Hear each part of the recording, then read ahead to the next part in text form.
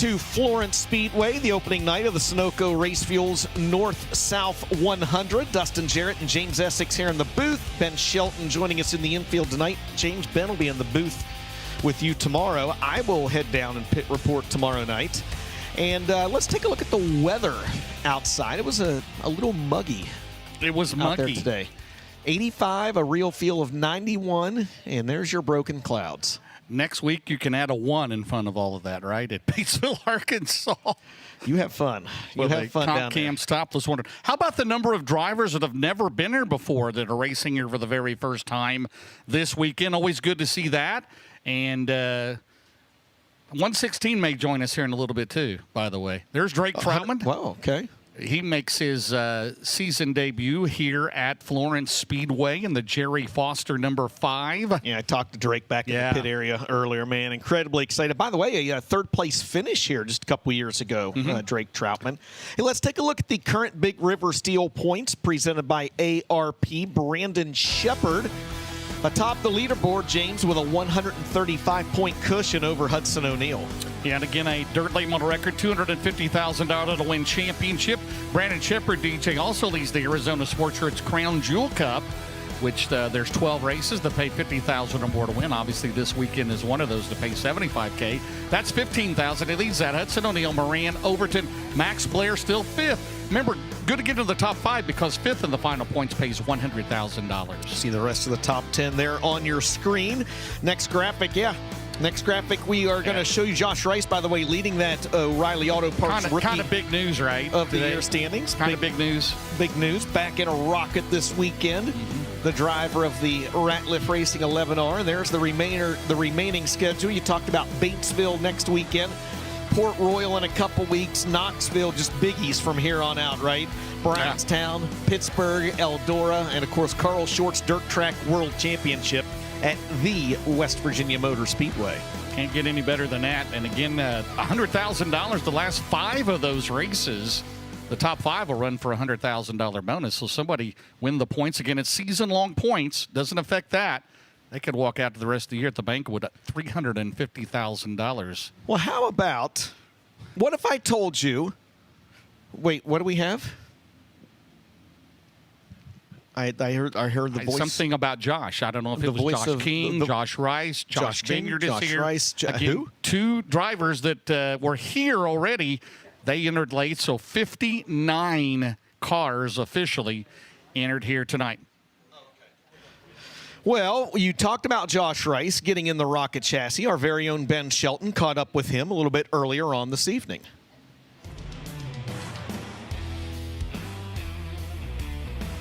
There's no place like home, and Josh Rice come home to Florence Speedway this weekend for the North-South 100. Number one, how much have you been looking forward to getting back to this place? Believe it or not very. I haven't been very good here in a while, and yeah, we're obviously breaking out a new car, and I mean, this is still home. I've made a lot of laps here. I've got more laps here than anywhere, so we figured this was the best place to do it. Give me a peek behind the curtain. How do you decide when you're going to break the car out? Obviously, Florence is a place you know, and to your point in this event, you haven't had a lot of luck. Prelims you have, but what was the determining factor in breaking out the new car here? I want to say it's basically just when it got done, really, and then we trying to decide, and then obviously Florence, like I say, we've just had the most laps here, and I know what's good here, and that was just kind of the deciding factor. Obviously, it's a little bit more pressure breaking out a brand new car, but if you look at the Latham, I wasn't very good, so we could either be really bad in the Longhorn or really bad in the Rocket. I guess it don't matter one way or another, but got a lot of help with Mark and all the whole Rocket bunch. I can't thank them enough, and I don't know, we'll see. Over the past few months, you've had some really good runs. Obviously, a win back during that Show Me prelim. But did you ever dream that Missouri and Iowa would be 2 of your better states on the tour this year? No, I don't know what it is with the Longhorns. Like, I haven't been comfortable all year. We go to Mansfield, and I'm like, that is the worst qualifying lap I've ran all year, and it's fast time. And I tell these guys, I'm like, well, I guess we'll just leave it. Like, if we're fast time, I ain't gonna mess with it. But no, and for whatever reason, I feel awesome at Wheatland. I must need to save a Longhorn just for Wheatland. That'll just be our Wheatland car. But yeah, I never imagined that. Going into Wheatland, I was like, man, I just want to get through this weekend because we were already kind of going downhill on points, and then we gained like 200 points on the next guy going through Wheatland. So yeah, I love that place, and obviously can't wait to get back. I know you love being here with all the friends and family, but is it a challenge also to stay focused? Because we're trying to do this interview. You have like 8 people stop you. They're all happy to see you.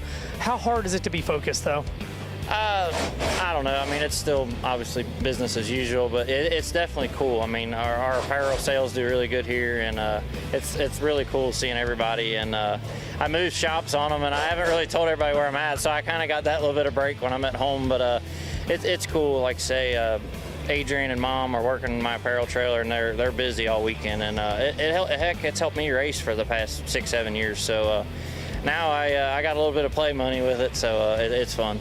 O'Reilly Auto Parts Rookie of the Year point leader Josh Rice at homecoming. He's going to go after his first North-South 100 title this weekend.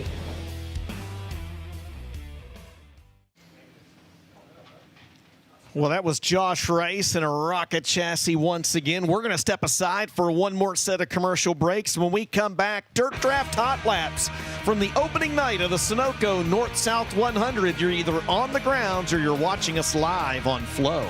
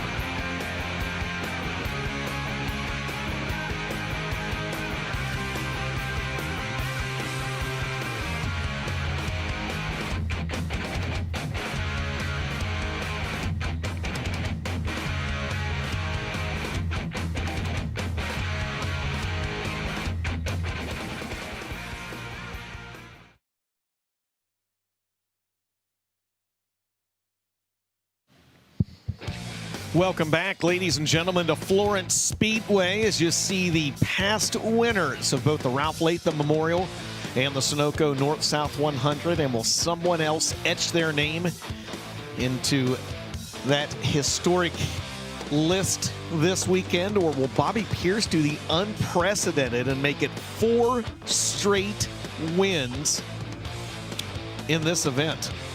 That is an impressive list, right? That's a who's who of.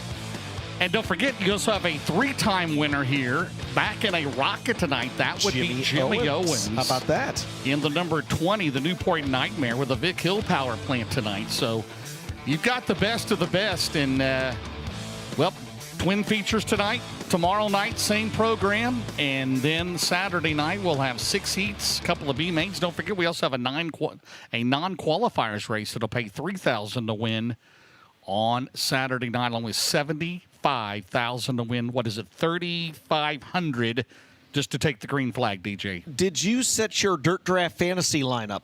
Okay. You got it. You did. Good look at you. No, I haven't, yes.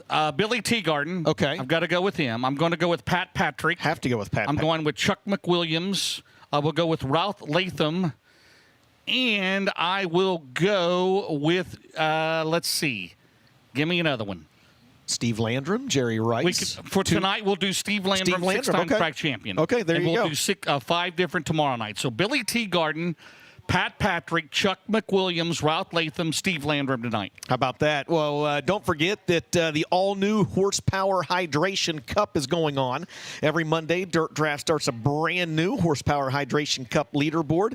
And every event from every series, Monday through Sunday, counts towards the weekly leaderboard. So if you are a true racing junkie, James, and you like playing not just the Lucas Oil late models, but maybe the World of Outlaws late models, or High Limit, or USAC, or whatever is on Dirt Draft, you have a chance to win the Horsepower Hydration Cup, and you get a fresh shot at becoming that week's Horsepower Hydration Champion. That resets every single week.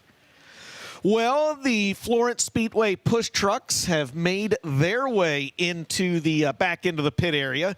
They're not world famous yet, but not yet. They're close. They might be. And how about, I was going to wait until Dirt Draft Hot Lap started, but we got a special guest joining us on the broadcast here for Dirt Draft Hot Laps tonight. He is a 4-time North-South 100 starter with finishes of 7th, 8th, 10th, and 11th in those 4 starts. He's never finished outside the top 11 in 4 times that he started the North-South 100. James, do you have any guesses to who this special guest might be? Jeff Purvis. Special guest, go ahead. Jeff. Go ahead, special guest. You're on the air.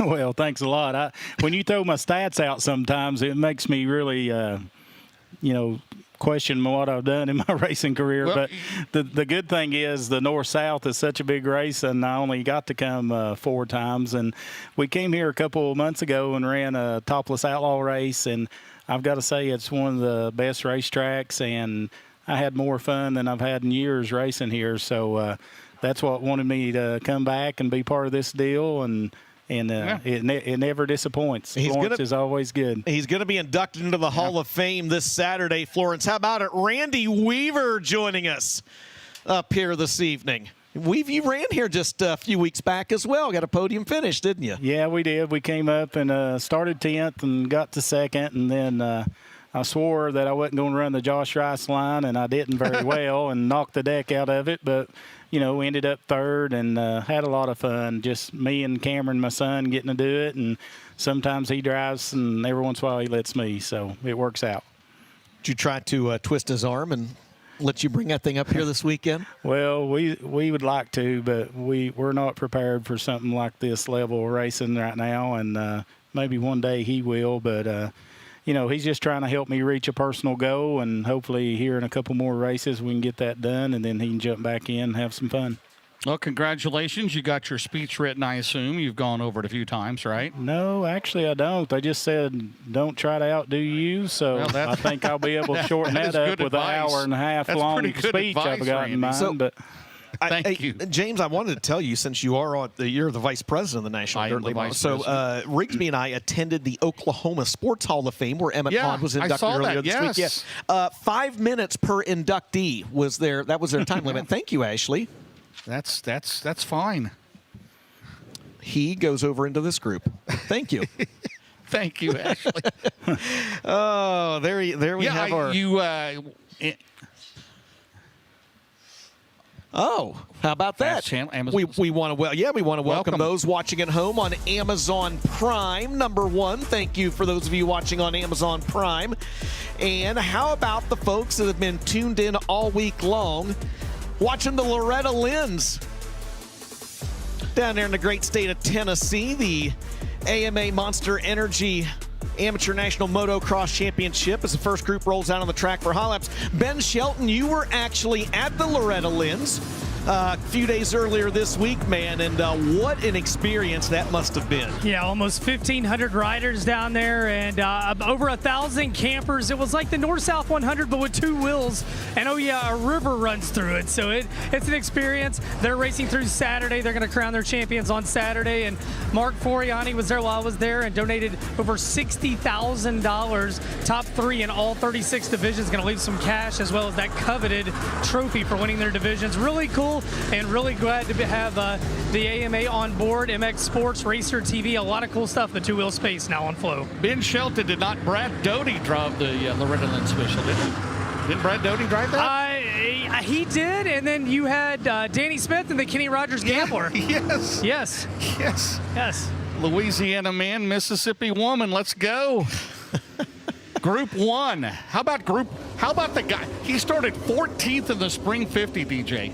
Got his first super late model win in 10 years back in March. He is in the James Ratliff JR Motor Sales, JRR Trucking, 16 out of Campbellsville, Kentucky. Former Lucas Oil Late Model Dirt Series Rookie of the Year. That is the Rattler, Justin Ratliff. In front of him, the 93. Well, the Ponchos Racing Products 93 Longhorn. Sunoco Race Fuel sponsored car out of Hanover, Pennsylvania. That is Corey Lawler. There's Corey Lawler on your screen trying to make the North-South 100 for the first time. Next driver on your screen, James, is going to be the driver of the number 18. That is Trevor Landrum, the three-time Florence Speedway track champion. That Valvoline Carry Toyota G&G Express Basil Race Fuel sponsored number 18, a winner at Moeller earlier this year. Following him is the three-time and reigning Sunoco North-South 100 champ out of Oakwood, Illinois, the current World of Outlaws points leader, the smooth operator Bobby Pierce, and the Low Voltage Solutions Churchill Transport. Collins Brothers Towing, Rio Grande Waste Services, Mesilla Valley Transportation, number 32. Also in this group behind him there's the 22 car. He is in the Stinger chassis for his father, Brian Connard. He comes to us now hailing out of Kings Mountain, North Carolina. You know Freddie Smith's old town, right? That is Chris Ferguson. Chris Ferguson in the 22 car. Behind him, the 111 car, currently 5th in the Lucas Oil Championship points. He is in the Brad Spochaz. That is the Virgili Iron and Steel Riggs Fiber Longhorn. That'll be Max Blair. Max Blair out of Centerville, Pennsylvania, Dustin. Behind him is going to be the driver of the number 18, a Hall of Fame inductee on Saturday. Out of Moweaqua, Illinois, the Moweaqua Missile, Shannon Babb. In the Dynagro seat, Petroff Towing, Donnelly Trucking, Getty Landscaping sponsored number 18. He'll be followed by the driver of the 60, currently 13th in the series point standings. Out of Lakeshore, Minnesota, that's going to be Dan Ebert.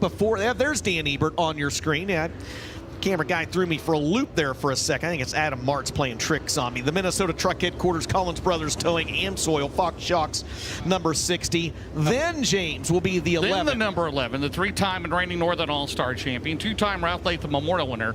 Since 2020, he says he's not been good lately at Florence. Since 2021, he's won her 13 times, DJ. That's 13 more than you and I combined. That's 13 more than I will ever win. KAG, which has bought out MC Tank, that is the Rocket Vic Hill for Josh Rice. The Indy you pull at 99 Junior Longhorn out of Frankfort, Illinois. That is Frank Heckenass Jr. Glad to have him here with us tonight. A lot of Illinois drivers with us here tonight, and to get a lot of drivers here for the very first time. I don't think Luke Morey's ever run here, right?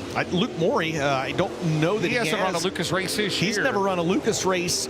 He has never made a Lucas race, period, from what I understand. So how about that? First group of Dirt Draft Hot Laps on the track.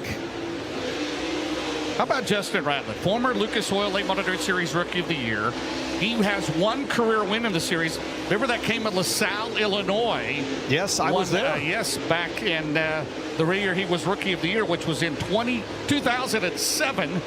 And then he came from 14th to win the Spring 50 here. Northern All-Star race back in March.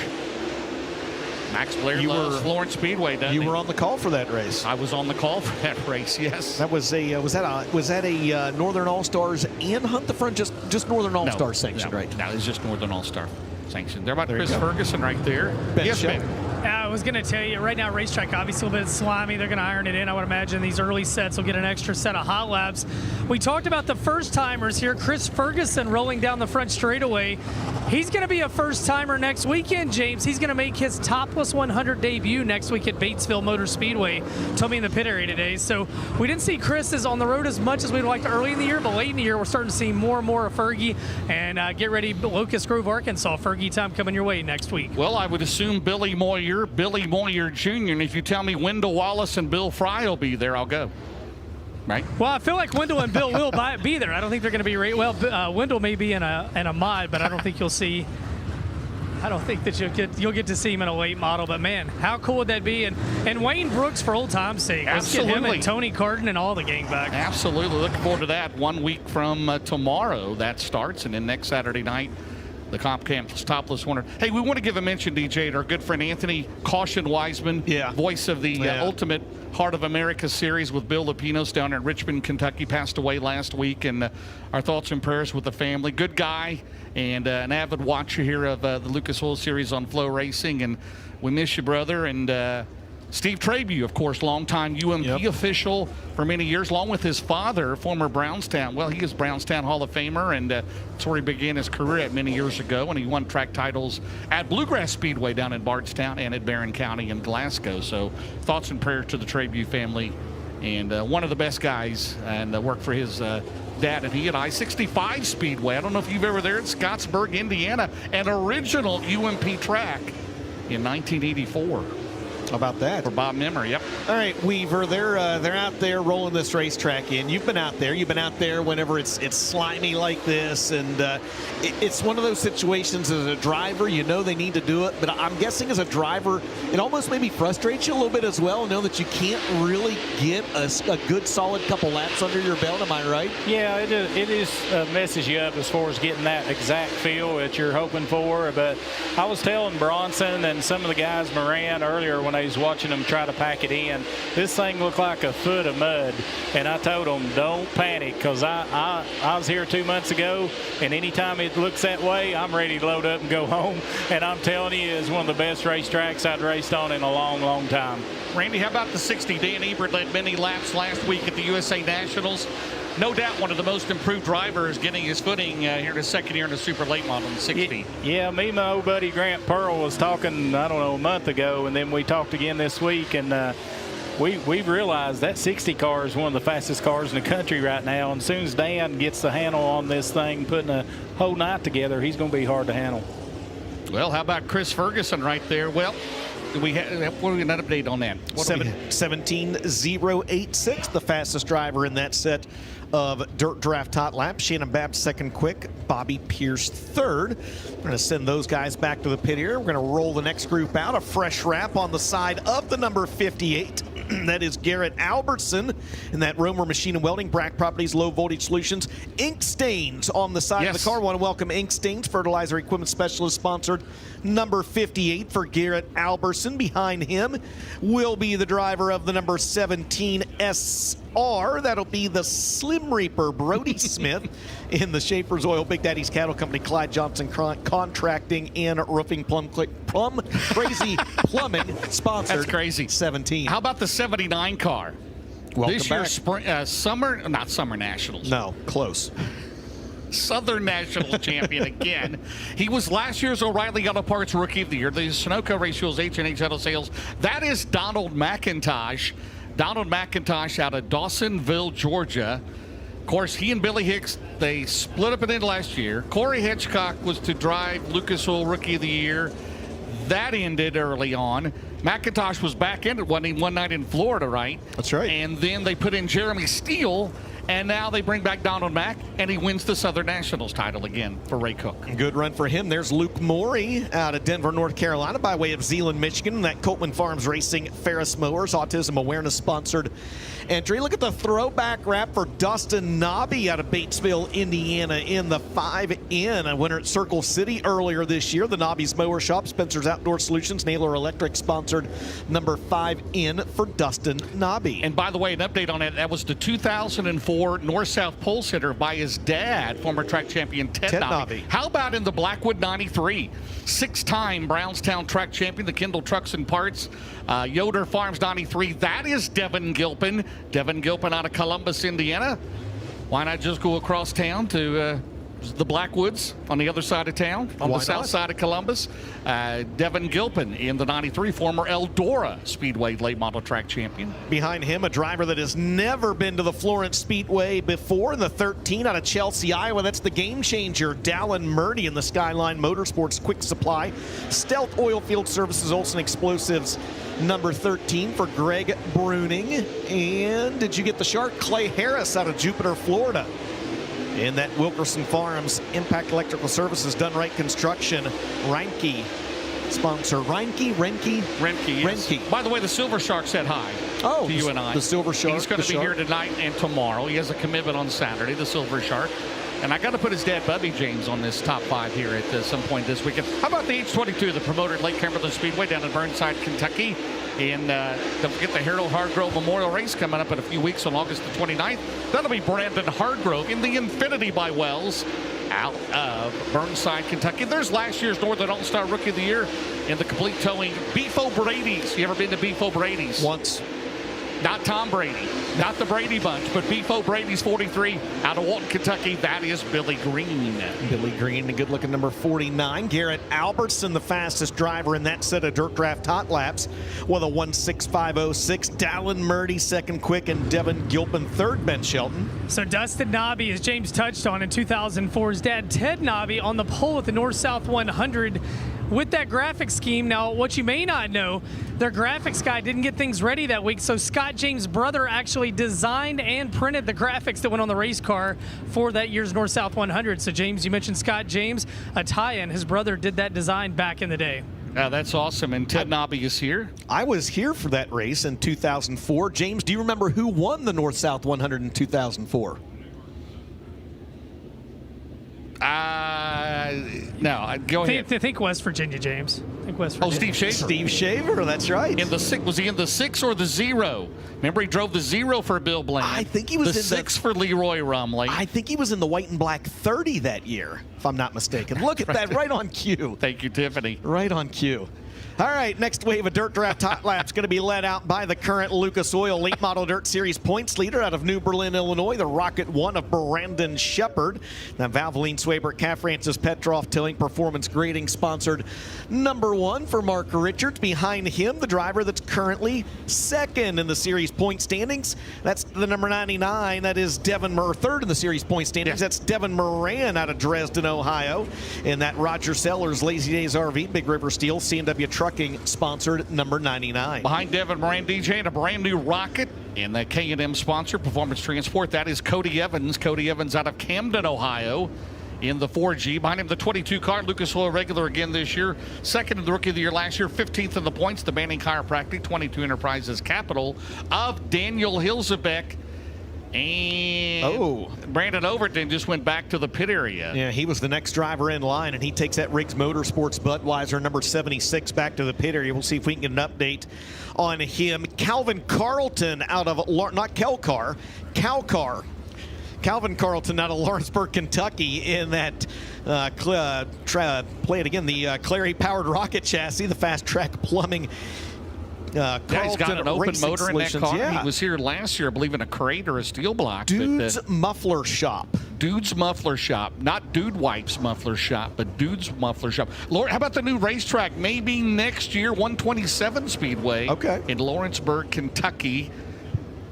There's the 7 car out of Barberville, Kentucky. The 7, the Rocket car. The leading edge, Justin Smith in car number 7. Nice looking race car there. The JSR Properties Go Lithium Battery sponsored entry.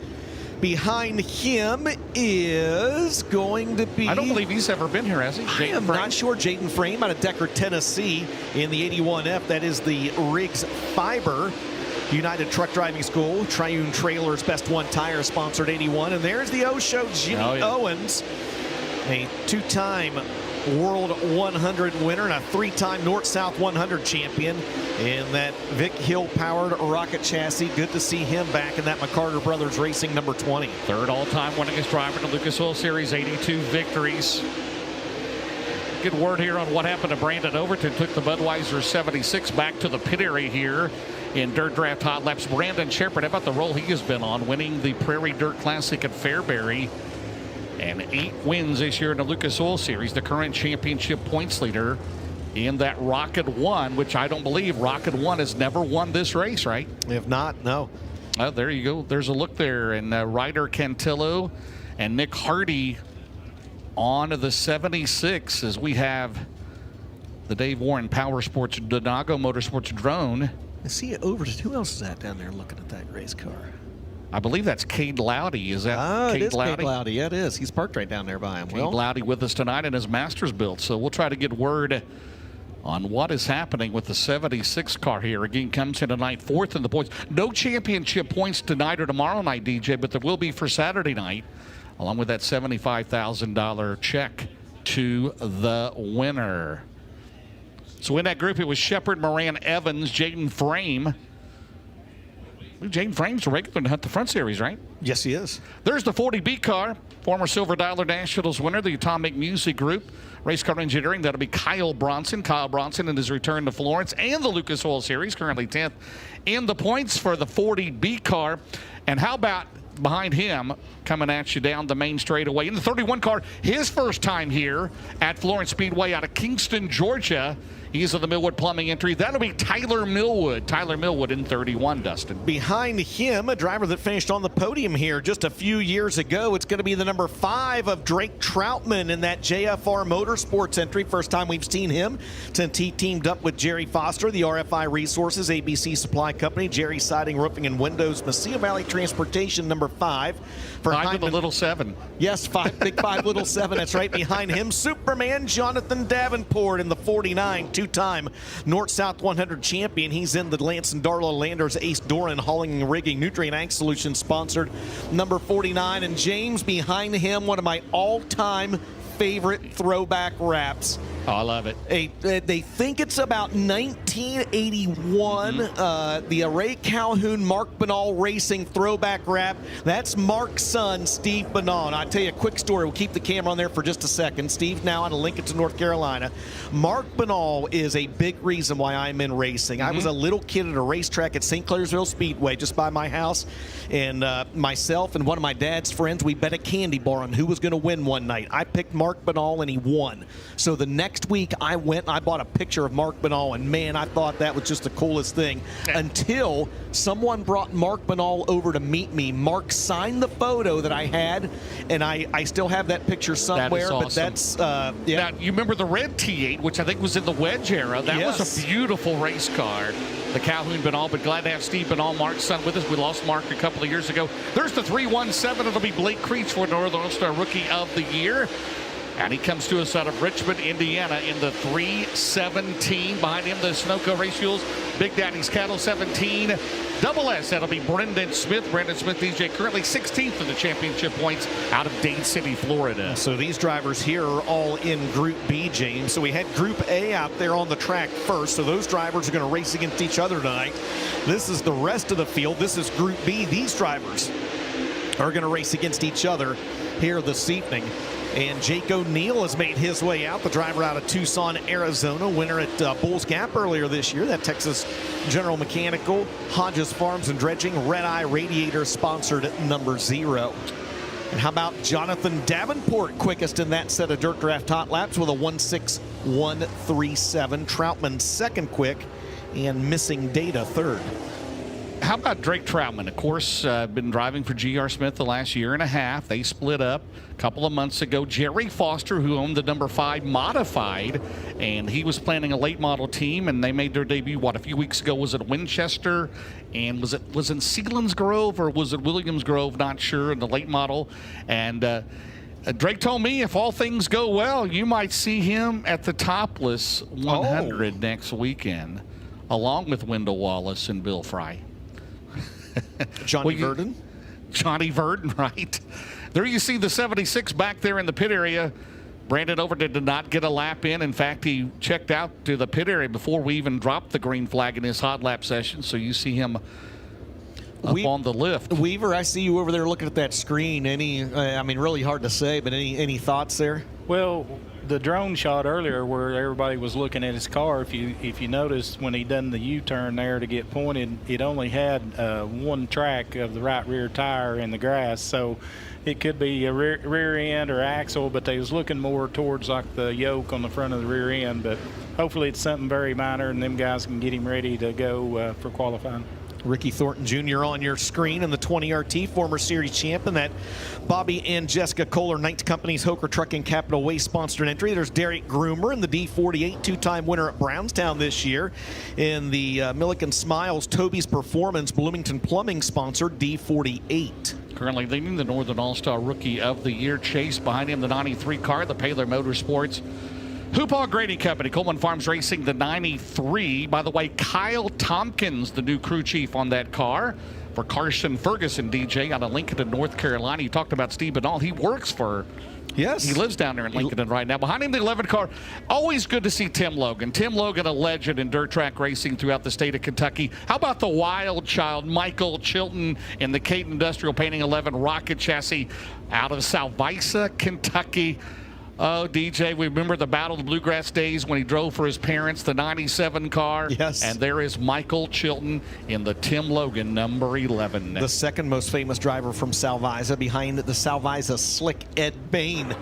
The 3S Brian Shirley out of Chatham, Illinois on your screen. Good to have Squirrel here with us again. A winner at Sycamore earlier this year. The Bob and Lisa Cullen, Thomason Express, Hoker Trucking, J&J Ventures Gaming sponsored 3S. And we've also got the driver of the Kenny Christie Racing Impact Race Gear, Holdren Construction, Wilson Monument Company, Fanning Trucking sponsored number C7. What a summer it's been for Adam Stricker. What a last 4 weeks it's been for Adam Stricker in a modified, and then he has Northern All-Star win in Lawrenceburg, right? And he won the Ironman last week at the Pond for Adam Stricker. There's Brad Rickles in Gary Ingles' 15 car, the quality electrostatic entry for Brad Rickles out of Verona, Kentucky, in car number 15. Did you get racing Jason Jameson behind him, a two-time winner at Ponderosa this year in the James and Justin Ratliff Racing Interstate Motor Company, JR Trucking, MJL Auto Sales sponsored number 12. And did you get the new deal, Hudson O'Neal as well? The How can you forget about him? Looking for his first win in the North-South 100. The runner-up here back in 2018 in that SSI Motorsports Professional Concrete Cutting and Drilling Wheeler Metals Merrill Bonding sponsored number 71. And Ricky Thornton Jr. to the top of the leaderboard in Dirt Draft Hot Laps with a 1:5.903. So the only father-son to win this race were the Pierces, right? Bob Pierce in 92 in the last 3 years, and then 4 overall for Bobby Pierce. Don O'Neill won it in 99 and 2002. So Hudson trying to get his first win here. But you look at the list there. How about, Jack Boggs, 3-time winner. John Gill twice. Pat Patrick won 4 times. Well, that's the spring. I'm looking at something else here. My bad. I will be all right. Bob Pierce did win this race. He did win this race. He did win this race in 1999. Bobby's won it the last 3 years, 4 overall. John Gill won it twice. Boggs won it twice. They went back and forth back in the mid-90s. Donnie Moran, right. So Devin trying to become another father-son to win this race. Pat Patrick won the first 2, by the way. Don O'Neill won in 2012 and 2013. Don O'Neill's got a lot of wins here. Yes, he does. Final set of Dirt Draft Hot Laps on the track. Winner at Skyline last week out of Cross Lanes, West Virginia. That is Zach Dome in the Tim Short Auto Group. Way Floor Covering. Dome Cycles, Daggett Reynolds sponsored number 17. Behind him, the 12 out of Fairmont, West Virginia. That is Ryan Montgomery.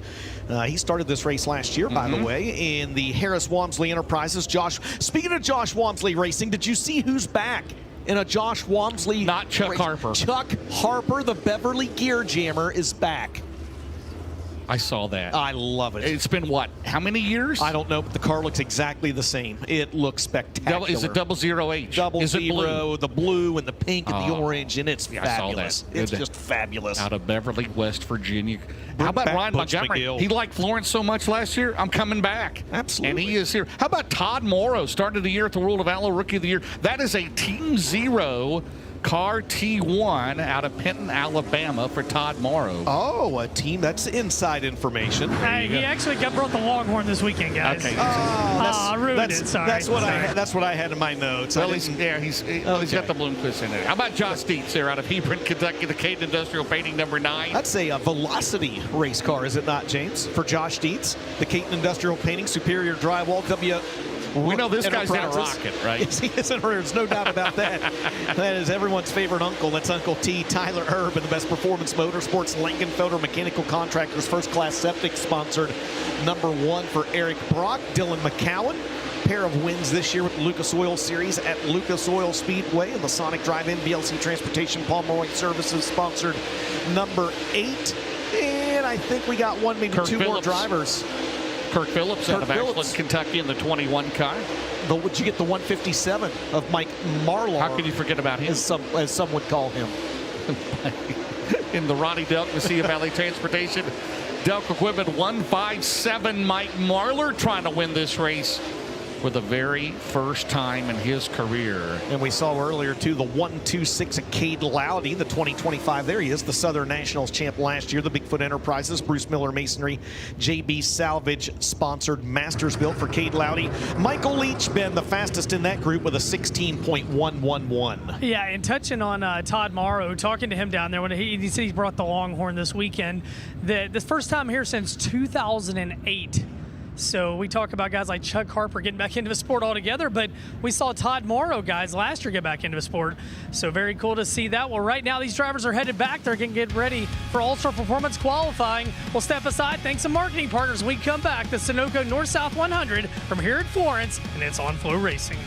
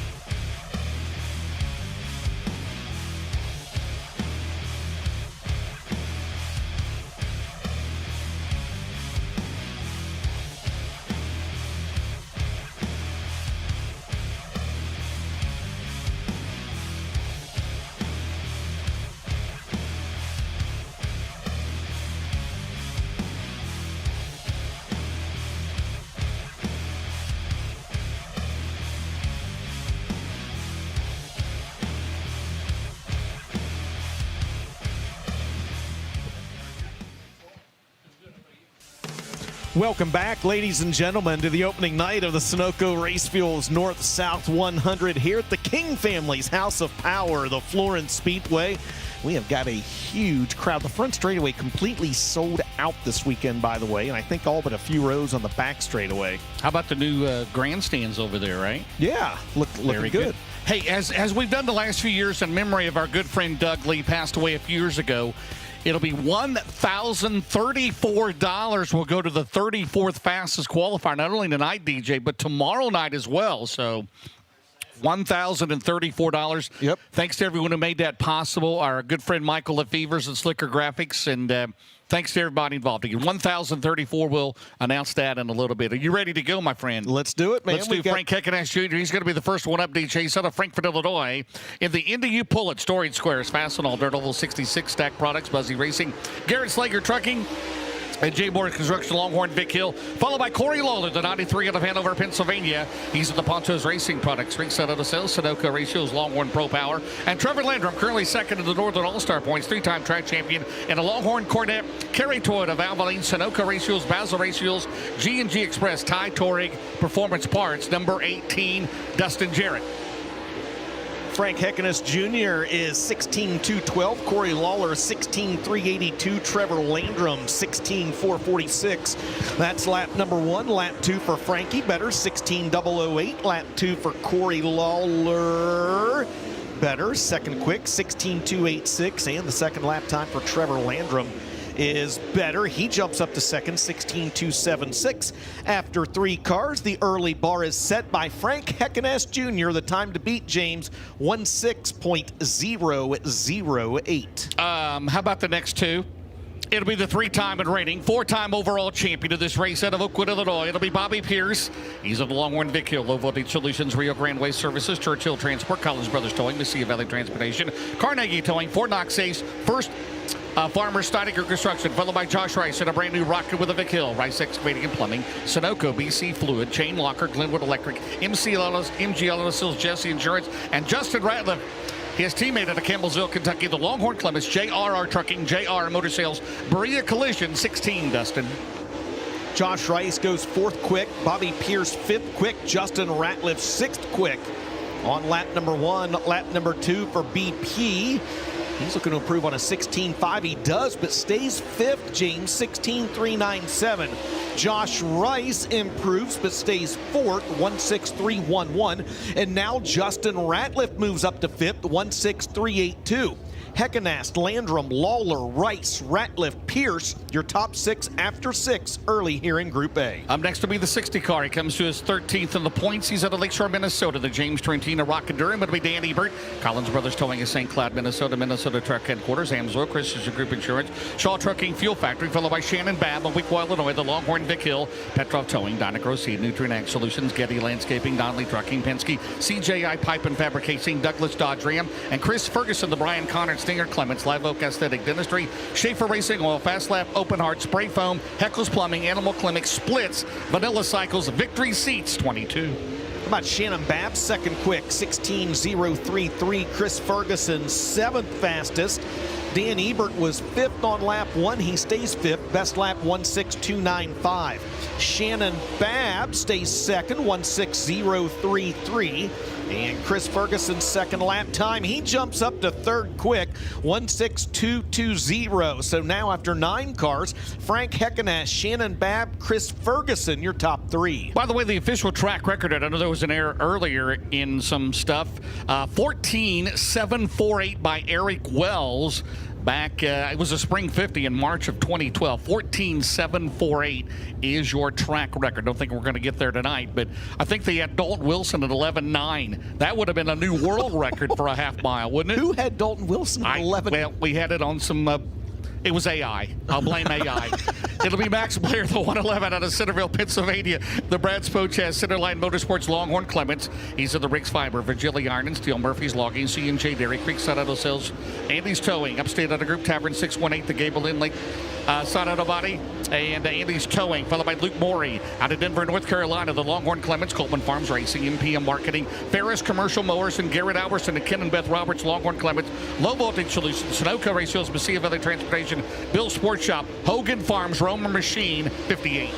Max Blair 10th, Luke Morey 11th, Garrett Alberson 3rd after one lap. Lap number 2 for Max Blair in the 1:11 is 5th quick, better lap, 16.259. Luke Morey is currently 12th. He'll jump up to 4th quick. Good lap, 1:6.130. What's Alberson have? He was 3rd. He jumps up to 2nd quick, 1:6.011. So it's Frankie, Garrett, and Shannon now your top 3 on a first-name basis with all of them, James. That's your top 3 qualifiers now after 12 cars. That time to beat 1:6.008. DJ, here's last year's O'Reilly Auto Parts Rookie of the Year, coming off the Southern Nationals title. Back driving for Billy Hicks out of Dawsonville, Georgia. It'll be Donald McIntosh and the Longhorn Clements. H&H Auto Sales, Sunoco Raceway, Swift Springs, followed by Brody Smith out of Dade City, Florida. The Smith Speed Solutions, Big Daddy's Cattle, Tobo Claim Source, Skipper Smokehouse, Sunoco Raceway, Midwest Sheet Metal, Wicks Filters, Penske Shocks, Rocket Durham, and Devin Gilpin out of Columbus, Indiana, Longhorn Bullock, Blackwood Lawn and Landscaping, J&A Electric, Crew Corporation, Bill Stein,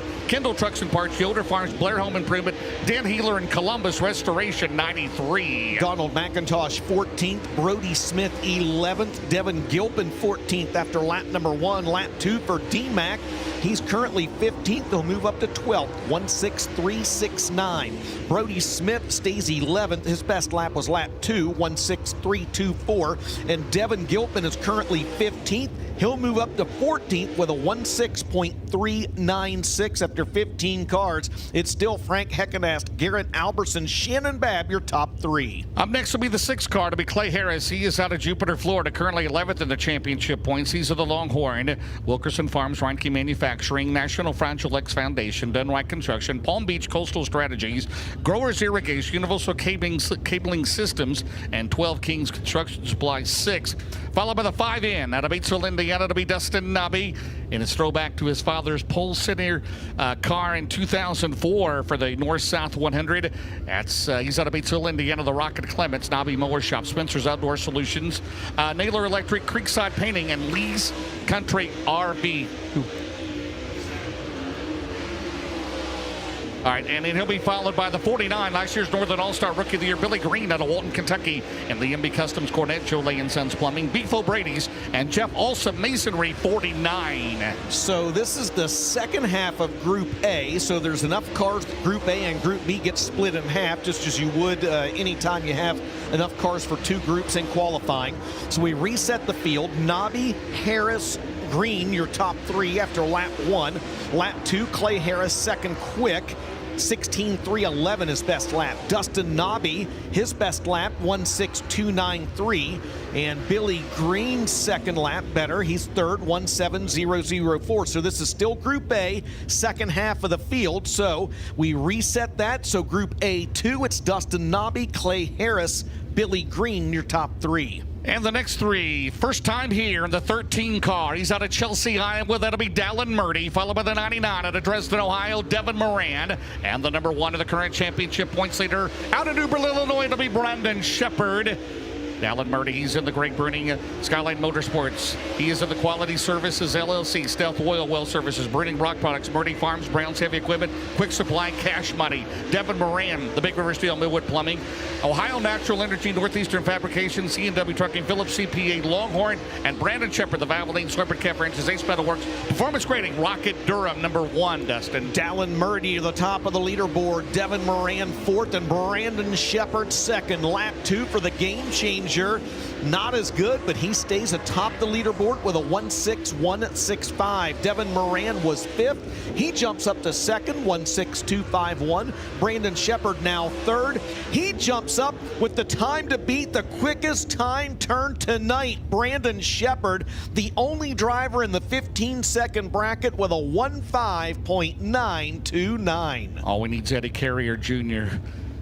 We will have it all set. It'll be Cody Evans, the 4G, and the Rocket out of Camden, Ohio, the Vic Hill Power Plant. K&M Property Maintenance, Performance Transport, Legacy Electric, MGL, the Sills Slicker Graphics, Performance Excavating and Trucking, followed by Calvin Carlton out of Lawrenceburg, Kentucky, the Rocket with the Randy Clary. Fast Track Plumbing, Carlton Racing Solutions, Dudes Muffler Shop, Carlton Family Racing, and Daniel Hilsebeck, the Manning Chiropractic, 22 Enterprises. Big Deal Car Care, Alley Auto Sales, Hilsebeck Farms, Wolfmark Roofing, Capital Clements, 22.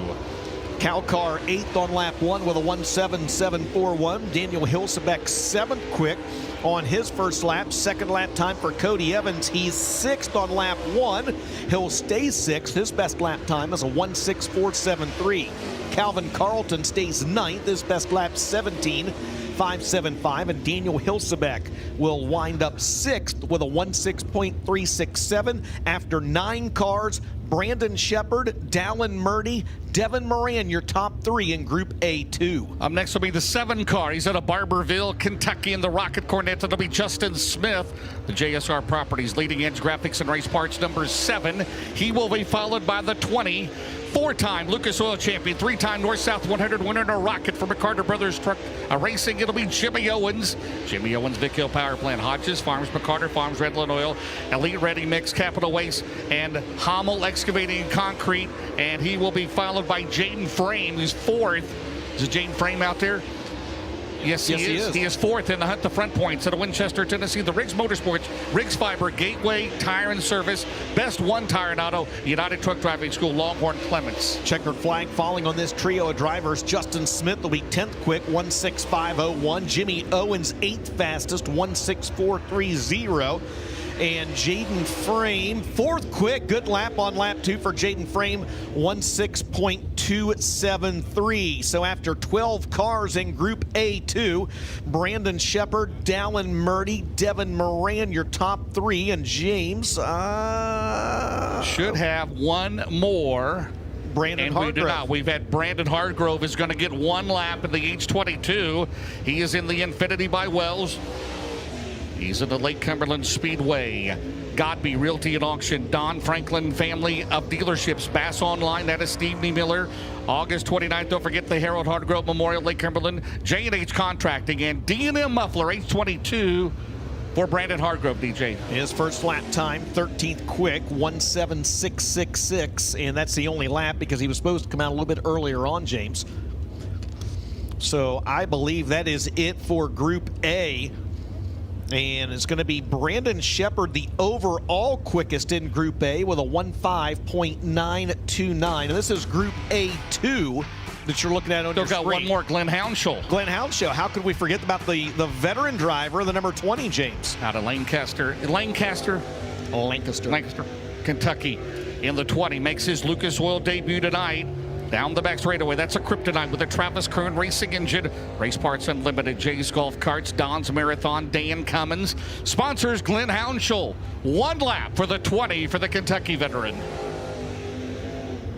Glenn Hounshaw been around, well, part of the famous Hounshaw family, right? That was around for a while. Not Ed Hounshaw, yeah, no. 14th quick for the 41-year-old, 1.7.980, and that is a wrap on Group A qualifying. The first driver out for Group B will be the 76 of Brandon Overton if they were able to get that car fixed. So in Group A1, Frank Heckenus Jr. was the fast qualifier. In Group A2, it was Brandon Shepard. Shepard, the overall quickest with a 1.5.929.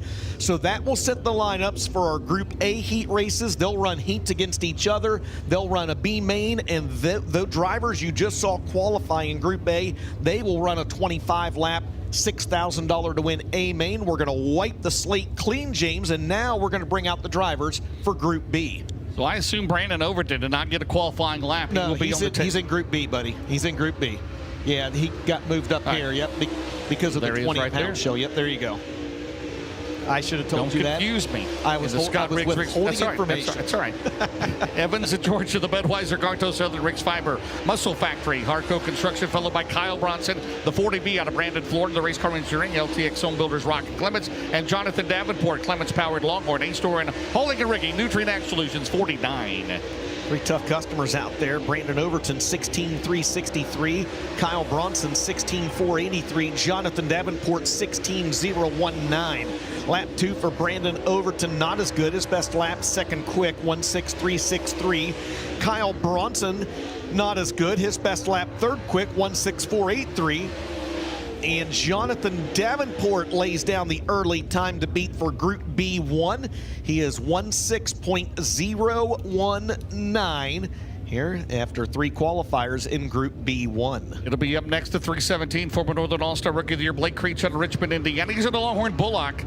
And that's all about asphalt. RF Public Adjusters, RFC Public Adjusters. That'll be stapled to trucking, pizza equipment, Relentless Diesel, FC Tucker Realty out of Richmond, Indiana, followed by Steve Banal. He's out of Lincoln, North Carolina. The Longhorn Clements, Banal Racing, SB Plumbing Services, Ty Torek Racing, Big A's Custom Graphics, and Brendan Smith, the Rocket Durham, Yellowhammer Design and Construction, Sunoco Ratios, Big Daddy's Cattle, Wix Filters, Smith Speed Solutions, Integra, Midwest Sheet Metal, 17 SS DJ. Blake Creech 4th. Now Stevie Banal 4th. And the 17 SS of Brendan Smith 3rd quick. Lap 2 for Blake Creech. In the 317, the second generation driver moves up to 5th. Best lap 1:65.16. Steve Banal's second lap time, little better. He'll be 6th quick, 1:65.69. And Brendan Smith goes to 2nd. Good lap for the Dade City, Florida driver, 1:63.28 after 6 cars in B1. It's Jonathan Davenport, Brendan Smith, Brandon Overton, your top 3. In your next qualifier, making his Lucas Oil debut tonight, the youngster. He comes to us out of Peebles, Ohio. That'll be Quade Schoonover. He's in the Rocket Calvert Racing engine under the hood. Alms Welding and Fabrication, Elite Group, Hillsboro Family Dentistry, Auto Works Graphic Creation, TJT Motorsports, followed by Drake Troutman, the Jerry Foster 5 out of Heinemann, Pennsylvania. The RFI Resources, ABC Supply, Certainty, George Beckett and Sons General Contracting, Shoes, Diesel Performance, Longhorn Clements, and Josh Vineyard. He is out there riding 96. He's at the Longhorn Travis Kern, Super East Solutions, Fast Track Plumbing, and 21 Signs and Graphics, 96. He will be missing data on the board in front of you. Troutman 5th, Schoonover 8th, Vineyard 9th. Schoonover's second lap, not as good, 8th quick, 17:5.95. Troutman up to 2nd, good lap, 1:6.025. And Josh Vineyard, it's a great engine for the driver of the 96. His second lap is 1:8.707 after 9 cars. Jonathan Davenport still the time to beat in B1 with a 1:6.019. Comes Jake O'Neill. He's in the 0 car. He comes to us out of Tucson, Arizona. The Longhorn with the Vic Hill, Red Eye Radiator, Texas General Mechanical, Hodges Farms and Dredging, and Recourse Center 0, followed by first-time Florence visitor Tyler Millwood out of Kingston, Georgia.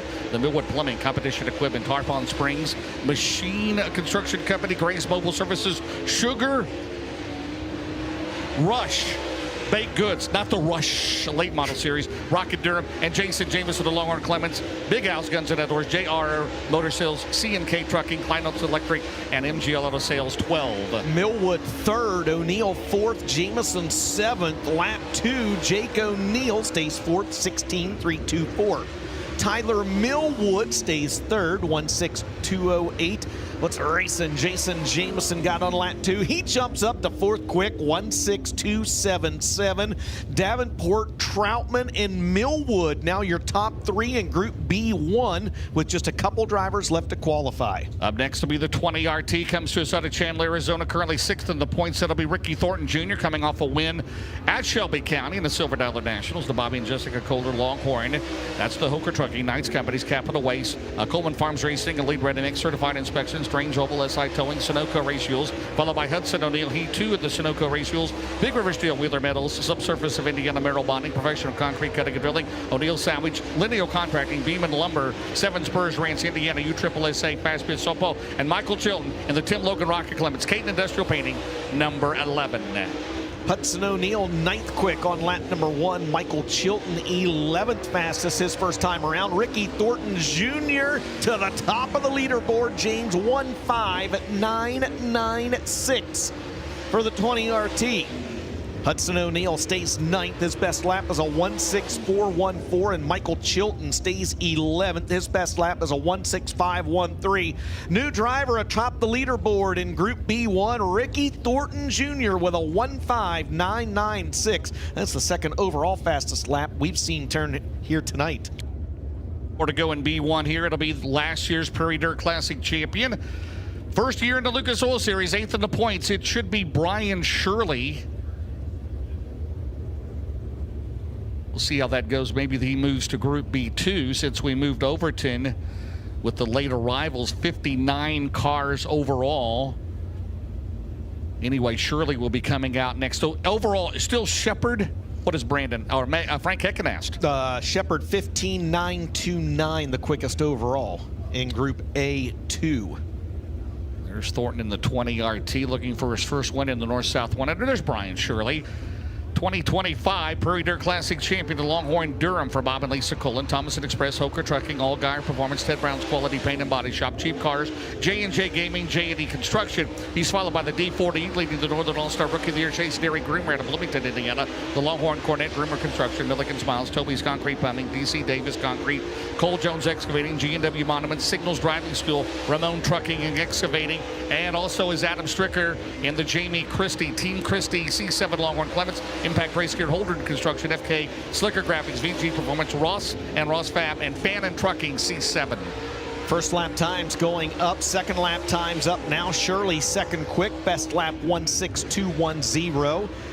Second lap time for Derek Groomer, third quick 16557, and Adam Stricker lays down a whale of a lap 16044 for Adam Stricker. And that Impact Racewear Christie Racing C7, that'll be a tough time to beat here in Group B2. Jamie and Kenny Christie. Up next will be the 15 out of Verona, Kentucky, and Gary Ingles in 3. That'll be Brad Rickles. He's at Atlantic and Construction.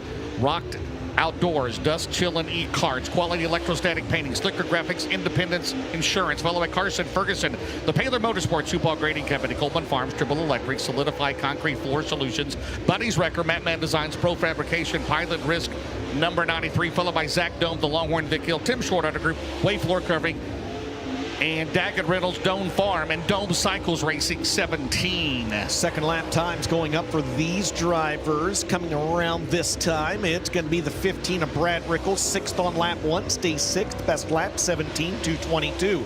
Carson Ferguson goes to the top of the leaderboard in B2 with a 15.991. And Zach Dome is fifth quick, 16572. New time to beat in Group B2. Carson Ferguson, 15.991. Up next will be the T1. He comes to us out of Pitt, Alabama. The Britain Motorsports Longhorn Vic Hillaby, Todd Morrow, the AAA General Contractor, CTC Disaster Response, J3 Investment Group, ST Sales T1. He will be followed by the 21 out of Ashland, Kentucky. That'll be Kirk Phillips. Kirk Phillips of the Rocket Cordet, Bluegrass Enterprises, Winter Circle, Sean Fullwood, Setup Solutions, CL Mechanical, and Trace Hermanos Nunez Restaurant, followed by Michael Leach, Sun River, Montana, the Paul Leach Longhorn Durham, Dust Pods, Willow Ranch, and Lowenbro Motorsports VP Olins 09. Todd Morrow, fourth quick, good lap, 16.218. Kirk Phillips, seventh on lap number 1. Michael Leach is always quick in qualifying, and he is again an eighth, third quick, 16.095. Lap 2, Todd Morrow, fourth quick, good lap, 16170. Second lap time for Kirk Phillips is eighth quick, 16782, and Michael Leach will stay third, his best lap 16095. So 9 cars into Group B2. It's Carson Ferguson, Adam Stricker, Michael Leach, your top 3. How about that, James? Up next will be the Winfield Warrior DJ. It's Mike Marlar out of Winfield, Tennessee, the Ronnie Delk Rocket Cornet, Delk Equipment, Langenfelder Mechanical Contractors, Mesilla Valley Transportation, Petro Towing, Serpentine Can-Am Auto Salvage, and Spirit Fueled Racing, followed by Josh Dietz out of Hebron, Kentucky, of Velocity Race Cars, Caden Industrial Painting, Superior Drywall, Marlar Trailer Sales, Mill Run Collision Center, W. Rook Enterprises, Webb's Excavating, followed by Dylan McCowan. He's at the BLC Transportation, Midwest Sheet Metal, Sonic America's Drive-In, Empire Energy, Longhorn with a Scott Bailey for car number 8. Marlar third, Dietz seventh, Dylan McCowan eighth on lap number 1. Let's see what Marlar has. Does he have anything for Carson Ferguson on lap 2? He does not. He stays third, and his best lap is 16082. Josh Dietz improves on lap 2 but stays 7th, 16359. And Dylan McCowan does not improve on lap 2. He'll stay 8th with a 16494. Carson Ferguson still the time to beat in Group B2. James 15.991 with, I believe, just 3 drivers left to qualify. 3 to go, by the way. Add in Hogan Farms, a brand new sponsor on Dylan McCowan's cars. The driver ran well here a year ago, the 12M out of Fairmont, West Virginia. Ryan Montgomery, followed by Uncle T. It'll be Turbo Tyler, about a new Waverly, Texas, followed by the 126 Masters built out of Rogersville, Tennessee. That'll be Cade Lowdy. Cade Lowdy, the Bigfoot Enterprises, Bruce Miller Masonry, Bush Forestry, JB Salvage, And number 126, Ryan Montgomery, the Harris Walmsley Racing Bomax equipment. Next Level Heating and Cooling, FIFA Transport 84 Lumber, and Tyler of Langenfelder Mechanical, Coles County Speedway, Sunoco Race Fuels, Roberts Speed Company, First Class Septic, Anthony's Pizza, number 1. Woo, Uncle T, the fastest time of the night, 1:59.16. Cade Loudy, 8th quick. Ryan Montgomery back to 8th. Montgomery's second lap, 16:266. Turbo, lap 2, not quite as good, it doesn't matter. 1:59.16 for the second to last car out on the racetrack. And Cade Loudy will be 9th fastest. His best lap is a 1:63.56. So your quick qualifier in Group B and your Group B2, your overall quickest qualifier of the night out of 59 cars, the second to last driver on the track out of New Waverly, Texas, the Best Performance Motorsports number 1 of Tyler Erb with a 1:5.916. How about that? 58 out of 59 right there. Carson Ferguson in the Group B2, Stricker, Marler, Leach, Morrow, Shirley, Montgomery, Loudy, and Dietz.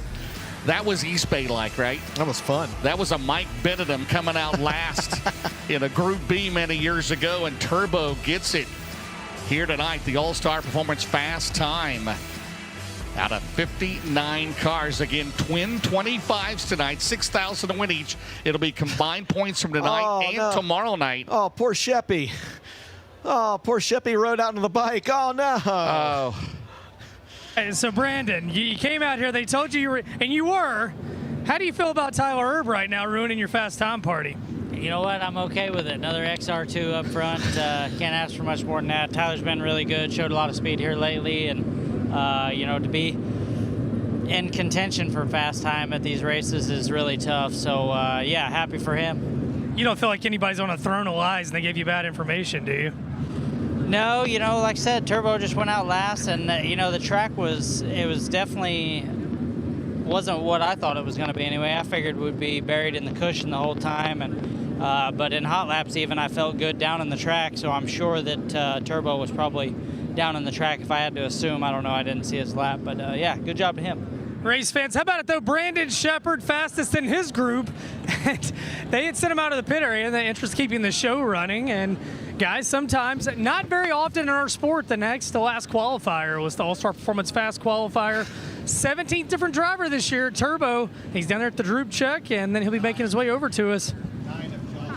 And you're going to have Josh Dietz, I think, make his way back out as well. I see Michael Lefevers from Slicker Graphics down there, unofficially getting word that Josh Dietz was the 34th quick qualifier. That's kind of cool. Good for a weekend warrior. Yeah, absolutely. 1,034. Again, thanks to everybody involved. Doug Lee, a big race fan throughout the tri-state area, passed away a few years ago. We've done this now for a few years. Michael Lefevers down there spearheading that. 1,034 to Josh Dietz. How about that? The local driver out of Hebron, Kentucky. Good to and see. We'll have that. Yeah, absolutely. Good to Remember see what that. was it? Zach Blackwood a few years ago got that, and we'll have Josh Dietz come down here, and not a bad way to start the weekend, right? Not a bad way to start the weekend at all. The shenanigans continue. Heath Lawson thought the check was for the fast qualifier, so he had written Tyler Erb on Josh Dietz' $1,034. DJ, tomorrow night you're going to have to get him in line down here, man. It is total chaos, and I'm not talking about Chad Stapleton. I'm just talking about a little chaos of the moment. Tyler Erb has clear tech, though, guys. He's going to make his way over momentarily. Hey, well, we were up here laughing, and I've been down there in that spot before, Ben. If nothing else, interviewing Sheppy was a good little 2-minute filler there while Turbo went across the scales, because we've all been in that spot before. At least you and I have been there before, right? You're like, oh, man, this guy's second to last out on the racetrack. What the heck am I going to do to fill time here for 2 to 3 minutes? Well, you successfully did that with Sheppy, and you've got Turbo making his way over to you. Ben, 1:5.916. He was the 58th out of 59 drivers out on the track to qualify here tonight. Tyler Erb, There you go. third in the World of Outlaws standings. Currently 5 wins on the year. He started this race 6 times. I think 8th, his best finish back in 2021. This is a good way to start the weekend. And he will be the 17th different All-Star Performance Fast Qualifier in 2026 for the Lucas Oil Late Model Dirt Series. And And we will talk to him in just a moment, pulling off the belts, climbing out of the race car. Turned into a beautiful evening here at Florence Speedway. What a great night. As Turbo, again's had a big year. Consistency, maybe not as many wins as he wants, but he's had some big ones. As Tyler Erb, tonight's All-Star Performance Fast Qualifier, out of the race car. Turbo, you're a guy that pays attention to everything, man. It's not very often that the guy that goes out second to last is the fast qualifier. What did you find late in the going? Well, I got to watch 56 other cars qualify. I don't know what it is lately. I haven't drawn. Cody and Caleb have drawn me dead ass last for like 7 weeks in a row, and tonight really you just get to watch and kind of see. Normally you'd think the cushion's the fastest way here, but the guys that could duck down in this end or even this end at times would go faster. And I seen my first lap was a 9, and I wasn't sure if anybody had gone an 8 yet, and I was like, I didn't know it paid money, but every time Slicker pays this money, I have like 4 of these checks from Quick Time here. So yeah, it's just it's really cool. We broke a transmission in hot laps. That's why I was getting pushed around and stuff. But all in all, it was really cool. I haven't been here in 2 years. Didn't come last year, and finally got all of our bugs worked out, so we were able to come this year, and really looking forward to tonight. Yeah, you can have fun with this. Brandon Shepard was fast time until you were. He was already out here. They sent him out for the interview, and he rolls up, and I went and interviewed him. I had to tell him, you just ruined the party. All he said, I don't care, it's another XR2. Yeah, I mean, that's good. I think Mark and them owe me a little bit of money at some point anyway, so yeah, it's good that we're, all of our cars are running really good, and just a shout out to Baker and everybody there in Shinston that builds these things. They, they do a great job. They've worked with me. I'm probably 10 years strong now in the rocket car pretty much. So yeah, I'm really grateful for everything they're doing. And, I hate I took $1,000 from them, but, maybe I'll buy them dinner tonight. Tyler Erb, tonight's All-Star Performance Fast Qualifier. And we'll get him lined up. Meanwhile, picking up $1,034 tonight. So Turbo thinks he got your money. So Josh Dietz, yeah, I know you want to qualify a little bit better, but man, in this field, 34th, nothing wrong with that. How about $1,034 for the efforts? Yeah, that makes it cool. Just, we came here just to get experience and try to get better. So to get a little something out of it, that might be the highlight of the weekend. What do you see out of this racetrack? You turned a lot of laps here. What do you see so far tonight? It's pretty juiced up. I think the cushion's going to get a little treacherous. Starting to get choppy off of the turn there, so I try to hit the bottom, which I don't think was really the right move, but I think it's going to be pretty good. I think you'll be all over it tonight. $1,034 courtesy of Doug Lee's memory, and Slicker Graphics can go to Josh Dietz. He'll get his photo taken in a second. He'll get a check that once said Tyler Erb on it. And guys, I'm going to throw it up top and see what else we can scramble up down here. Well, you've done enough damage down there for one night, Ben. All right, well, they've scraped the wall. They're rolling the top side of this racetrack in, and next on the agenda will be opening ceremonies here this evening. So if you're on the ground, an opportunity for you to stand up, stretch your legs, grab something to eat or drink. If you're watching at home, don't go anywhere. Opening ceremonies, 4 heats for Group A, 4 heats for Group B. That is 8 heat races total coming up the opening night of the 44th Sunoco Race Fuels North-South 100. Speedway on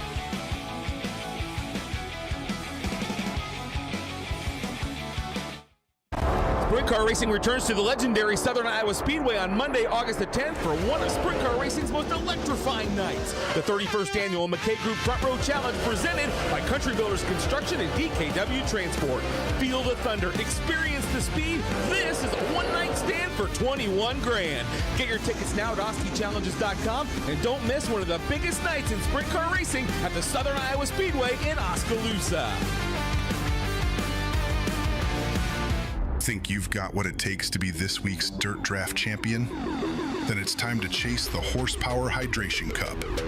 Every event, every series, every point from Monday through Sunday counts toward one weekly leaderboard. Weekly champions earn a custom Dirt Draft trophy, while the top finishers score up to 100% off from Horsepower Hydration. Lock in your lineup, climb the standings, and play now at dirtdraft.com. The original racing shirt since 1974. Arizona Sports Shirts has captured the grit of racing. Whether you're a local favorite or national team, business or racetrack, our crew will take your program to the next level. Don't get upside down in your apparel program. Mention this ad today for $100 off 200 shirt order or more. Also, scan the QR code for info or visit ArizonaSportShirts.com now before this deal speeds away.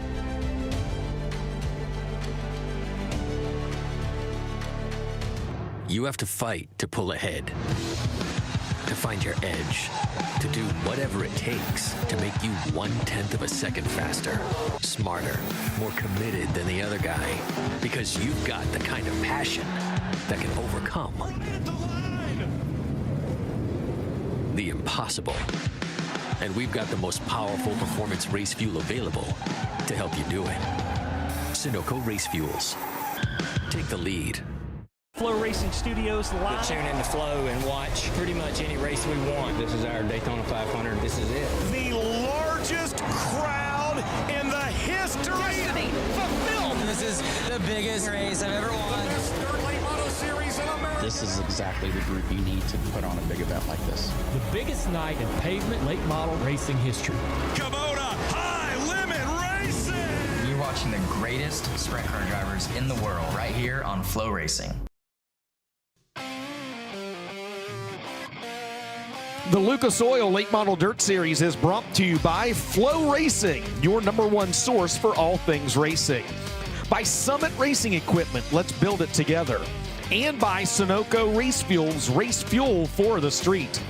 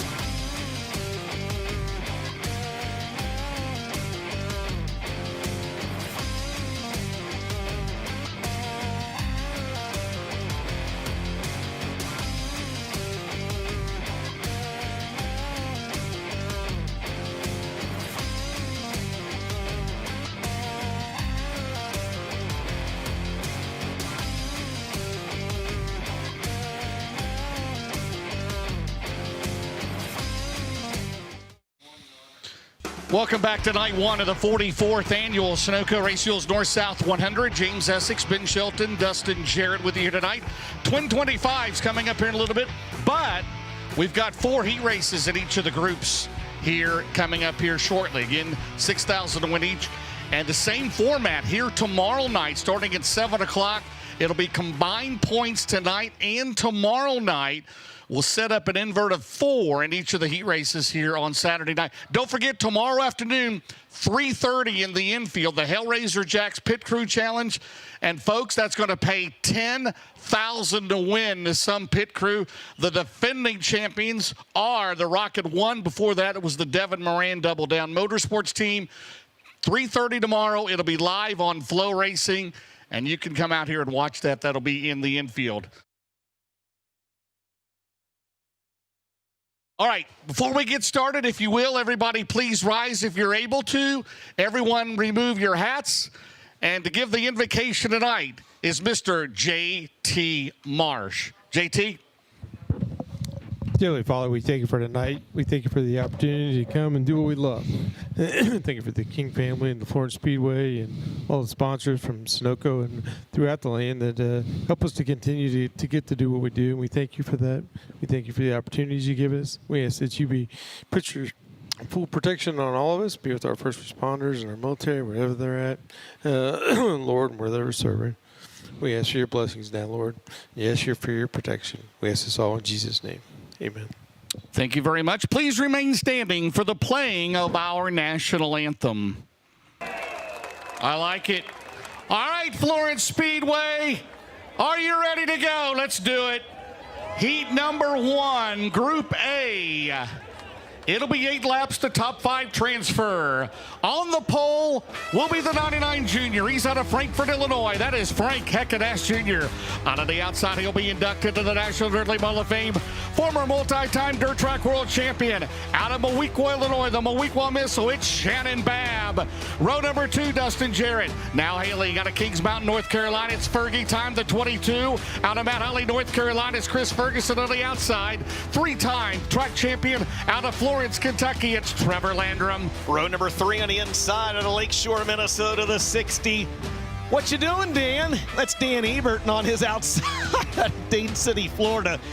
In the 17 SR, it's Brody Smith. Row 4, the Spring 50 winner, James, out of Campbellsville, Kentucky, the Rattler, Justin Ratliff. And coming from the final starting spot, the 4-time and defending. He's won this race 3 straight years out of Oakwood, Illinois. The smooth operator, Bobby Pierce. Oh, baby. Hey, you did a great job anchoring opening ceremonies. Thank you very much. I had to run back. Yeah, I figured it was 2 more hours we couldn't wait, right?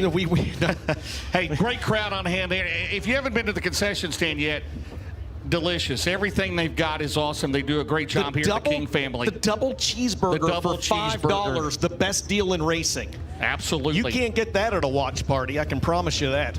All right, the caution lights are turned off. Weaver, give me a scouting report for this first Penske Shocks heat. Well, definitely the top's got a lot more moisture than they could use qualifying because they didn't roll it down up there to keep everybody down out of it. So that makes the racetrack better later and even farther out for the feature. But you got to look at that 32 where he's starting and where he's headed. So the high side's going to be interesting. And they'll go in the Ace Doran hauling rigging starting zone. Frank Heckenast and Shannon Babb lead them to the green in Penske Shocks heat race number 1. Thought it was a Saturday night at Fairbury or LaSalle in the past. Heckenast down the back straightaway with the lead. Here comes Chris Ferguson and his father, Brian Connor, 22 car. Babb to the outside. Here comes Dan Ebert on the bottom. Whoa. Out at turn 4, slides it right into Ebert, and they're side by side for second spot. Ebert threw it all the way to Beaverlick. Well, that's actually just up the road. Frank Heckenast leads lap number 1. Chris Ferguson second. Dan Ebert third.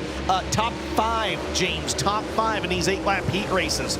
race their way in. And now here comes Trevor Landrum back down to the inside of Dan Ebert, taking the third spot How away. about Landrum? His father, Steve Landrum, 6-time track champion, 3 times a track champion for driver that goes side to side. Landrum has the advantage. Landrum currently second to Jason Jameson in the Northern All-Star Points battle up front. Out at turn number 4, it is Frank Heckenash Jr. with the lead. Into you pull it. You pull it all the way to Warren, Kentucky. You're leading her side by side into turn 2, Dustin. Is that the Stinger race car, James? It is the Stinger. What did I call it? I don't know. It's but a Stinger. You probably He's called going it a for the Stinger, lead. and he's looking to sting the field in this one. Move Chris Ferguson out front to the race lead. 4 in the books, 4 to go in an entertaining first Penske Shocks heat. Whatever happened to the black eyes? I swear I was about to say that. It is awesome. It's been awesome all year long. As they come out of turn number 4, Ferguson, Heckenash, Landrum, Ebert, Pierce in that 5th and final transfer spot. Bobby Pierce coming off a win the USA Nationals last week, the number 1 ranked dirt late model driver in the nation. As you mentioned, has won this race the last 3 years, 4 overall. His father won it back in '99. Battle up front. Heckenash not giving up out at turn number 4 as they head down the main straightaway. As we're going to wind this up here, we got a couple to go. Yeah, 2 to go, and there's the battle for the final transfer on the right side of your screen. Bobby Pierce trying to take it away from Dan Ebert. On the left side of your screen, Frank Heckenash trying to work back by Chris Ferguson for the lead. He's got a run.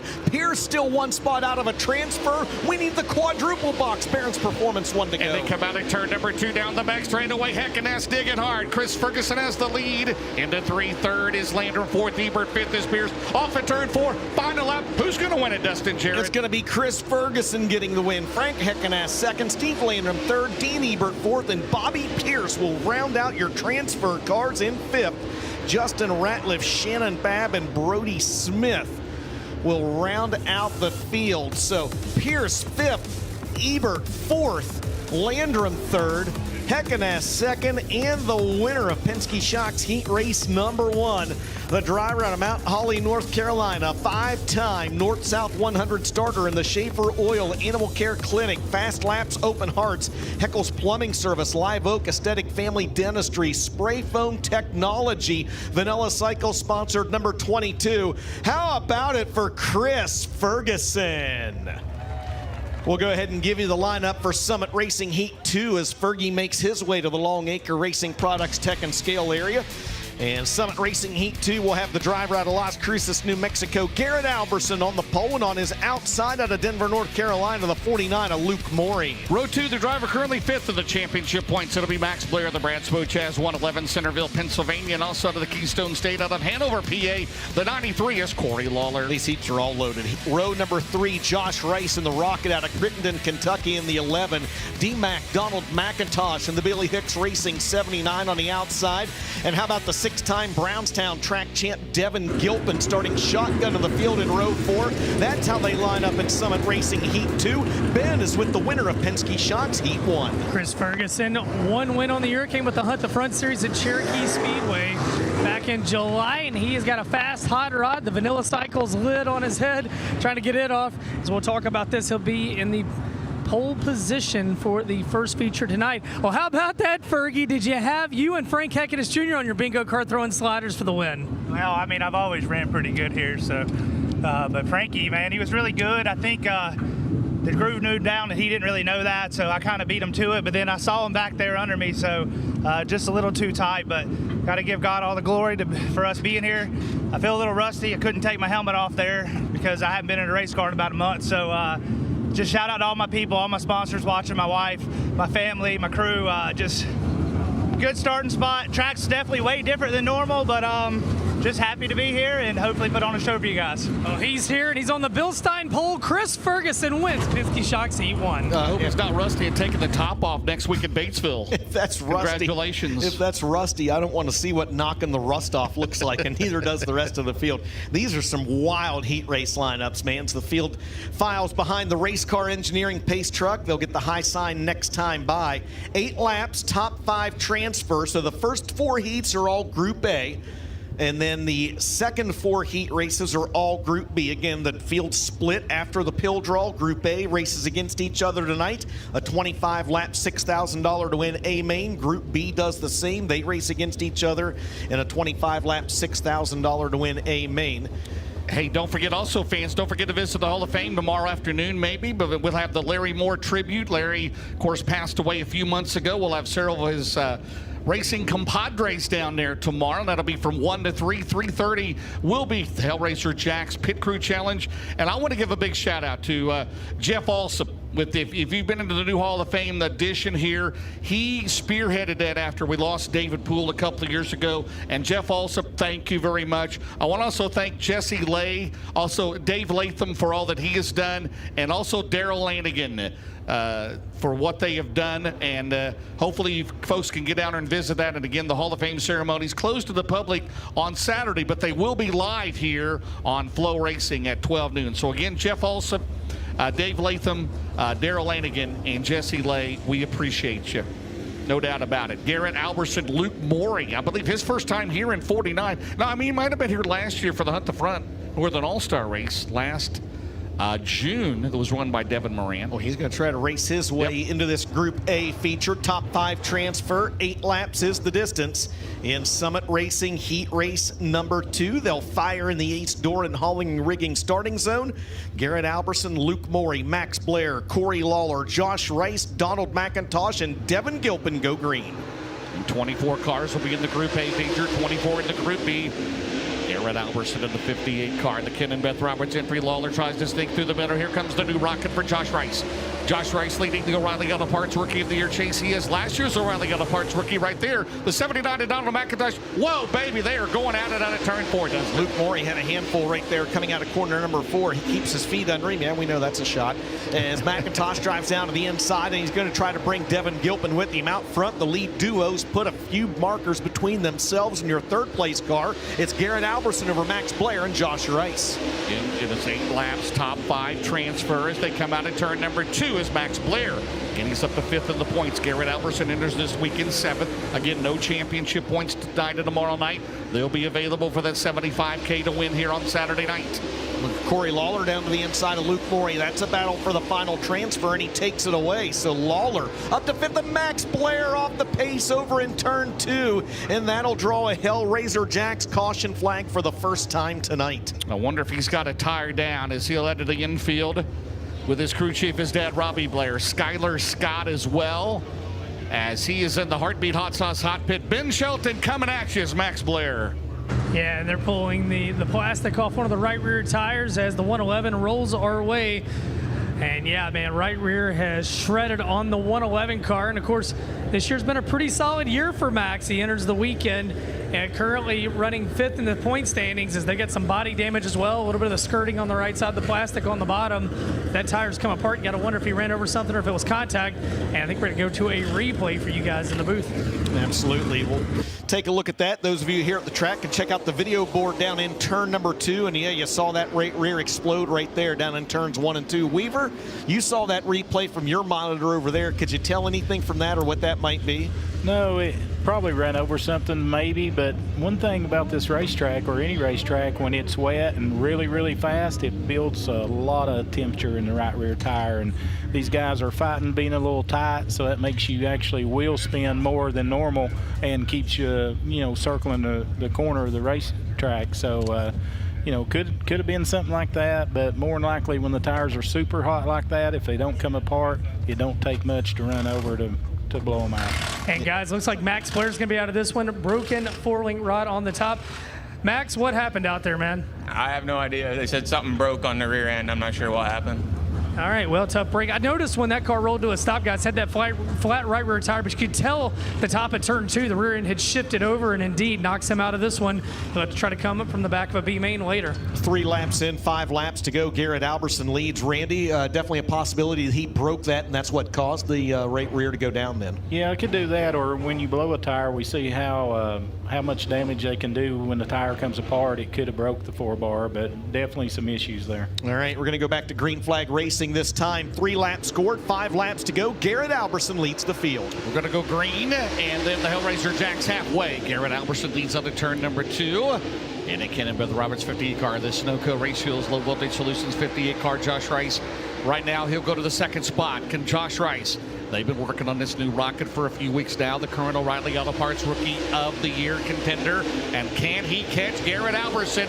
Here comes 11 out of turn number 2. Alberson still has the lead. McIntosh runs in third. You're looking at the battle for third on your screen between Donald McIntosh and Corey Lawler. Lawler with a good run, trying to close in on the defending O'Reilly Auto Parts Rookie of the Year at the front of the field. It's still Garrett Alberson by 0.7 of a second, in trouble for the Blackwood Motorsports 93 of Devin Gilpin. He's in the race, and that leaves us with just 5 cars. All 5 of them are going to transfer, and with 2 to go, they're battling for what positions will start tonight's first feature in. So Alberson, Rice, McIntosh, Lawler, Morey. The last 5 left down the back straightaway, and Garrett Alberson looking good. He will take the Barron's Performance white flag. 1 lap to go. Rice, McIntosh. There you see the battle back there. Donald McIntosh coming off a Southern Nationals title. Last year's Rookie of the Year back at the Billy Hicks 79 and Corey Lawler at 93. Final lap, Dustin Jarrett. Yeah, Garrett Alberson has set sail in this one, checkered flying in the air, and he'll win it walking away. Garrett Alberson's going to grab the win in Summit Racing Heat 2 over the 11 of Josh Rice by 1.5 seconds. McIntosh third, Corey Lawler fourth, and Luke Morey will finish in that final transfer spot in 5th. So it's Luke Morey 5th, Corey Lawler 4th, Donald McIntosh 3rd, Josh Rice 2nd, and the win goes to the driver of the Ken and Beth Roberts Racing, Romer Machine and Welding, Brack Properties, Low Voltage Solutions, Build Sports Shop, Messina Valley Transportation, Sunoco Race Fuels, Fertilizer Equipment Specialist, Ink Stains, Titan Racing Products, Lucas Oil, number 58. How about a round of applause for Garrett Alberson? So Garrett Alberson is going to make his way into the Long Acre Racing Products Tech and Scale area, where he's going to meet the minimum weight requirement of 2350, and he'll then pull into the Droop Check to grab a word with Ben Shelton. That's right, Garrett Alberson in car 58, looking for his first win on the series this year. Still, it's been an up and down year for that driver. 7th in the standings, and his 1 win on the year came back in January at the Wild West Shootout at Central Arizona Raceway. As Garrett pulls up, he'll shut down the engine on the Ken and Beth Roberts number 58. As DJ said, new sponsors on there, Ink Stains. Garrett, from the infield, it looks like maybe turns 3 and 4 raced a little bit different than we've seen in the past. What's it feel like from the driver's seat? Yeah, it feels like you never stop like washing up the track, like no matter what you do there. So yeah, it's gonna be interesting. It's kind of like dirty. It looks like it's gonna be grippy. It doesn't really feel grippy over there, but then over here it looks hard, feels grippy. So it's like typical Florence. I feel like I love this place. I'm pretty excited for it. Hats off to the guys. You know, we've had kind of a weird week. A lot of you know, people took time off, but it just shows how good of a group we got to come back out and have some speed. So see what we can do. Summit Racing Equipment Heat 2 goes to Garrett Alberson. Cole at Thermotech Heat 3 on the track. James, it'll line up like this. On the pole, your current championship points leader, the number 1 out of New Berlin, Illinois, it'll be Brandon Shepard. And on the outside, the driver, 3rd in the points, the 99 out of Dresden, Ohio, is Devin Moran. Running one of a couple throwback wraps this weekend on the inside of row 2 out of Batesville, Indiana. It's Dustin Nobby, a throwback to his dad, Ted, in 2004. And on the outside of him, out of Earlham, Iowa, the double deuce, that is Daniel Hilsebeck. It's a new rocket for Cody Evans. He's out of Camden, Ohio, and last year's Northern All-Star Rookie of the Year. Billy Green, the 49 out of Walton, Kentucky, and Brandon Hardgrove makes the call. Well, you said it was grippy. We are at the home of Grippo's Potato Chips, by the way, aren't we, here in the Cincinnati area? All right, Randy Weaver, diagnose that for me. You had the headset on. You heard what Garrett Alberson said. Put that in layman's terms for the people here and the folks watching at home. Well, I just caught a little bit of it, but, you know, the thing is the racetrack to most people is a little different, but a lot of times on these bigger races, you see what we got tonight, which is really good and really fast, but what it's setting up is for an unbelievable feature, and these guys are all trying to take in some info to know what to do for later on for, you know, these little sprint features that we have, and all night long it's going to be fast, but it is going to widen out and be some really, really good racing. Randy, was the track like this when you ran here a few months ago? Well, I was just telling them earlier when all the drivers was rolled up and watching them try to pack it in earlier, they was like, I can't believe this. You know, I said, guys, listen, I'm the first ones that would go back and load up on the trailer, but it was exactly the same. And when it come around feature time, I'm telling you, it's one of the best racetracks I've been on in a long time. So tomorrow, Randy, or excuse me, me Saturday, Randy Weaver's going to go in the Hall of Fame. I got the distinction to get to induct him. He doesn't know it's actually a roast. We're going to roast Randy on Saturday. But Earl Pearson Jr., you're down here. You're going in on Saturday. Now, Weaver's straight across from you. He's in the air condition. They got cupcakes. They got pillows for him. You're busting your butt down here. How do you react to your Hall of Fame weekend treatment? I don't know if it's fair. This ain't right at all. I'm down there sweating, teching cars, doing what I got to do, and he's up there in the AC, got his hair slicked back, looking nice, got his feet propped up, probably drinking coffee or something. I don't know what he's doing up there, but there's no coffee drinking out here. No, probably not. But no, it's gonna be a good day Saturday. A lot of great people going into the Hall of Fame, and you know, I mean, a dream come true for me. Me and him talked about it today. It's just a blessing to be able to do something like this. But shame on him right now. Absolutely. All right, there you go. Shame on Weaver. Lights are out, guys. You need to tell Earl he's getting paid. Just let him know. Well, that's true. You're not? Huh. Okay, well, okay. All right. Outside front row of tonight's A-Main up for grabs. Cool at Thermotech Heat 3, 8 laps, top 5 transfer. Green waves in the Ace Doran starting zone. Right now, Chris Ferguson on the pole, feature number 1. Brandon Shepard, the current Midway Sheba points leader, sporting the day glow orange spoiler. Dustin Nobby right now in the 3rd spot. Throw back to his 2004 pole-sitting car by his dad, Ted Nobby. Side by side. Oh, man, through the quarter panel in there. Dustin Nobby goes to 2nd place over Moran. He's racing like Ted Nobby back in 2004. Move over, lawnmower man. The little lawnmower man, Dustin Nobby, in the 2nd spot ahead of Devin Moran. He's about 0.8 of a second back of your race leader, Brandon Shepard, who leads Cool at Thermotech E3. Yeah, Nobby got that win a couple of weeks ago at Circle City, Indianapolis. They go side by side at turn number 2. Devin Moran to 99. Moran, he won the Hunt to Front Northern All-Star race here last June at Florence. Meanwhile, Brandon Shepard, and their great battle for second down the main straightaway. Again, 8 laps, top 5 advance. Hellraiser Jacks halfway coming up. Great race there for 2nd spot, DJ. Nobby doing a good job. Meanwhile, behind them on the right side of your screen, side by side. And we got a Hellraiser Jacks caution as trouble for Brandon Hartgrove, and he's going to pull the H22 into the Heartbeat Hot Sauce Hot Pit. Tough break for the Lake Cumberland Speedway promoter. And it looks like he's not going to go to the hot pit. It looks like his race might be finished. A little bit of smoke coming out from underneath the H22. Yeah, Dustin Nobby got that win in the Sling and Dirt Series at Circle City a few weeks ago. His dad, Ted Nobby, of course, that throwback when he sat on the pole for the North-South 104. Ted Nobby, the 2002 track champion here at Florence Speedway.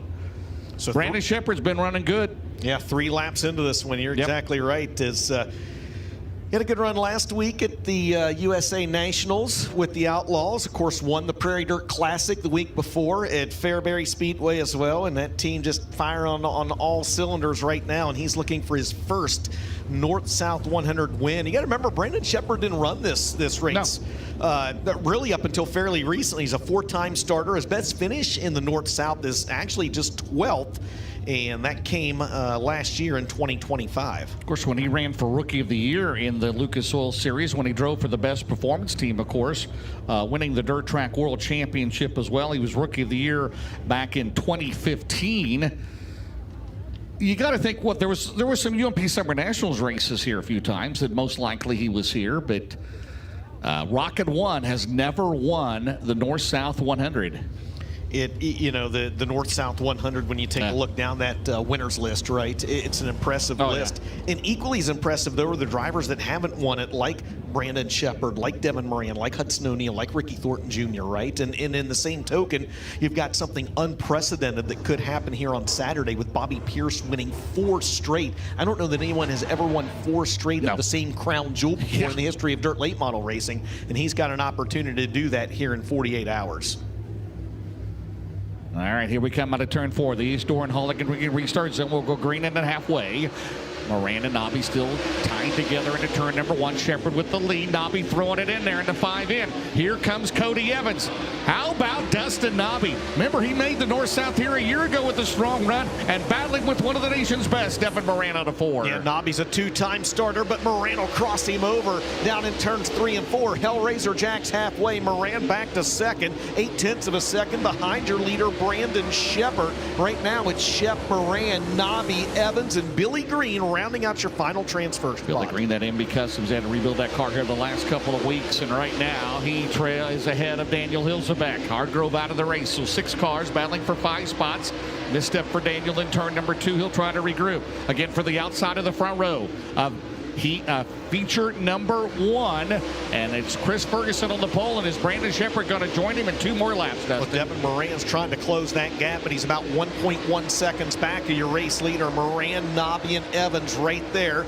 Barron's Performance 1 to go. Final time around for the Rocket 1 of Brandon Sheppard. Sunoco Race Fuels, the Durham Ford under the hood of the Mark Richards Racing. Hilsebeck now has cleared Billy Green. Final lap.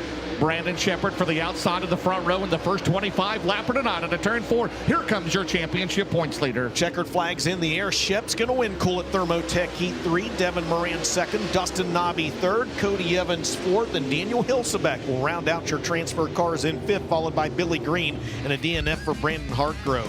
So it's Daniel Hilsebeck 5th. Cody Evans 4th. Dustin Nobby 3rd.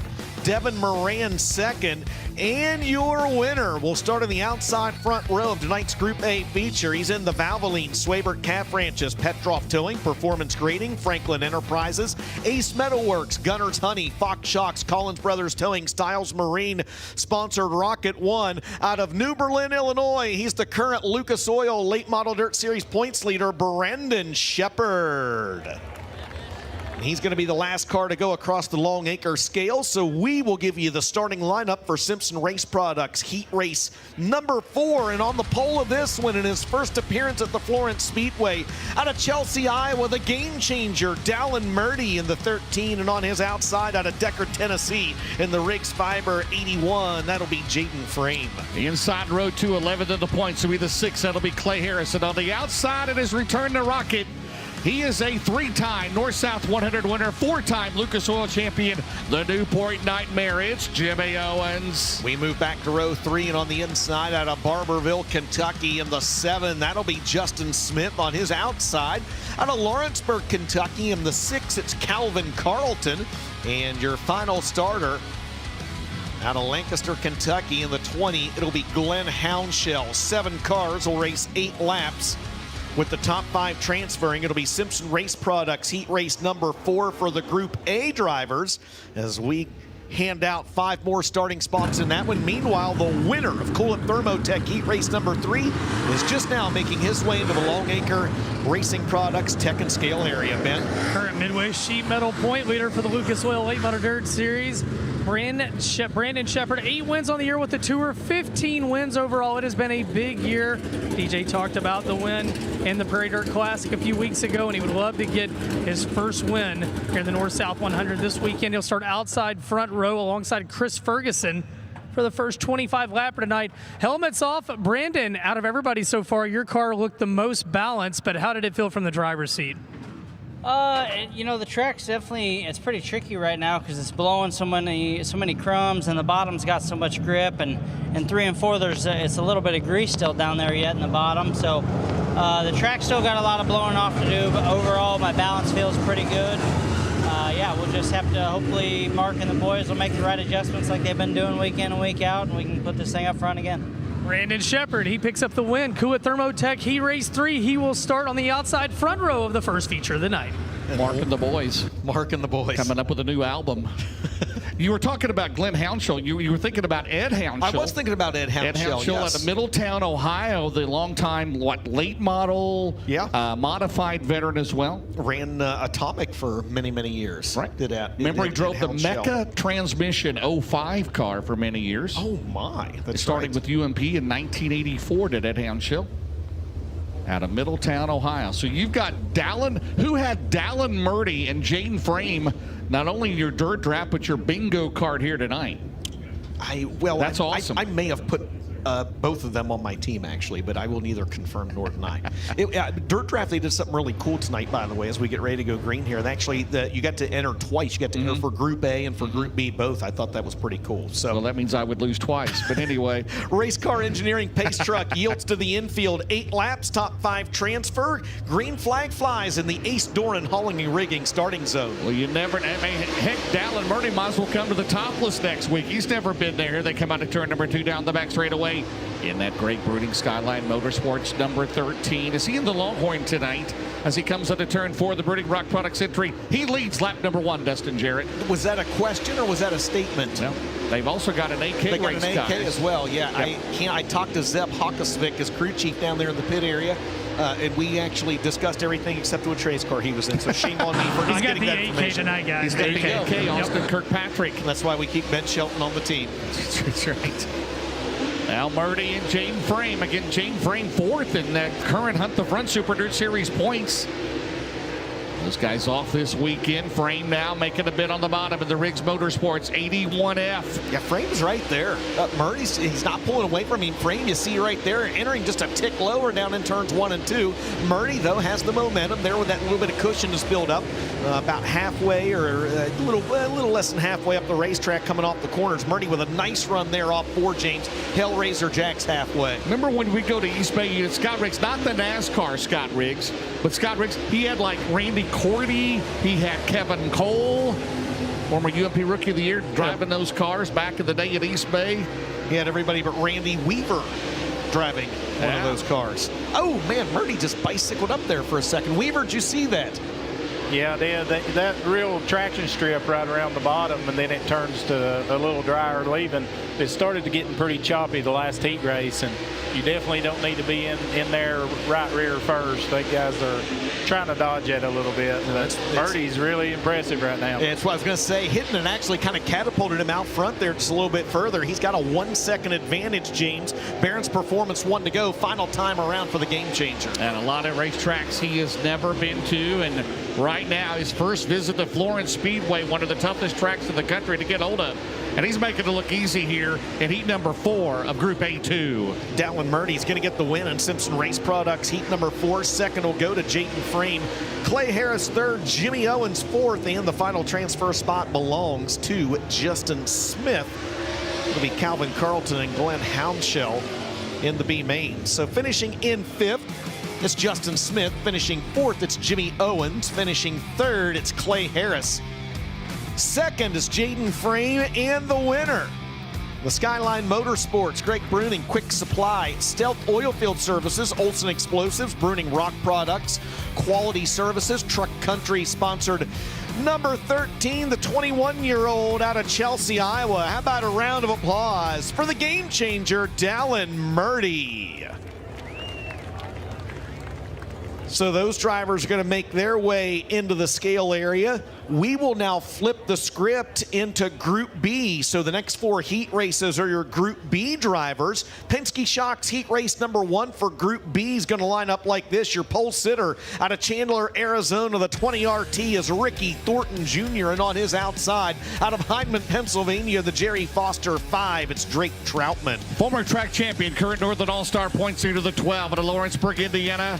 Our great friend Brad Greer, he'll be joining us here the next couple of days. It's racing. Jason Jamison, and on the outside, the 17 SS out of Dade City, Florida, that is Brendan Smith. Packing some heat in this one. James Martinsville, Indiana's Hudson O'Neill will roll from the inside of row 3 in the 71, and on his outside, out of Salvisa, Kentucky, in the Tim Logan Racing 11, it's Michael Chilton. Love the TH Steve Benall. He's out of Lincoln in North Carolina, and Josh Vineyard alongside. He is out of Danville, Kentucky in 96. So again, this is the first heat race for the Group B drivers. So the winner of this one will start on the Bill Stein pole for tonight's 25-lap Group B feature. You see Justin Smith making his way across the scale area. And next driver to cross will be the winner of the Group A 4th heat race, the 13 of Dallin Murdy. Dallin Murdy up on the scales, the Longacre scales. If he clears those, we'll get a word with him down here at the Droop Check. Guys, how about the fact that the first heat of the night won by a Stinger, the second heat race a Longhorn, the third a Rocket, and now the 4th an AK race car, 4 different chassis, the first 4 heats of the night. Well, Dallin Murdy, how do you prepare for a racetrack like this you've never been to? Do you look at video or do you just show up and get ready to rock? I watched a lot of film, but it looks nothing like it does on the TV. It's completely different, but we're just out here winging it. Thanks my crew. My girlfriend was on my ass last week after jumping that start, so I made sure I hit it just for her. So say hi to her and my family. Thanks Skyline, Stealth Oil Services, Quality Service, Bidwell Farms, Murdy Farms, Fast Shafts, all these guys behind me. Hey, girlfriend, be nice to Davey Allison's doppelganger down here. How about it? Dallin Murdy gets the win in Simpson Race Products Heat Race number 4. And, you know, Randy, I agree with you. I was talking to Earl Pearson Jr. earlier about how wet they had the racetrack, and I think it kind of sets the tone for the weekend. You've got to start with a heavier track on Thursday to have a track at the end of the weekend. But, Randy, to Dallin's point, if you'd watched a lot of video and never been here, I feel like you probably were not as prepared as you thought you'd be, right or wrong? That's definitely right. I mean, this place has changed a lot in the last few years, but they spoke about it earlier, the black ice. That was my first trip here, and I missed it by one spot of making the race. So when I went back to the trailer, I was hurrying, trying to load up, and they said, "What's the hurry?" I said, "I have just got off this racetrack, and I can't even go down the straightaways. It's so slick." And they said this is going to be the best race I've ever watched, and it was. I couldn't believe it. But so definitely, if he didn't watch tapes from the last 2-3 years, he got thrown a curveball. But man, he adapts well. We've seen him everywhere he goes, so it won't take him long. He'll figure it out. He does look like Davey Allison, doesn't he? He does. He does. I think he plays into it a little bit, and I'm here for it. Yeah. I like everything about that, actually. Well, how about Drake Troutman here? Yeah. Got another youngster, guys. Randy Weaver. What about him in this new ride for Jerry Foster? Yeah, he's another one of those guys that just got a lot of talent. We've seen it in whatever he jumps in. He's always really good, and kind of followed him for the last few years, working his way up, and just keeps getting in good equipment and keeps performing. Josh Vineyard going to be a scratch in this one, James. So 7 cars will race 8 laps. Winner of this one starts on the Bill Stein pole for the B feature. Ricky Thornton Jr. and Drake Troutman bring him to the green. The Doran Halligan rigging start zone. Going to take the Kohler Motorsports 20RT. Look at Jason Jameson on the bottom of the 12 car. Boy, solid here in this back of the Ralph Latham Memorial in 12. Of course, always solid here at Florence, a former track champion. Out at turn 4, Thornton. You know Jameson's never going to give up. Back on the bottom, Drake Troutman goes to second. The similarly wrapped cars of Drake Troutman and Jason Jameson. No, they're not teammates, but they do have a similar wrap on the side of them. Trail, your race leader, Ricky Thornton Jr., this time by completing lap 2. Thornton, Troutman, Jameson, and here comes Hudson O'Neal. Jerry Foster, Glen Burnie, Maryland. Now Hudson O'Neal on the bottom, looking for his first North-South 100. Again, combined points tonight's races and tomorrow night. We'll set up 6 heats on Saturday night with an invert of 4. And right now they are going at it, the pair of Hoosier State drivers, Hudson O'Neal and Jason Jameson into 1. Oh, baby. All right, Weaver, we just saw Hudson O'Neal hit that strip down on the bottom of the racetrack. Can you put into words what that does for you as a driver to get grip like that? No, it's unexpected, and you're running so fast, it actually makes you bounce 2 or 3 more times. So now you see Jameson getting in the left front's way up. So those guys got to figure out how they can get in there straight, not with the right rear first, and still be able to carry the momentum off the corner. They look like IMCA stock cars out there carrying the left front around this racetrack. James, 3 laps to go, and Troutman at one point had reeled in your race leader, Ricky Thornton Jr. Thornton, though, finds a higher gear, and he's able to pull back ahead 2 to go this time. R.I.P. Black Ice. Holy smoke. Thornton out at 2. Troutman, O'Neal, Jameson, Brendan Smith right now in the 5th spot as they wind it up. Again, this is for the pole of the second 25 lap A main. Thornton way up top side as we have the Barron's Performance white flag 1 to go. Final time around for Ricky Thornton Jr., who turned a lap of 15.7 a couple laps ago. Weaver, that's quick. That was 2/10 quicker than anything we saw in qualifying. Into 3 off of 4, checkered flag waves. Ricky Thornton Jr. win Penske Shocks Heat 1 for Group B. Second's going to be Drake Troutman. Third will be Hudson O'Neal. Jason Jameson, 4th, and Brendan Smith will round out the top 5, followed by Michael Chilton and Stevie Banal. So it's Brendan Smith, 5th, Jason Jameson, 4th, Hudson O'Neal, 3rd, Drake Troutman, 2nd, and the winner of your first heat race for the Group B cars, he will start on the pole of tonight's Group BA main.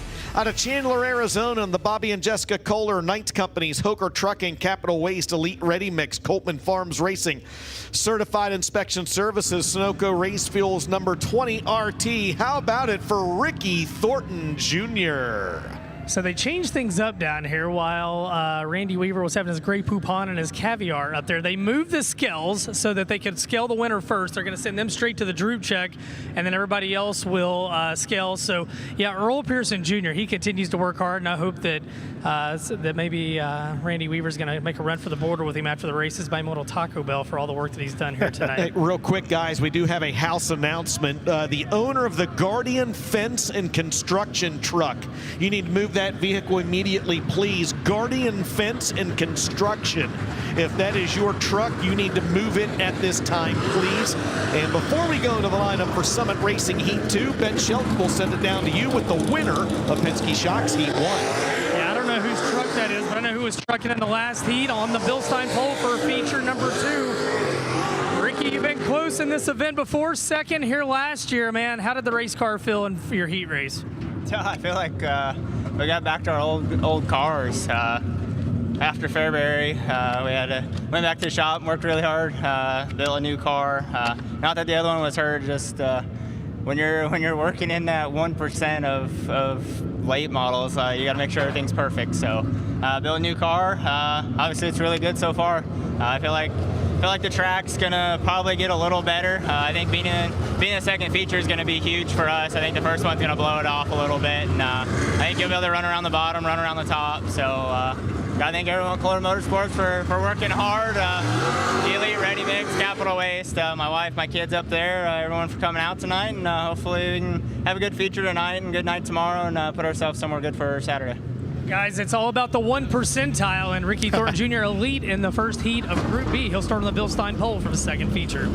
Great job, Ben. Thank you very much. Again, tomorrow, starting time tomorrow again, 3:30, we will have the Hellraiser Jacks Pit Crew Challenge. That'll be in the infield, 10,000 to win, 3,000 of the best appearing crew. That'll be live here on Flow, and then we'll do the same format tomorrow night starting at 7 o'clock, DJ. Here's the lineup for Summit Racing Heat 2 for Group B. Superman Jonathan Davenport out of Blairsville, Georgia on the pole in the 49, and on his outside out of Kingston, Georgia, Tyler Millwood in 31. First time here for Millwood, it'll be Jake O'Neill. He's in the 0 out of Tucson, Arizona, and on the outside is former Sunoco North-South 100 winner. It'll be Brandon Overton, the winner here in 2021. He's out of Evans, Georgia. Good heat race here. The killer Kyle Bronson starts on the inside of row 3. He's in the 40B, and on his outside, the second generation driver out of Richmond, Indiana, the 317 is Blake Creech, and Quade Schoonover out of Peebles, Ohio in the 18S. Is that Kevin Schoonover's? Well, I saw Quade down there. I didn't ask. Out of Peebles, Ohio, of course. Gotta be, right? First full year, I believe, in a super late model for Schoonover. All right, 8 laps, top 5 transfer. The winner starts inside row 2, right, of the second 25 lapper. How about that first 25 lapper? You're going to have Chris Ferguson, Brandon Shepard, Garrett Alberson, and Dallin Murdy. I'm here for it. Ricky Thornton Jr. will be on the pole of the Group B feature. Who's going to start behind him? The winner of this race, green flag flies in the Ace Doran hauling and rigging starting zone. We still don't have our telestrator back, do we? It's right here. We haven't used it yet? Well, no. I can Yes, you use can't it. disable it. That's what Tiffany. Great job, Tiffany Swisher, our producers. They come out of turn number 4. They're side by side. How about this? Brandon Overton and Jonathan Davenport going at it. Into turn number 1. The Georgia veterans out of 2. They limbo through the corners to see who can go lower. Davenport in 49 Overton. Oh, in trouble as Millwood goes around in turn 2. And that will draw the Hellraiser Jack's caution. And I think he may have grabbed the inside berm of the racetrack.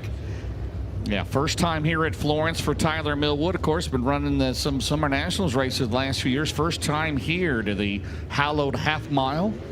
And he will have to go to the back. Single car incident. Davenport and Overton. Well, Overton was unable to hot lap, remember, and still trying to find out exactly what happened. Came out to qualify. And we'll see here on our replay what happened to the Kingston, Georgia driver. Tyler Millwood in 31. FK Rod ends instant replay. There he is in the 31. Oh, yeah, he got it good. He got it real good. The damage does not reflect exactly how hard he hit that. Not quite Shannon Babb at Lincoln.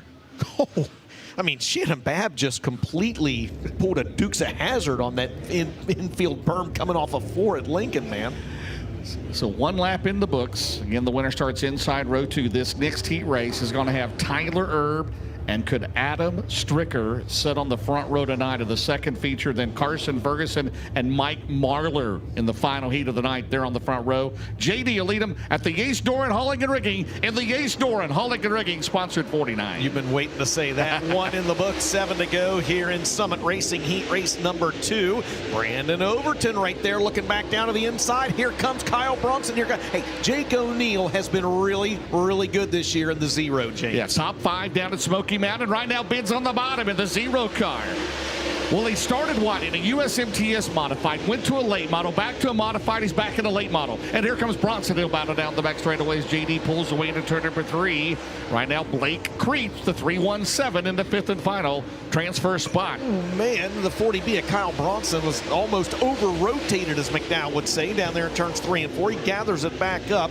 It's still Davenport out front, Overton second, O'Neill third, Bronson fourth, and Creech on the right side of your screen there rounds out the top 5. Coming out of turn number 4, it's still a pretty good lead right now. 0.6 of a second, Overton in the second spot down the back straightaway. They'll have 3 laps to go right now. Third is Jake O'Neill. 4th is Kyle Bronson. 5th is Blake Creech as they distance themselves from Tyler Millwood and Quade Schoonover. Tell you what, Overton is really good down in turns 1 and 2. You see him right there, that bite Randy Weaver was talking about. He gets it, but Weaver, I see him lose a little bit of ground off corner number 2. We see that dust fly up. Is it dirty air? And he's going to try to go to the outside now, Weaver.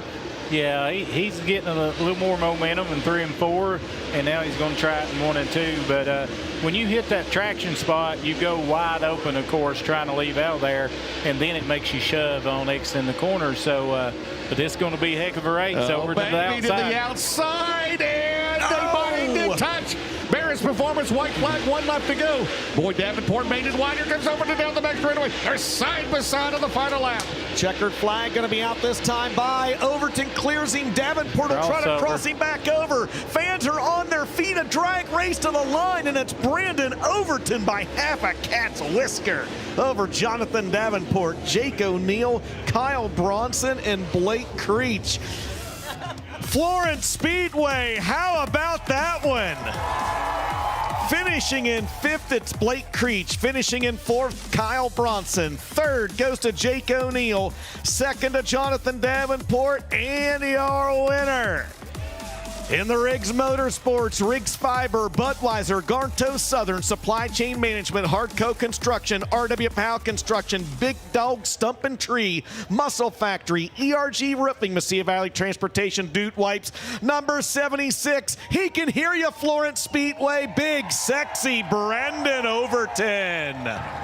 I tell you what, the big dog was hunting in that one. We're going to talk to him. Those two looked to get together coming to the white flag, Overton and Davenport, and then Overton found the speed, got the slider to get to the inside line to take the lead out of 2 on the last lap. Drag race back to the line. If you're watching at home, earmuffs for the kids, because I have a feeling there's going to be some positive expletives. I'll put it that way. He's going to be smiling when he says them, but there's something coming his way. They have mechanical issues to start the night, did not get to hot lap, and now he picks up the win in Summit Racing Equipment heat race number 2. Brandon Overton, take me through the last lap. What happened from the driver's seat? Shit, I was about to kill him. I was trying to get up beside him so he'd see I was there, and hell, I hooked him a little bit, and then he entered wide, and I just got turned back before he could, and then I think we both just go down there and hold your damn breath and hope you ain't about to hit some shit. But man, that was pretty cool inside. So I'm sure watching it was pretty badass. So I said, me and JD race good together. We don't ever really run into each other. I was just trying to squeak up beside him enough where he would see me coming. But yeah, I just want to thank everybody, Scott and Jason, for the opportunity. We qualified like shit, kind of buried us, so I had to get up on the wheel and get us a good starting spot. You want to hear something cool? Race fans, let Brandon Overton hear it down here. What about that? That's pretty cool. Big smile on his face. Guys, 5 earmuff moments. We're going to put $5 in the swear jar. I'll cover them for him. That was pretty damn fun. I think it was here last year, Ben, that you told the fans if they don't like Brandon Overton, they can unfriend you. Yeah, well, yeah, we're on the front straightaway, and they boo Davenport and they boo Pierce, and he's like, man, I hope they don't boo me. Who's Brandon Overton, man? That might put another 1,000 people in here tomorrow night. Oh, was that awesome or what? How about for the outside of the front row of that second feature, Dustin Jarrett?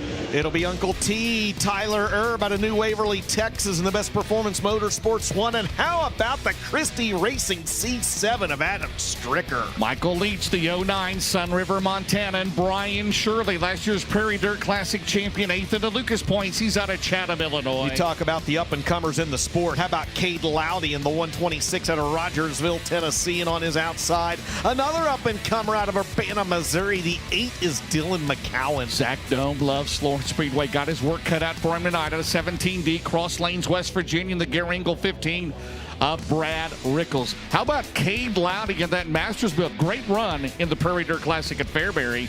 Into that show a few weeks ago for the first time. Absolutely. Race car engineering pace truck has got the lights turned off. We're going to go green this time by. How many folks think it'll be Tyler Erb getting the win?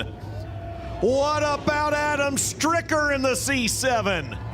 Here we go, 8 laps, top 5 transfer. Winner starts on the outside front row of the Group B feature. A-Store and Holligan Rigging start zone into 1. Great start for Turbo.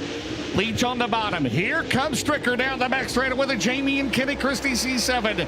He works to the outside first year in that car. Stricker's going to throw it into the bottom. They try to go 3 wide on turn 4. And Dylan McCowan flips out of the ballpark in turns 3 and 4. Red flag is out on the racetrack.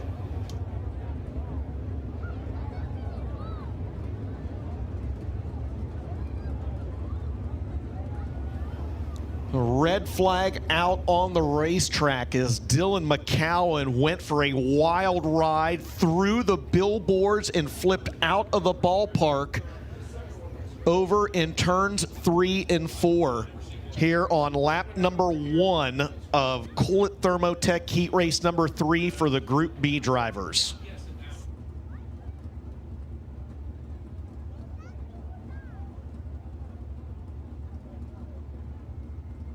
The safety officials down there on the scene. The driver of the number 8 out of Urbana, Missouri, got his first 2 career wins with the Lucas Oil Late Model Dirt Series at Wheatland, Missouri.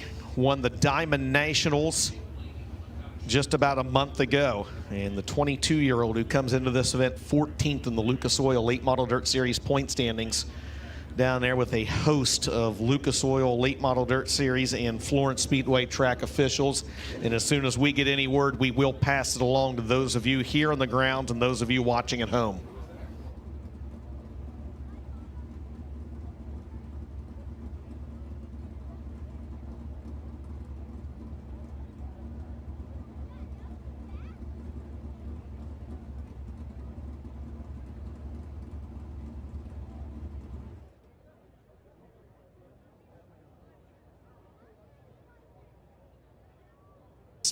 Diligently as they can, and just quite honestly as safely as they can as well. So they are down there tending to him, and again, as soon as we do get word on Dylan McCowan, we will pass it along to you.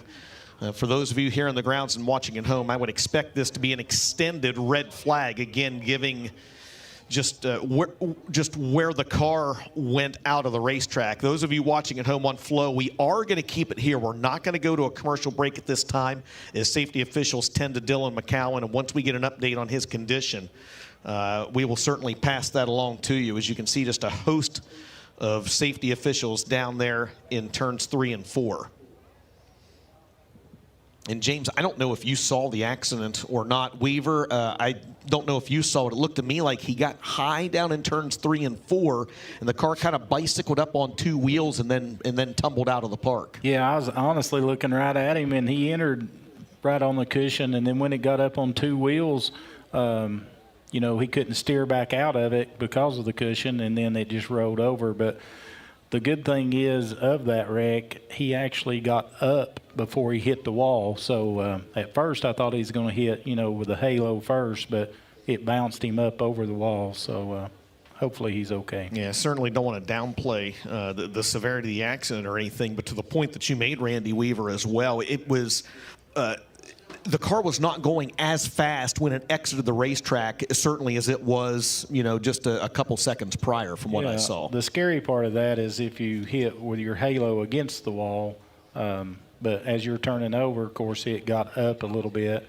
and still a really bad wreck, but all the safety equipment, hopefully everything's good. Yeah, and the other obvious concern down there as well, again, it's just, Randy, you've been here a few times. James, you've been here as well. It's a jungle down there, tons of trees and everything else. It's certainly, you don't want to flip out of the ballpark anywhere by any stretch of the imagination, but turns 3 and 4 at Florence, probably near the top of that list as well.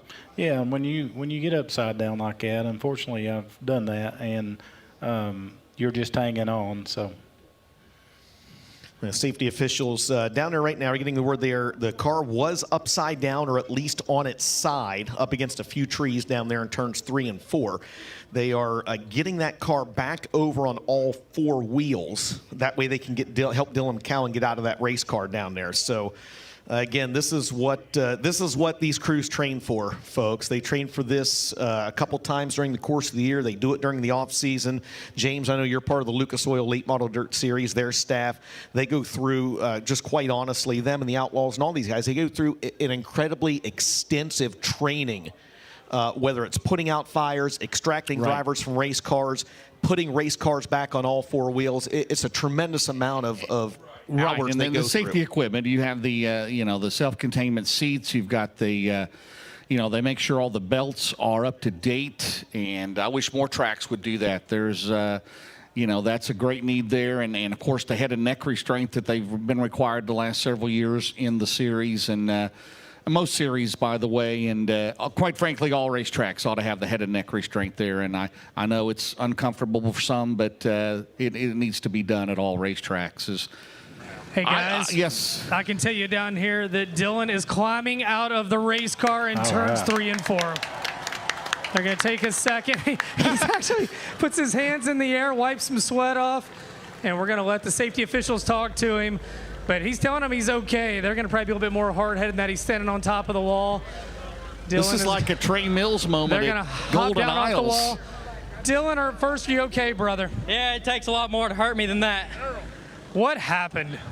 Oh, I got in there behind Brian, and I'm trying to make the show, so I was wide open in there, and I just tractioned up real hard, and I was pretty much flipping before I knew I was in a bad spot. I've biked up like that a lot. I mean, last week we were biked up 90% of the time on the racetrack we was on. So, no, I biked up, and just once the right rear wheel dug in, we were, I guess, ended up in the trees. So, I hate it. That was a hell of a car.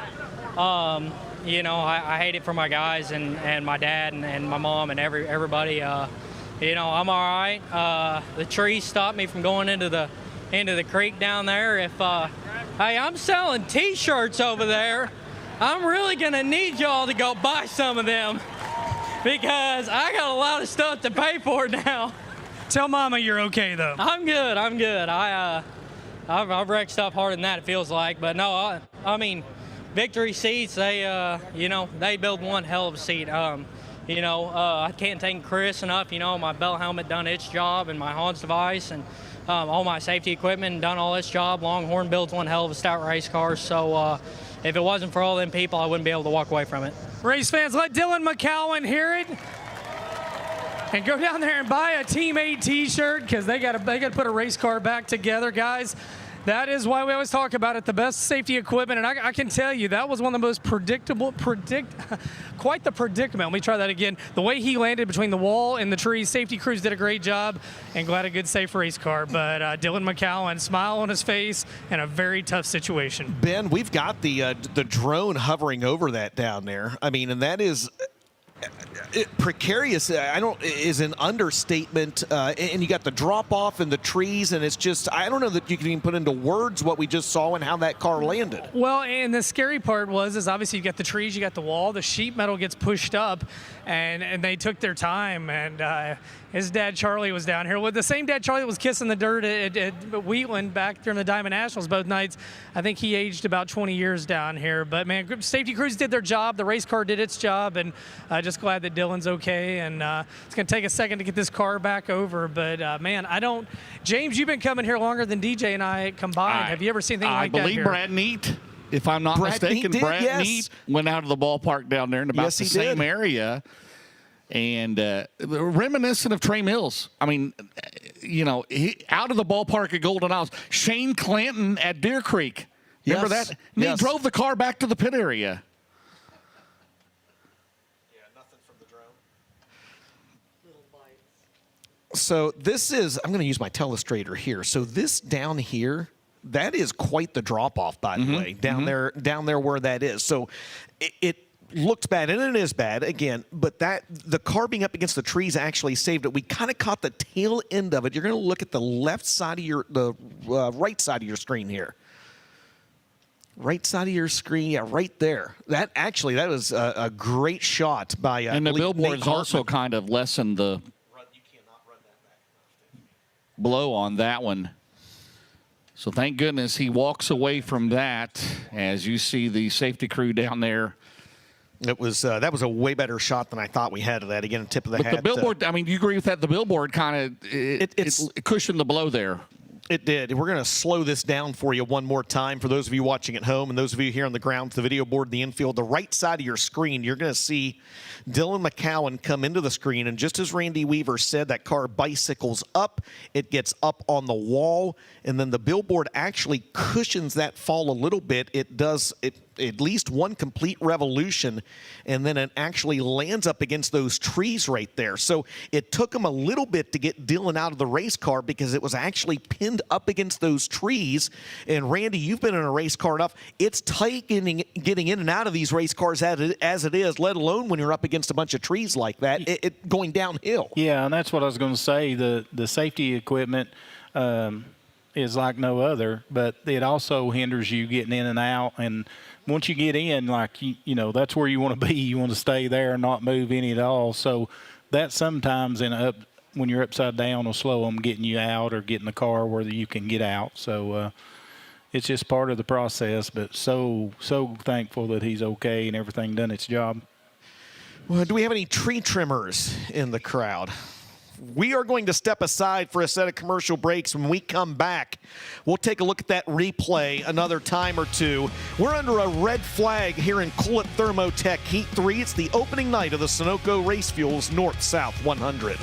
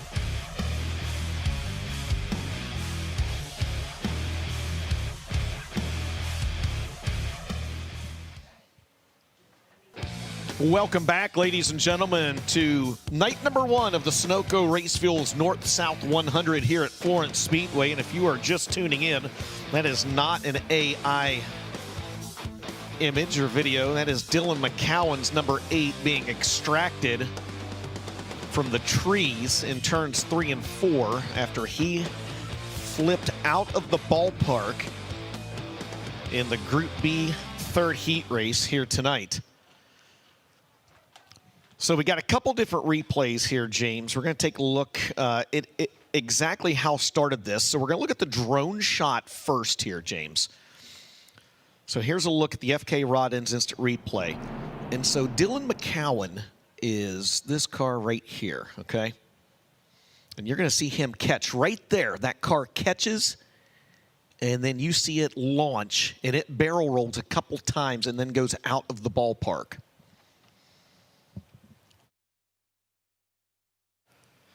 So that car, just as he said, he got too high, or got a little high, Randy Weaver. He got really high down there. That right rear dug in. And Randy, I know you've got a video monitor over there near you as well. There's Tyler Erb sitting there watching. Yeah, and one thing about that, when you're running a cushion, just to try to, we're going to look at another replay here, but when you're running the cushion and you get against it so hard, there ain't but one thing you can do, and that is to be wide open. And you heard him say, I was just wide open, and it was stuck so hard, the G-forces actually bicycled up. And then, like he says, when you're up, you don't even realize you're fixing to flip until you start hitting. It's kind of like Garrett Alberson at Wheatland, right? Back at the Show Me 100 weekend. Yeah, and didn't even hit nothing. Just got so much traction, got stuck in the ground so hard, it just flips you over. Well, there, see Josh King down there, Lucas Oil Late Model Dirt Series crews down there as well, working to get that car back out on the Speedway. We'll show you the full shot again from one of our up top cameras here with Dylan McCowan flipping out of the ballpark. Here it is one more time, guys. And again, he's going to come into the right side of your screen on this FK Rod Ends instant replay. That right rear digs into the racetrack. It launches the car up. He goes over and out of the ballpark in turns 3 and 4.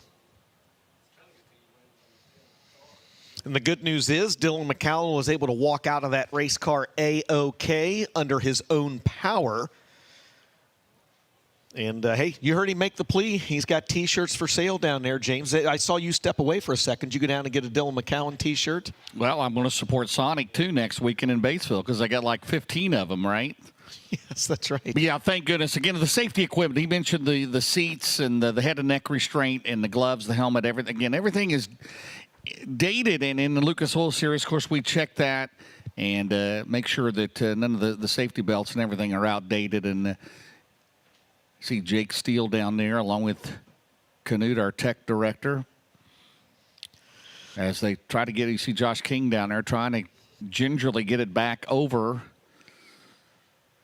the wall. So did we get one lap in, or were we headed for a No, first lap? So it'll be a complete restart. It will be a complete restart. Yeah, McCowan started in 6th, so it'll be a complete restart. 7 cars, 8 laps. Cool at Thermotech Heat Race number 3. So, again, going to take a few minutes to get this car extracted from the jungle down there in turns 3 and 4. We'll use this opportunity to step away for another set of commercial breaks. Don't go anywhere. 2 more heat races left to go on the opening night of the 44th Sunoco Race Fuels North-South 100 here at Florence.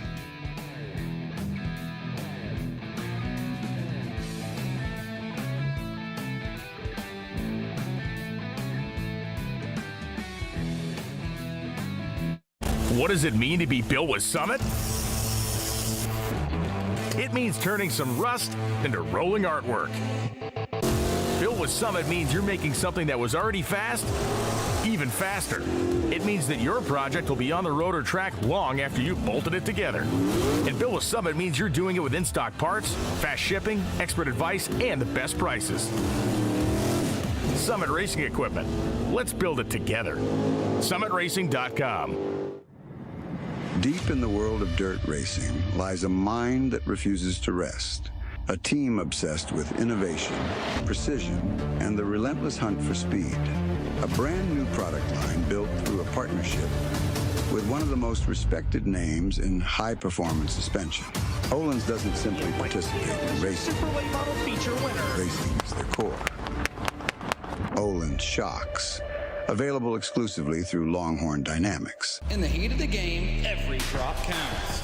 Introducing Victory Fuel flavored electrolyte water, the ultimate hydration companion. Chili Bowl champion Logan Seavey. ASCS national champion Seth Bergman. Packed with essential electrolytes and bursting with delicious flavors. Victory Fuel keeps you hydrated and fueled to perform at your best. Nothing tastes better than victory. Passionate about a life in racing? Circle track, drag racing, drifting, or Monster Jam. Find it all at the University of Northwestern Ohio. How do I become a mechanic? How do I become a driver?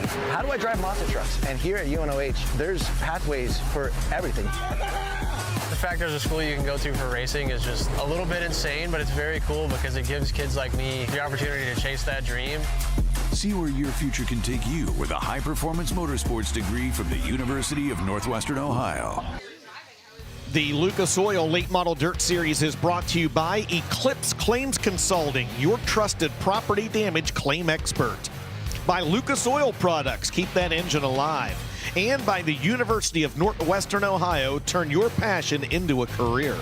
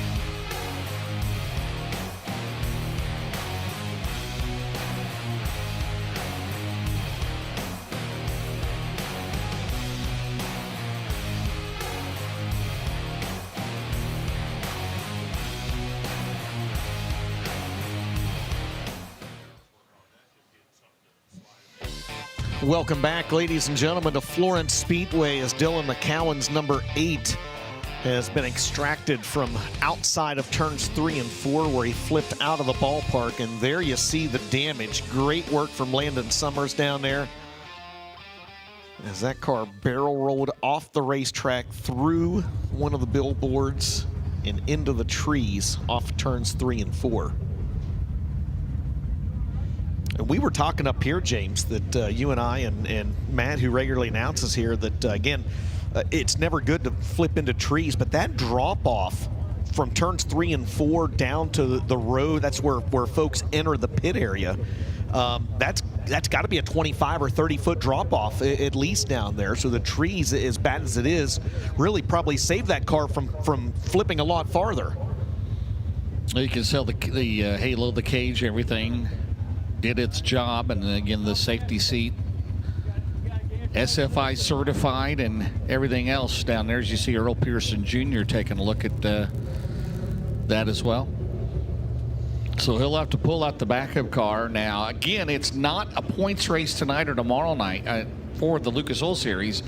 And for Saturday will be provisional. So, again, you get points tonight and tomorrow night for the heat race, not for the heat races, but for the qualifying and also the A mains and the B mains, which there will be tonight. So it'll be a complete restart.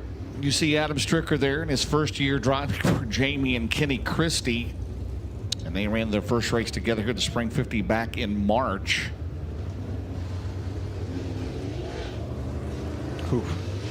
Stricker, of course, several modified wins over his career, including at the Dirt Track World Championship. He has a Northern All-Star wins, the Whiskey City race at Lawrenceburg back in June, and then last weekend at Ponderosa in Chris Tilley's Ironman Series. In that C7, driven successfully for so many years by Kenny Christie. So it'll be a complete restart. It'll be Tyler Erb, Adam Stricker, Michael Leach, Brian Shirley, Cade Loudy, Zach Dome, and Brad Rickles, I believe, are out there. And again, it'll be 8 laps. Again, this is for the outside front row of the second 25-lap A main, Dustin. If I don't see that again, I will be completely okay with that. It's man, oh man. Wild stuff, man. Wild stuff. Hat tip to the track crew and the Lucas Oil safety officials as well for being Johnny on the spot and doing their job. And again, it's what we say all the time. It's what they're trained for. That's why they go through the training they go through.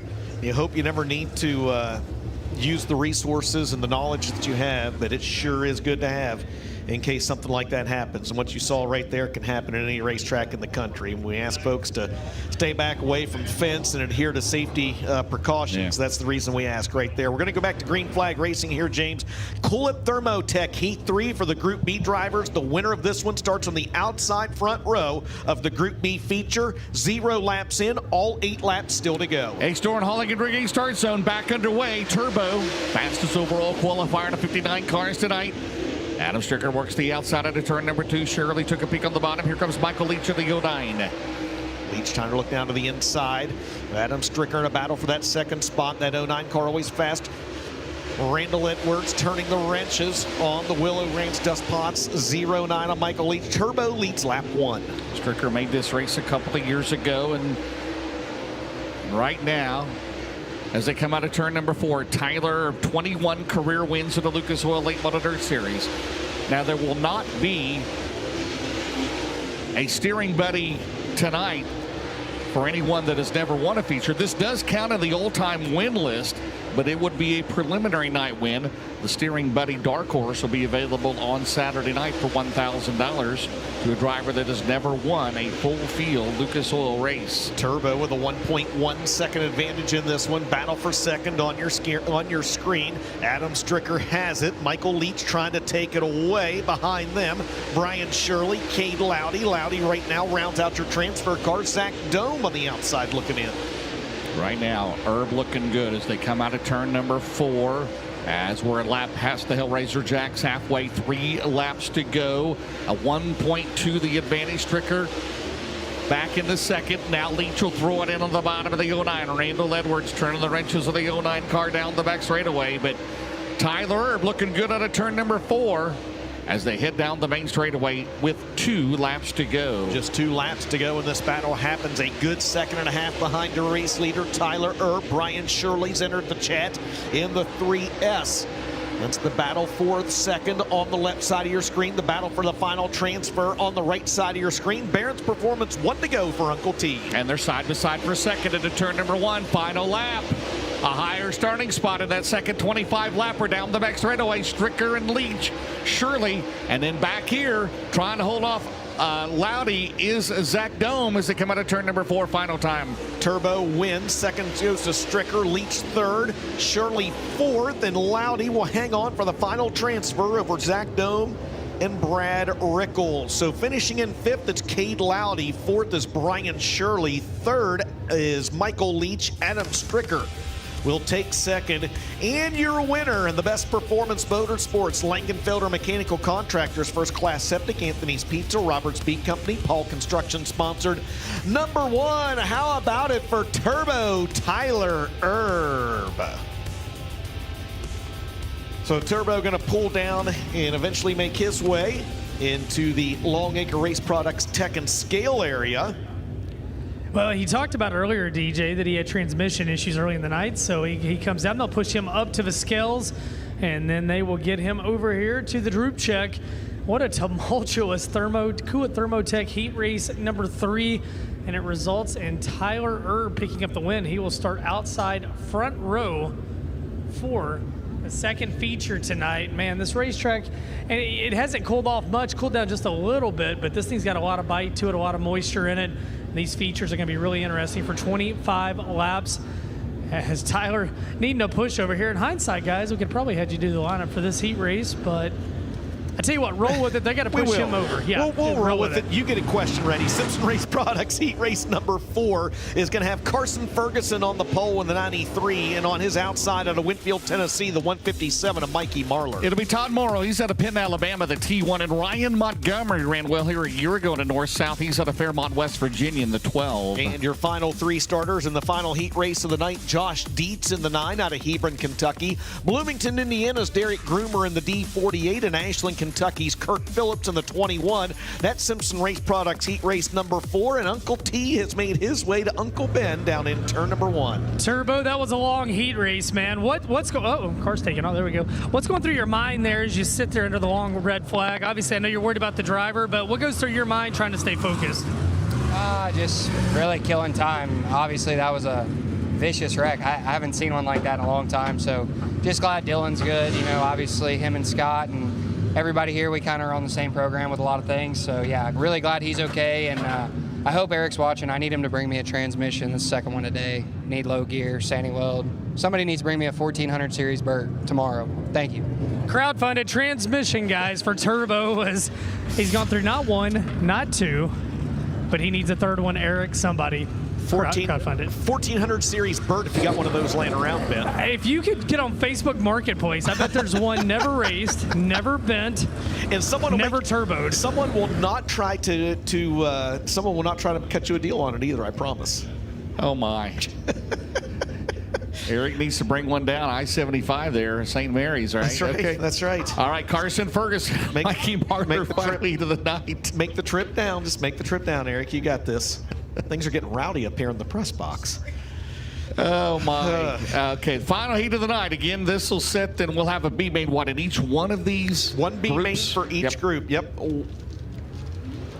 One for, yeah, there you go, James, if you're in the area. I miss our good friend John Weber because he would have had a Burt transmission here by midnight. Where's Buddha? Where's Buddha Burt transmission? Buddha's in Illinois. He might be watching. If you're in the area and you got a transmission, come on out. Hey, James, what if I told you that Tyson Frank sent me a text? They closed 2 Sonics in Batesville and opened a Supersonic in Batesville. Buckle up. What? James Essex is coming that way next week. Huh. What about Sonic the Hedgehog? That might be down there next weekend. I know it'll be about 150, but we're looking forward to it. Here we go, the East Door and Holligan rigging, the final heat of the night for the Lucas Oil Late Model Dirt Series. Man, Marlar swung out way wide down there in turns 3 and 4. Carson Ferguson gets the whole shot, and Todd Morrow, the beneficiary of all that, as he jumps into the second spot. Here comes Marlar. He'll throw it in at 157. Mike Marlar looking for his first crown jewel victory here at Florence in the North-South 100 here on Saturday night. Out at turn number 2, Carson Ferguson And Kyle Tompkins has taken over the crew chief reins. Here comes Ryan Montgomery and Todd Morrow going at it. Ryan Montgomery down to the inside, and they make contact off corner number 4. Montgomery takes third, Morrow back to fourth, and they're side by side for fifth with Deets and Phillips. Was that a West Virginia haymaker right there, wasn't it? Take me home country roads. West, my God, Virginia. As they come out of 4 right now. Ferguson out in front. Man, Rich Rodriguez would have been proud of that one, wouldn't he? Jimmy Superfly Snooker would have been proud of it as well. Out front, Carson Ferguson, 0.8 of a second the advantage last time. Marlar's really good down in turns 3 and 4 as you see him creeping into your screen. Remember Carson Ferguson won here a couple of years ago in the Sling and Dirt Series race. His first win here at Florence. Marlar in second, Montgomery, Morrow. Kirk Phillips runs in 5th off of turn 4. Hellraiser Jacks halfway. They will have 3. They're on 3 to go right now as we're past the Hellraiser Jacks halfway. And you just saw Ferguson was able to tiptoe out ahead just a wee little bit right there. 1 full second the advantage, and Marlar jumps the cushion down in turns 3 and 4, and he loses wholesale ground. Matter of fact, Ferguson adds nearly a full second on him. Ryan Montgomery in third. On the right side of your screen, the battle for the final transfer spot. Derek Groomer trying to take it away from Kirk Phillips. And coming up after this, 1B main in each group. Carson Ferguson, his cousin Chris, is on the pole of the first 25 lapper. If he wins this one, he'll start 4th in the second 25 lapper as they come off at turn number 4. I think Derek Groomer's transponder fell off. Nope, there it is. He's in there fifth. It is. Checkered is out. Carson Ferguson wins. Mike Marlar second. Ryan Montgomery third. 4th is Todd Morrow, and Derek Groomer will grab that final transfer spot ahead of Kirk Phillips and Josh Deets, and that wraps up heat races tonight. So Simpson Race Products Heat 4 for the Group B drivers finds Derek Groomer in 5th, Todd Morrow in 4th, Ryan Montgomery 3rd, Mike Marlar second. In the winner, he'll start 4th in your Group B feature out of Lincoln, North Carolina, in the Donald Gina Bradshaw Paylor Motorsports, Hupaw Grading Company, Coltman Farms Racing, Tribble Electric, Mega Plumbing of the Carolinas, Buddy's Wrecker Service, Mattman Designs, Hubbard Supply House, Solidify Concrete Floor Solutions, Spark Oil Company sponsored number 93. Let's hear it for Carson Ferguson. It may be an exchanging of Christmas card addresses down there by Todd Morrow and Ryan Montgomery. Penton, Alabama to Fairmont, West Virginia.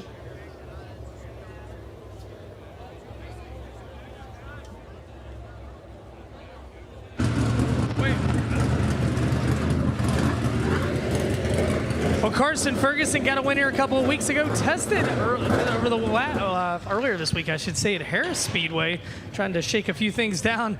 Carson, last time you were here, victory lane. Race car is good tonight, man. You guys finally got that monkey off your back that's been following you all year. Man, that'd be awesome. I don't think it's any secret. We've kind of been on the struggle bus this year, but I think tonight just shows the determination behind everybody, the car owners, Donald and Gina Bradshaw, my guys, Kyle and Skyler. My buddy Kyle's calling on crew chief tonight. He's making the call. So, gotta thank my fiance McKenna for slinging T-shirts for us. Gotta thank the good Lord for giving us the ability. A lot of good people, Afterburner Performance, Keith, Longhorn by Wesley Page, Sammy with Precision Suspension, just really is taking a village here, and I've seen it the past few weeks, and just very grateful to be here. I want to say I'm glad that Dylan's okay. Really a testament to victory seats, bell helmets, everything, and the good Lord for keeping them. Tell you what, a lot of positivity for that young man right there.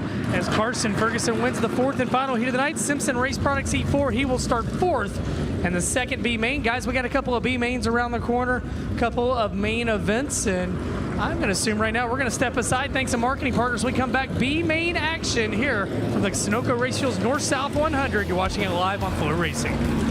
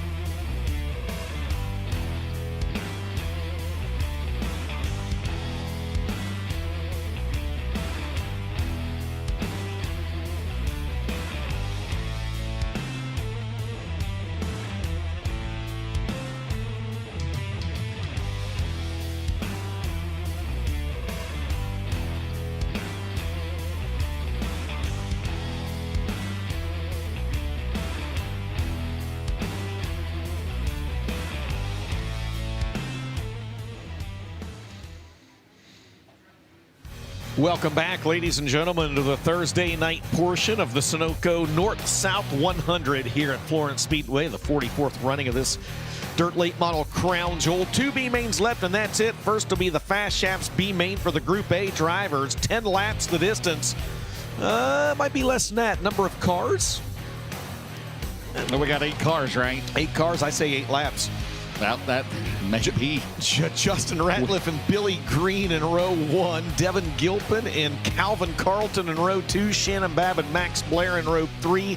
Glenn Hounshell and Brody Smith in row 4. Top 4 transfer. And we'll see. We'll see how many laps we go. It's unofficial till it becomes official. That's right. At the H-Store and Hauling and Rigging starts. By the way, Buddha did send me a text message. He says Cody Mahoney's got a 1400. Okay, well, there you go. Cody Mahoney was planning to run this weekend, had some suspension problems from last weekend, and all right, Turbo. Cody, you may be getting a phone call from Buddha. Ratliff leads. He won the Spring 50 here from 14th back in March. And Billy Green, and here comes Shannon Babb at 18 again. We know the top 4 transfer. That's what we know. That's all we know. The number of laps, they're saying 10. They normally do the number of cars. They normally do the number of cars not exceeding 10. Whoa, and Billy Green, and he hops through turn number 2. Blair will get around him, and here comes Gilpin. Gilpin again his first full weekend in the Blackwood Racing. Zach and Jeremy Blackwood. He's been out a couple of months. He's had a couple of tough months as Devin Gilpin, but in this ride here coming up. And again, bouncing through turn number 2 down there.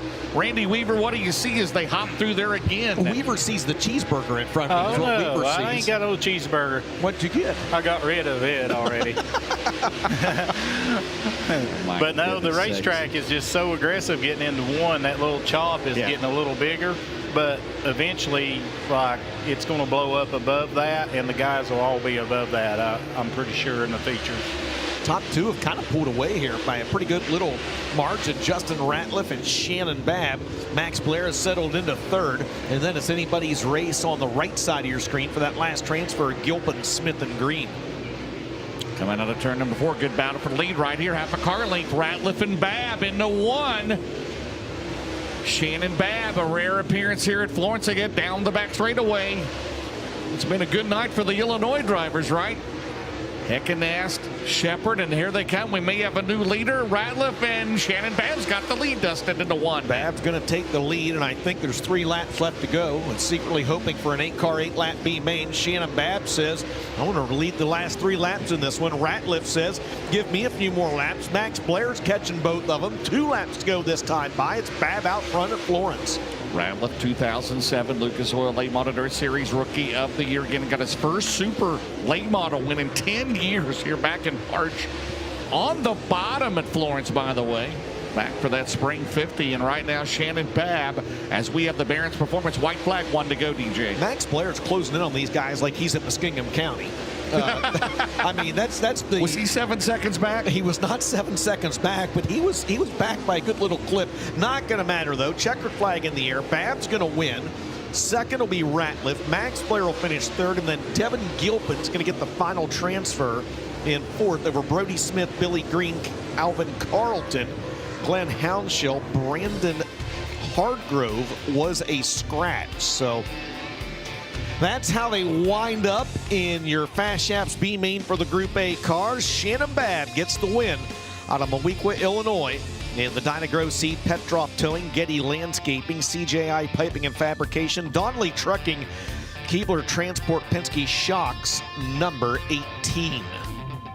You see Rob Penrod, he's our chief starter this week. And you see Ronnie Turner Jr. And by the way, coming up on Saturday, it's going to be $5,000 to win. The top 6, it's going to be the 6 heat race winners are going to run a dash for cash to determine the first 3 rows of the North-South 100 here on Saturday night. So thanks to Ronnie Jurger in honor. Of course, this is the Ron Jurger Senior Tower and his wife Madeline. Over 100 years combined worked here at Florence Speedway, and we miss him dearly. Some of the best scorers I ever encountered, especially early on in my career. Oh, yeah, absolutely. Just the way they scored in their style. Proud to call the Jerger family friends of mine over the years, and glad to have Ron Jerger Jr. here with us, and excited for that. Thanks, Ronnie. They're real excited for that dash coming up here on Saturday. I don't think Madeline ever saw a race because she was there in her pencil. She had her pencil in case she needed to race, and Ronnie is telling her on the radio, where they're, well, he didn't even have a radio.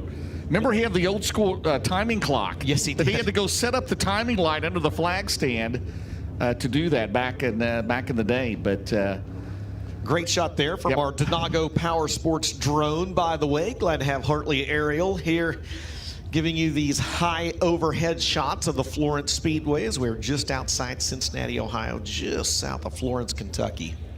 How about that infield here come Saturday night, right? It's going to be a small town in itself here on Saturday.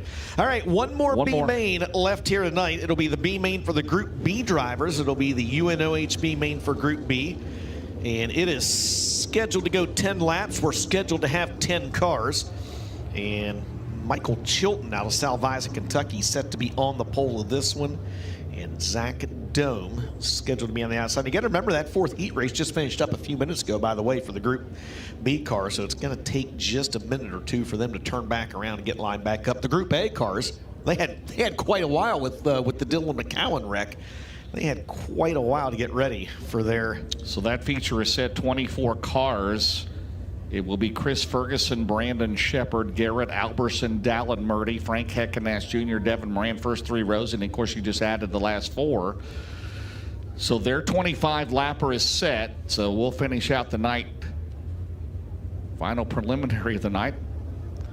So Tyler Millwood is scheduled to go inside row 2. Kirk Phillips alongside in 21. As you see those cars there, it looks like, what do we have? 6 cars?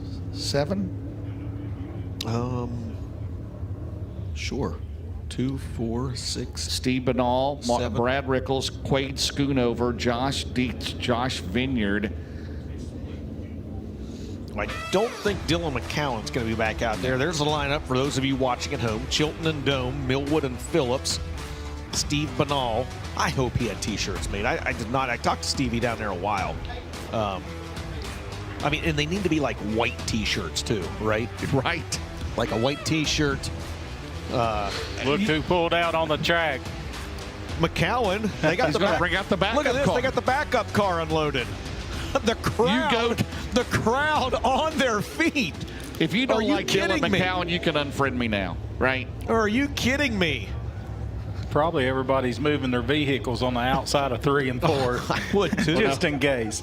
We don't want to see that again, do we? No. He's going to stop here on the middle of the back straightaway. Oh, the crowd's on their feet. Look at the back straightaway. They're on their feet for Dylan McCowan back I'm sure he's adjusting his seat belt and his steering wheel there, but hats off to them guys. Somebody had sent me a picture showing they was unloading it. How about it front straightaway, Dylan McCowan?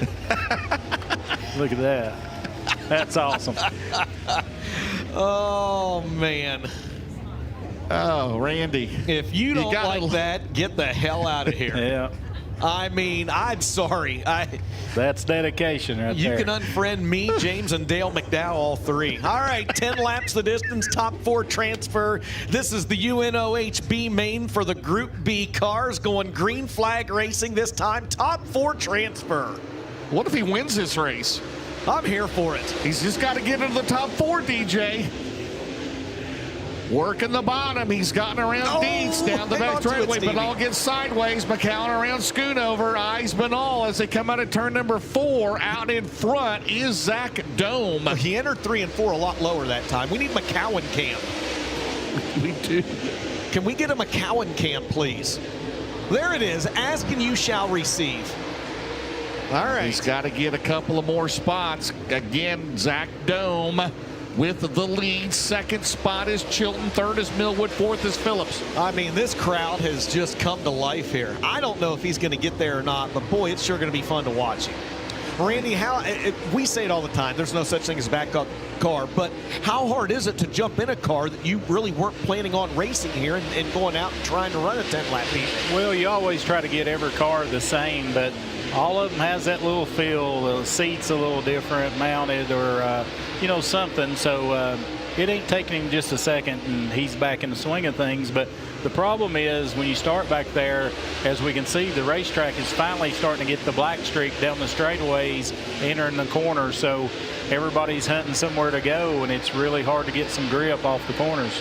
Zach Dome of limited schedule this year in that 17 car, but right now out in front of one of his favorite tracks. Chilton second, Millwood third. Then you have the battle for the final transfer spot, DJ.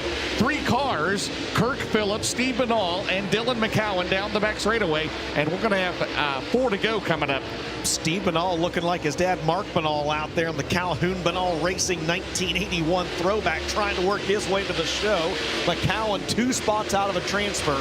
Again, top 4 advanced. That's Phillips in 4th, Banal in 5th, Dylan McCowan in 6th. He's changed his line here just a little bit. 3 laps to go in the final prelim of the night. Whoa, and Phillips got a little sideways, Banal. Now remember, they're going to get points for the feature in the B main. 3 laps to go. It is all Zach Dome of the Dome Cycle 17 car. And Kirk Phillips right now the 4th and final transfer spot. Randy, is there part of him that is, I don't know if taking it easy is the right word, but knowing it's the only car that he has left this weekend, is he being maybe a little more cautious, you think? Oh, I'm sure he is as he gets under the ball here in 2, but so slick getting off 4, that's what's hard to do. And if it was me and back when me and my dad raced and I done something like that, he would tell me, do not get off the bottom. So they're having to take care of equipment for the rest of the week. White flag's out, and he's 1 spot out of a transfer that time by the line. I don't know if he's going to get Phillips or not. Dome's going to get the win. Chilton 2nd, Millwood 3rd. Battle for the final transfer comes down to the line. He's got to run. No way. And Dylan McCowan does it. Are you kidding me? No way. Randy Weaver, no way. Dylan McCowan does it. Oh, my goodness. Are you serious? Oh, my goodness. Florence Speedway, Dylan McCowan. That is awesome right there. What the hell did I just watch? Oh, my goodness. Zach Dome gets the win in B main number 2 in the Tim Short Auto Group Way floor covering. Dome Cycles, Daggett Reynolds, Mountaintop RV Park and Cabins number 17. 2nd spot to Michael Chilton, 3rd to Tyler Millwood, and the final transfer spot out of Urbana, Missouri, Dylan McCowan. I haven't heard that loud of a cheer since Eddie Carrier Jr. won the North-South. Well, let's hope he's okay at the scales, right? Oh. He's got to pass the scales in the group. Man. Oh, man. I didn't think. If the stands aren't full at Batesville or even Florence here tomorrow night or Saturday, look, he's got the helmet off. There's no way, right? I mean, he's running 6th on the white flag lap, right? He changed his lineup right there, guys, and he knew he had to go, and what a run off of turn 4 to make it. As he pulls onto the long acre scales, if Canute gives him the thumbs down, Canute's going to need security to get out of Florence Speedway. I don't care what that scale reads. It's 2350. It's going to be 2350. Right. I don't care what it is. He gets the thumbs up. We're going to get a word. This is the first time I've ever interviewed the final transfer out of a B main. Dylan McCowan, this place went nuts. Did you notice what the crowd did when you came onto the Speedway? I did, yeah. Hey, thank you to everybody out here tonight. It means the world to me. See y'all cheering. I'm just a dumb country boy from Missouri. So, hopefully we can get into this show and tune on this race car a little bit and make it better. Huge shout out to my guys and Devin's guys. Everybody jumped in and ripped this thing out of the top of the trailer, and that's the only reason we was able to come out here and run this B main. So glad to be in the show, thankful to be okay, and hi to Mom back home and my girlfriend in the stands. I know she's probably worried sick too, so we'll see what we can do. How many Dylan McCowan fans are in the house tonight? He's going to go get ready for the main event. We're going to roll that last lap and how he raced his way in some kind of way. Guys, sometimes you don't believe in fate. I don't know what to tell you. Call it fate, call it destiny. But from 6th to the final transfer spot in the final lap, Dylan McCowan gets it done to the roar of the Florence Speedway crowd in the opening night of the 44th North-South 100. Preliminary action is in the books here tonight, ladies and gentlemen. We've got twin 25s up next. Don't go anywhere. You are watching the Lucas Oil Late Model Dirt Series, and you're watching it all live here on Flow.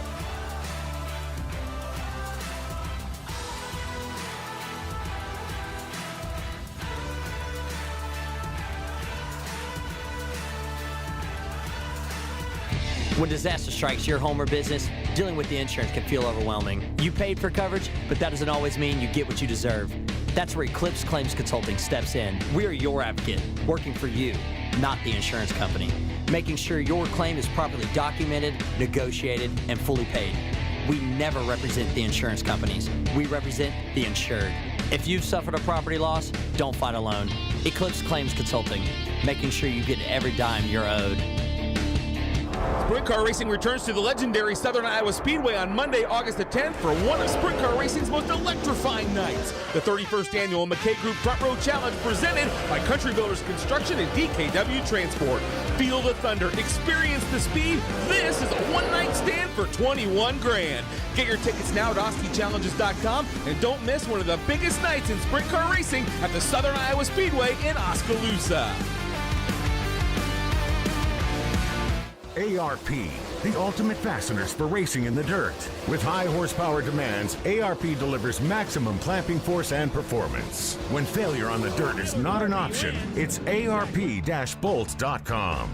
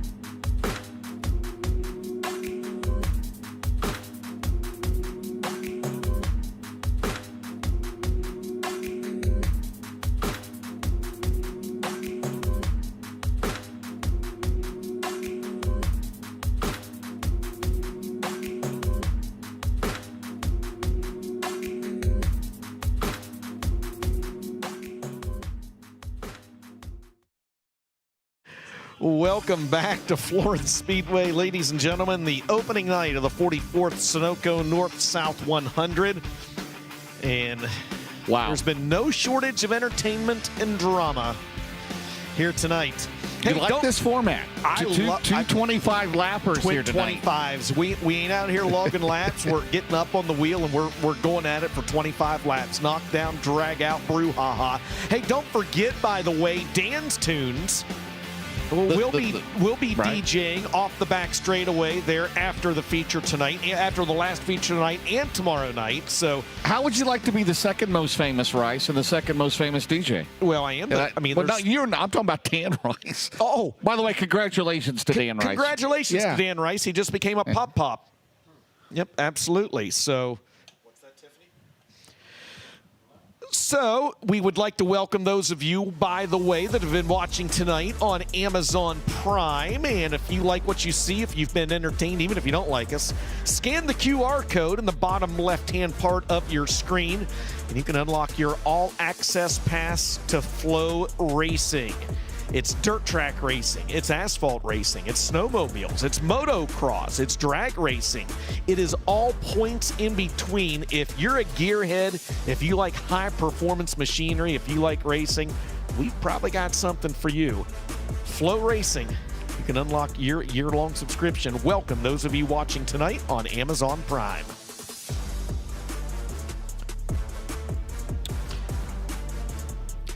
James, did you hydrate today? It was hot out there. It was hot. You could use Florence 10. Florence 10. For your promo code, or you've got your own promo code, Essex10. Essex10, lemon, lime, or mixed berry. What has been the most popular? Both? I don't know. Listen, I've said this before on broadcast. I genuinely kind of gravitate towards a lemonade, lemon lime flavor, lemon lime, Gatorade, whatever. I like the mixed berry a little bit better with the horsepower hydration. What does Kenny Wallace prefer? He is all over this. This is what kind of nerd I am. I sometimes will actually mix the flavors. I'll do like a half pack of lemon lime and a half pack of mixed berry, and it's actually really good.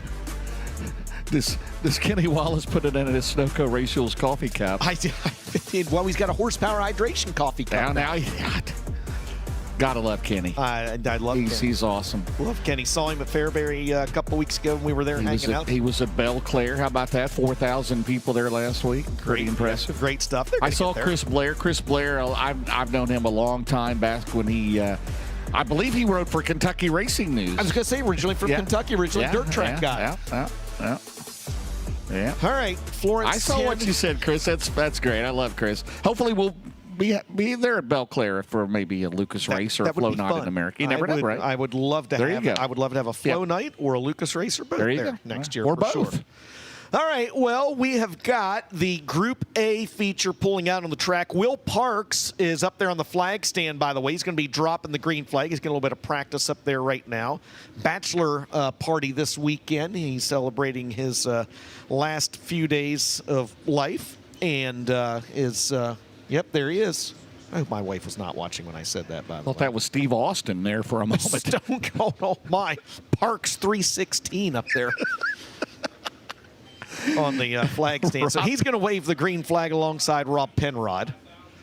The crews have made their way to the Heartbeat Hot Sauce Hot Pit. Weaver has finished his cheeseburger. He's ready to go. Ben Shelton's ready in the infield. And I'll tell you what, let's go ahead and, whenever we can, we'll take a look at the starting lineup for tonight's first 25-lap A-Main, James. Here it is. It'll be Fergie time.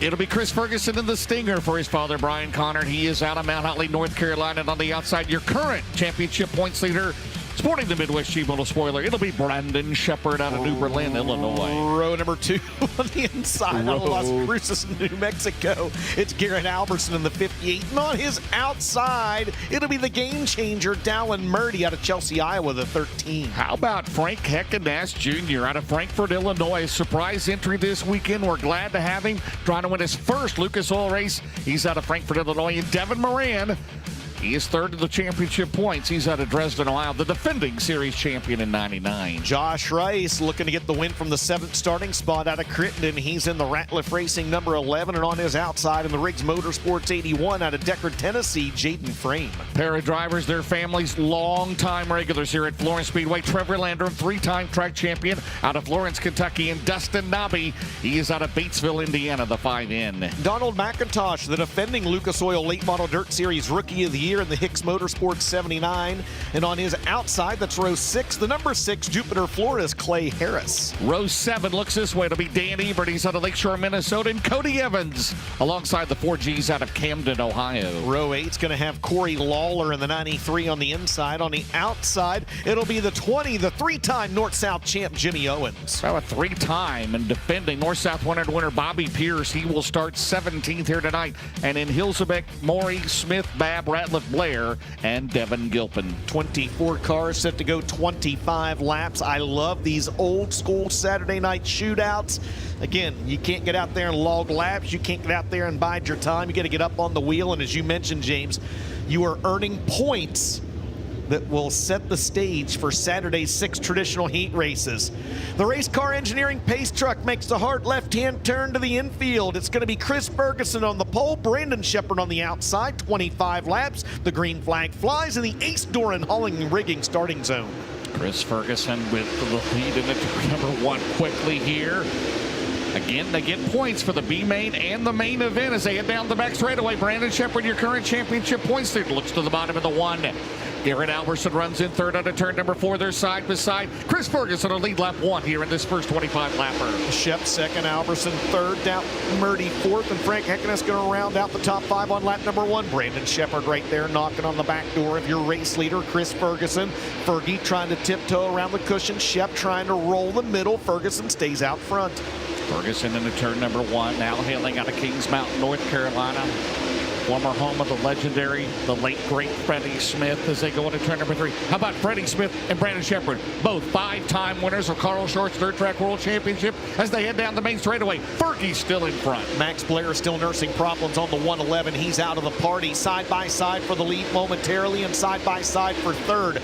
Battle for the lead on the left. Battle for the third spot on the right side of your screen. But high, wide, and handsome off corner number 4. Chris Ferguson stays out front here at Florence. Track's good, isn't it? Track is good. Ferguson looking good down the back straightaway in the 22 car. Loves Florence Speedway. Back for the North-South 100, looking for a 75K victory Saturday night. This will be the first step as we head down the main straightaway. Out in front by 0.7 of a second over Brandon Shepard. Yeah, that lead duo is actually pulled ahead by about 1.5 seconds over your third place car, Garrett Alberson. It's still Dallin Murdy in fourth. That's the battle for 5th on your screen as Josh Rice going to try to take it away from Frank Heckenast and back out front. Brandon Shepard's reeled back in, your leader, Chris Ferguson. Brandon Shepard right there, a car length back down the back straightaway. Alberson, Murdy, Heckenast, your top 5. Then it's Rice, Moran, Jaden Frame, McIntosh, Landrum runs in 10th. Battle there for the lead. It's still a car length for Ferguson into turn number 1. Good racing her, quickly catching the tail end of the field as well. Justin Smith right now will be the first driver to go lap down. Fergie gets a real good run though off corner number 2. He and Brandon Shepard drive into your living room this time by. There will be 8 laps scored, 7 laps to go, and Chris Ferguson's been your leader since the drop of the green. He pushes just a little bit in 2, but he's got that top groove down the back straightaway. About a 7-8 car length lead. It's 0.8 of a second. Alberson, Murdy, Rice still your top 5. Caution free so far. There you see the new rocket for the driver that's won here 13 times in the last 5 years. Meanwhile, back up at the front of the field, the back of the field is a reality for your race leader as Justin Smith will be the first car to go 1 lap down to the left side of your screen. A pair of 99s going at it for position number 6 on the right side of your screen. The black 99 is Frankie Heckenast. The white 99, Devin Moran. Moran, the defending series champ, going to fall back to 7th. They still are ways off that wall. Devin makes the inside move on Frankie down the back straightaway. Frankie with the crossover. Into turn number 3. Meanwhile, Chris Ferguson, there's the battle for the lead right here.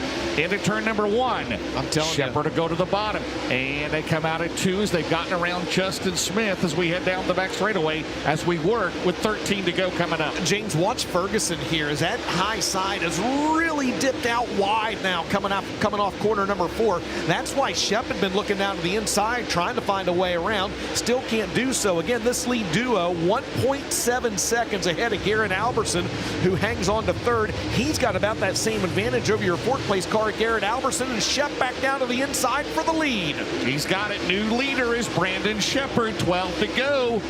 We are at the Hellraiser Jacks halfway mark at Dandy here in the first 25 lapper. Give me more of them. 2 tomorrow night. 1 more left tonight. And Brandon Justin Radcliffe loops it. And a Hellraiser Jacks caution for the Spring 50 winner, the Rattler, with 12 laps to go, Dustin. Randy Weaver, what was the pucker factor like for your race leader, Brandon Shepard, there? It was definitely maxed out right there. I was just looking at him catching the traffic, and looked like Ratliff got down and hooked the berm or the tire, and it just jumped him right around right in front of Sheppy.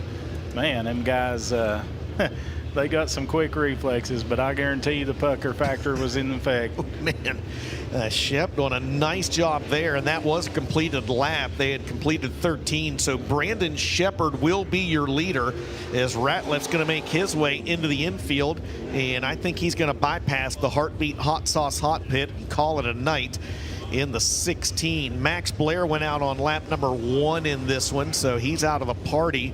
And we have maybe one other driver out. Is that Dustin Nobby sitting down there in the infield, maybe, James? Getting ready to exit the racetrack, the end of the backstretch. So right now, again, it's Shepard, Ferguson, Alberson, Murdy, Rice. So Ferguson leads the first 12 laps of this race.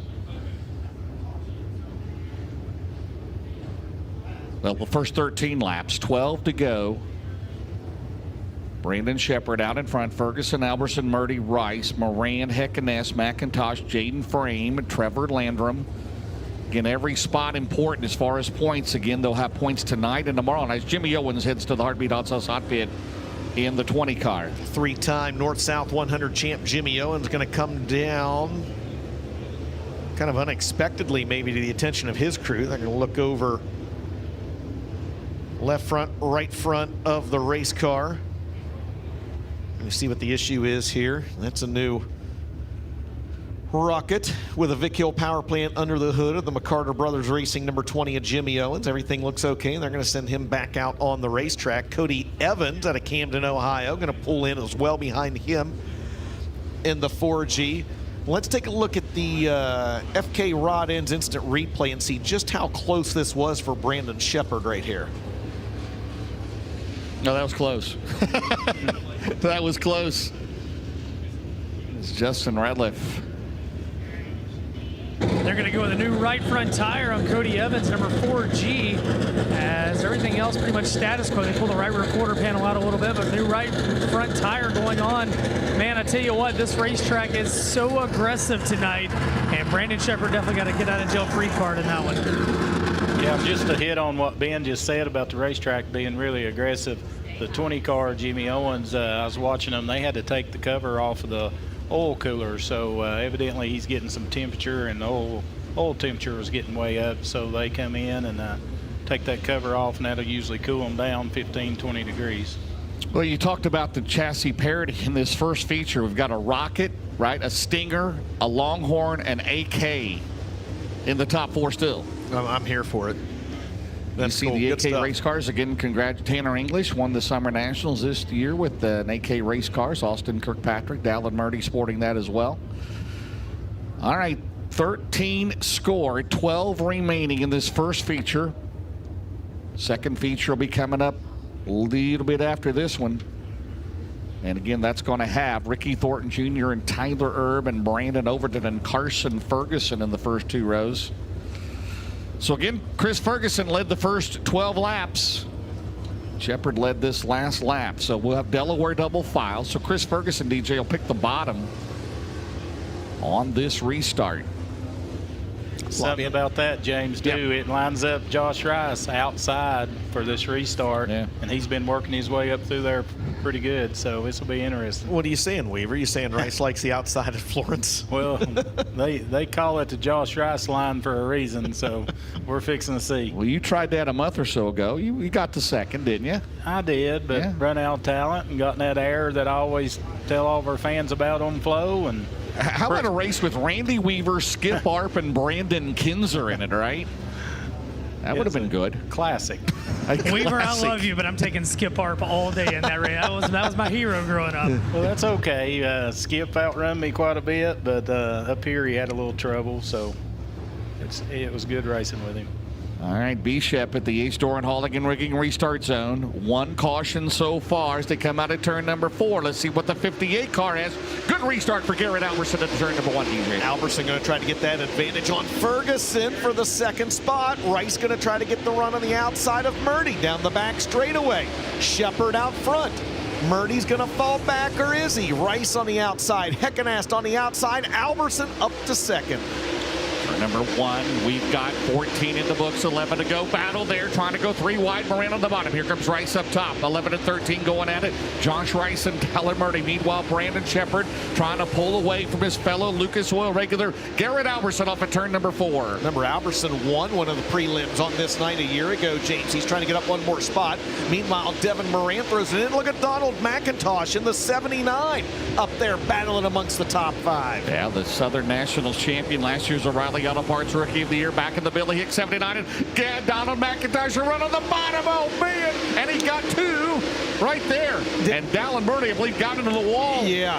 I think he did as well, and that spoils. Yep, that spoils the run for Dallin Murdy. He's going to try to get his feet back under him. Meanwhile, here comes Josh Rice battling for third. He'll take it this time by at the stripe. McIntosh 11th to 5th into 1. Rice out at 2, has the spot, 8 laps to go, but Brandon Shepard is 2.2 ahead of Garrett Alberson after the restart as they come off of turn number 4, Dustin. These cars really fanning out now in the corners. You can see it there a little bit as they creep into your screen.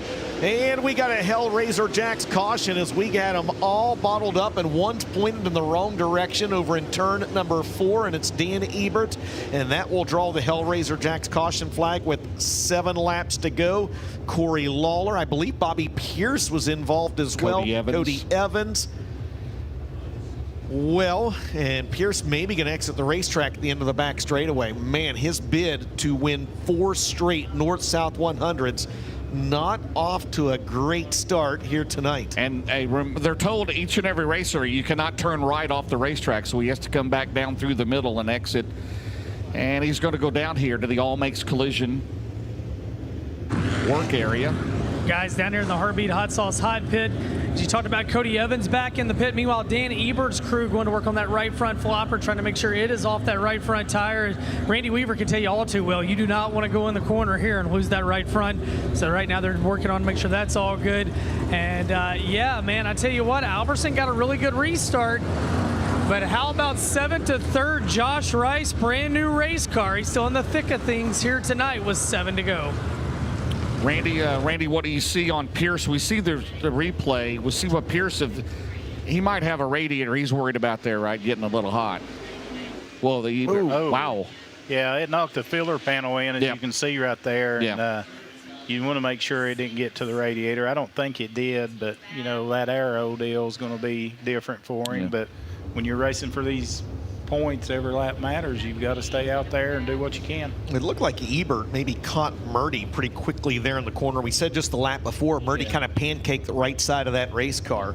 And at a track, listen, Randy, you catch these guys quickly when you're behind the wheel, but especially at a track that's warp speed like this, it's just almost indescribable to the folks at home. And when one guy checks up and then you try to stay off of him, and then that's what Ebert looked like he did, and it just spun him all the way around. And Pierce, you can't stop. A lot of times people think, well, you know, we got brakes, why don't we use them? Well, we do, but we use them to turn the car and control how our car handles more than we'd actually slow down or stop. So the brakes on a dirt late model, a little different than the brakes on the car or truck you drove to the racetrack. Oh yeah, you'd like to be able sometimes to stop so fast you think you back up, but you can't. It just kind of slides and picks up speed. How about, so Shep leads, Alberson second, Rice third, Ferguson fourth. How about Donald McIntosh from 11th up to 5th, James?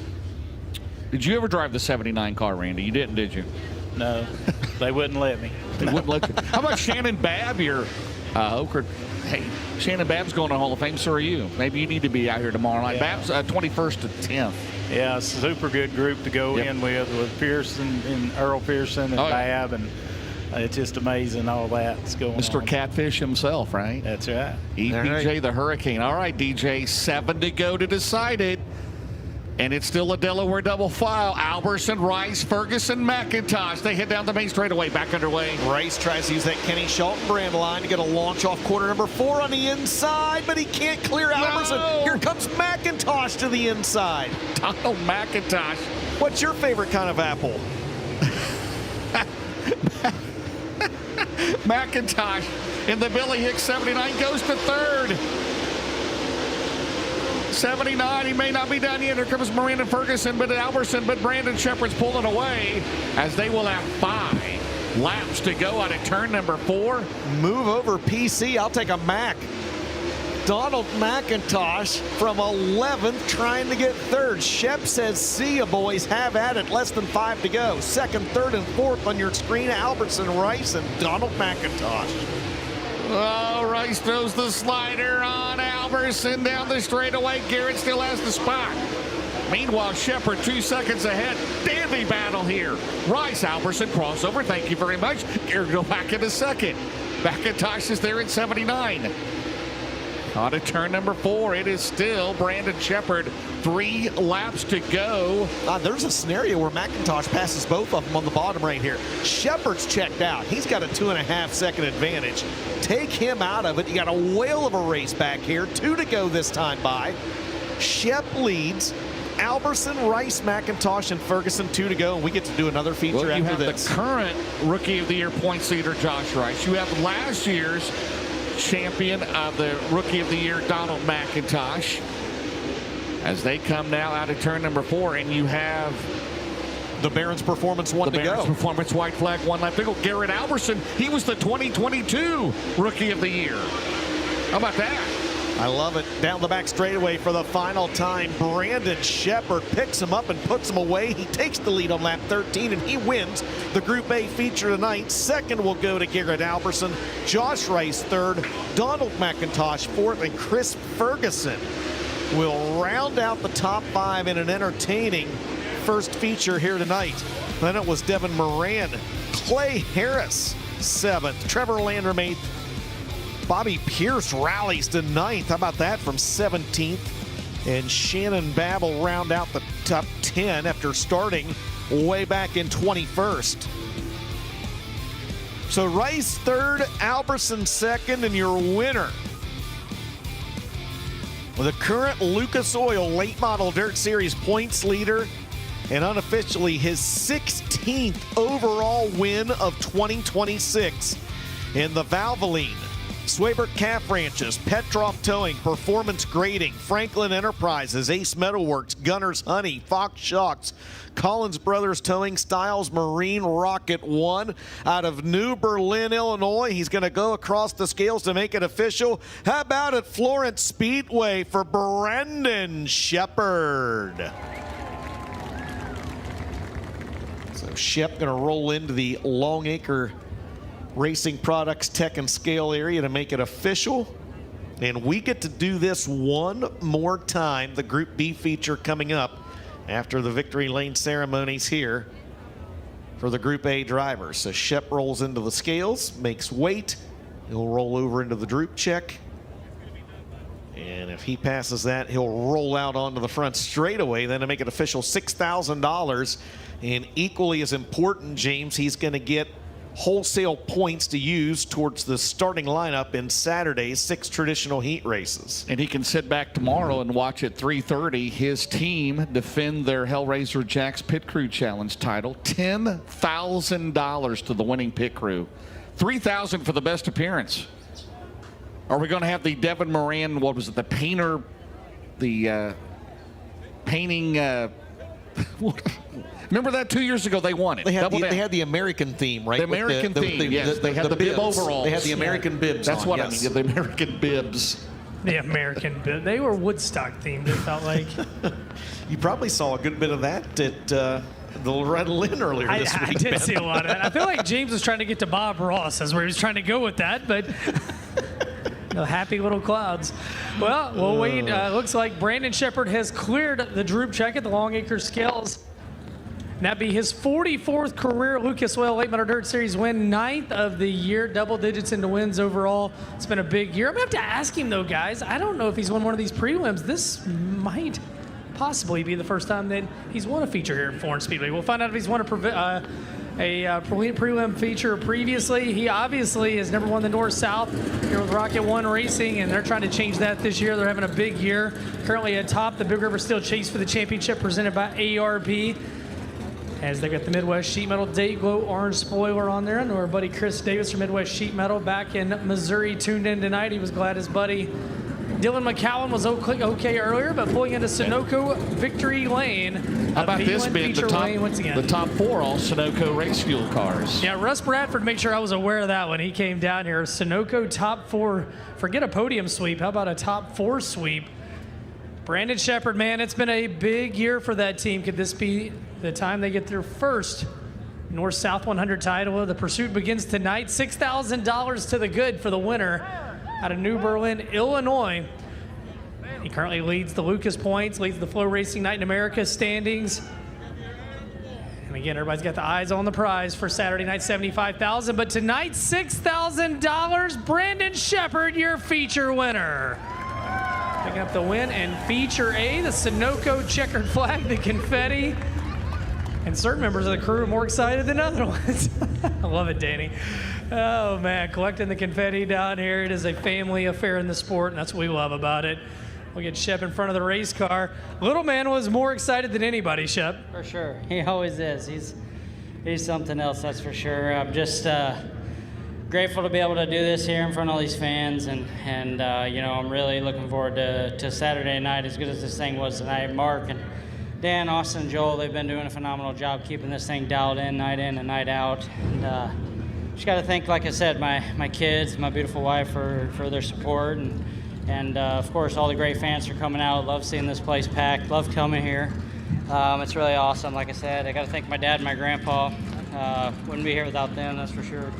Hopefully they're watching back home. I'm sure they are. All the great sponsors on this thing: Valvoline, Zebra Calf Ranches, Ace Metalworks, Gunner's Honey, Satellite Well Services, Styles Marina Maintenance, Performance Grading, Franklin Enterprises, Collins Brothers Towing, Petroff Towing, Durham Racing Engines, Fox Shocks, Precision Suspension. Sammy's here tonight. Appreciate him. Sunoco Race Fuels. Appreciate them guys. Ultra Shield. Just everybody involved with this team, man. Everything's just clicking really good right now, and we're excited for the rest of the year. We were checking the record books. Is this your first Florence win, or have you won one of these prelims before? No, I'm pretty sure this is my first Florence win. We've been really good in the big race on Saturday a few times. In 2016, I was there at the end and got a flat tire, and yeah, it's just one of them places that's just kind of hasn't went my way anytime I've been here, and we've felt like we had a pretty decent car in the spring when we were here, so I was excited to come back, especially as good as we've been running. My confidence is at an all-time high with this race car, and like I said, it's just all thanks to my great team and all the people that back us. Cautions, did they bother you? Once you got around Ferguson, it seemed like you had a car to beat. Did you want to see your rhythm broke? No, but at the same time, I felt like I could take off really good on the restarts. I felt like I could anyway.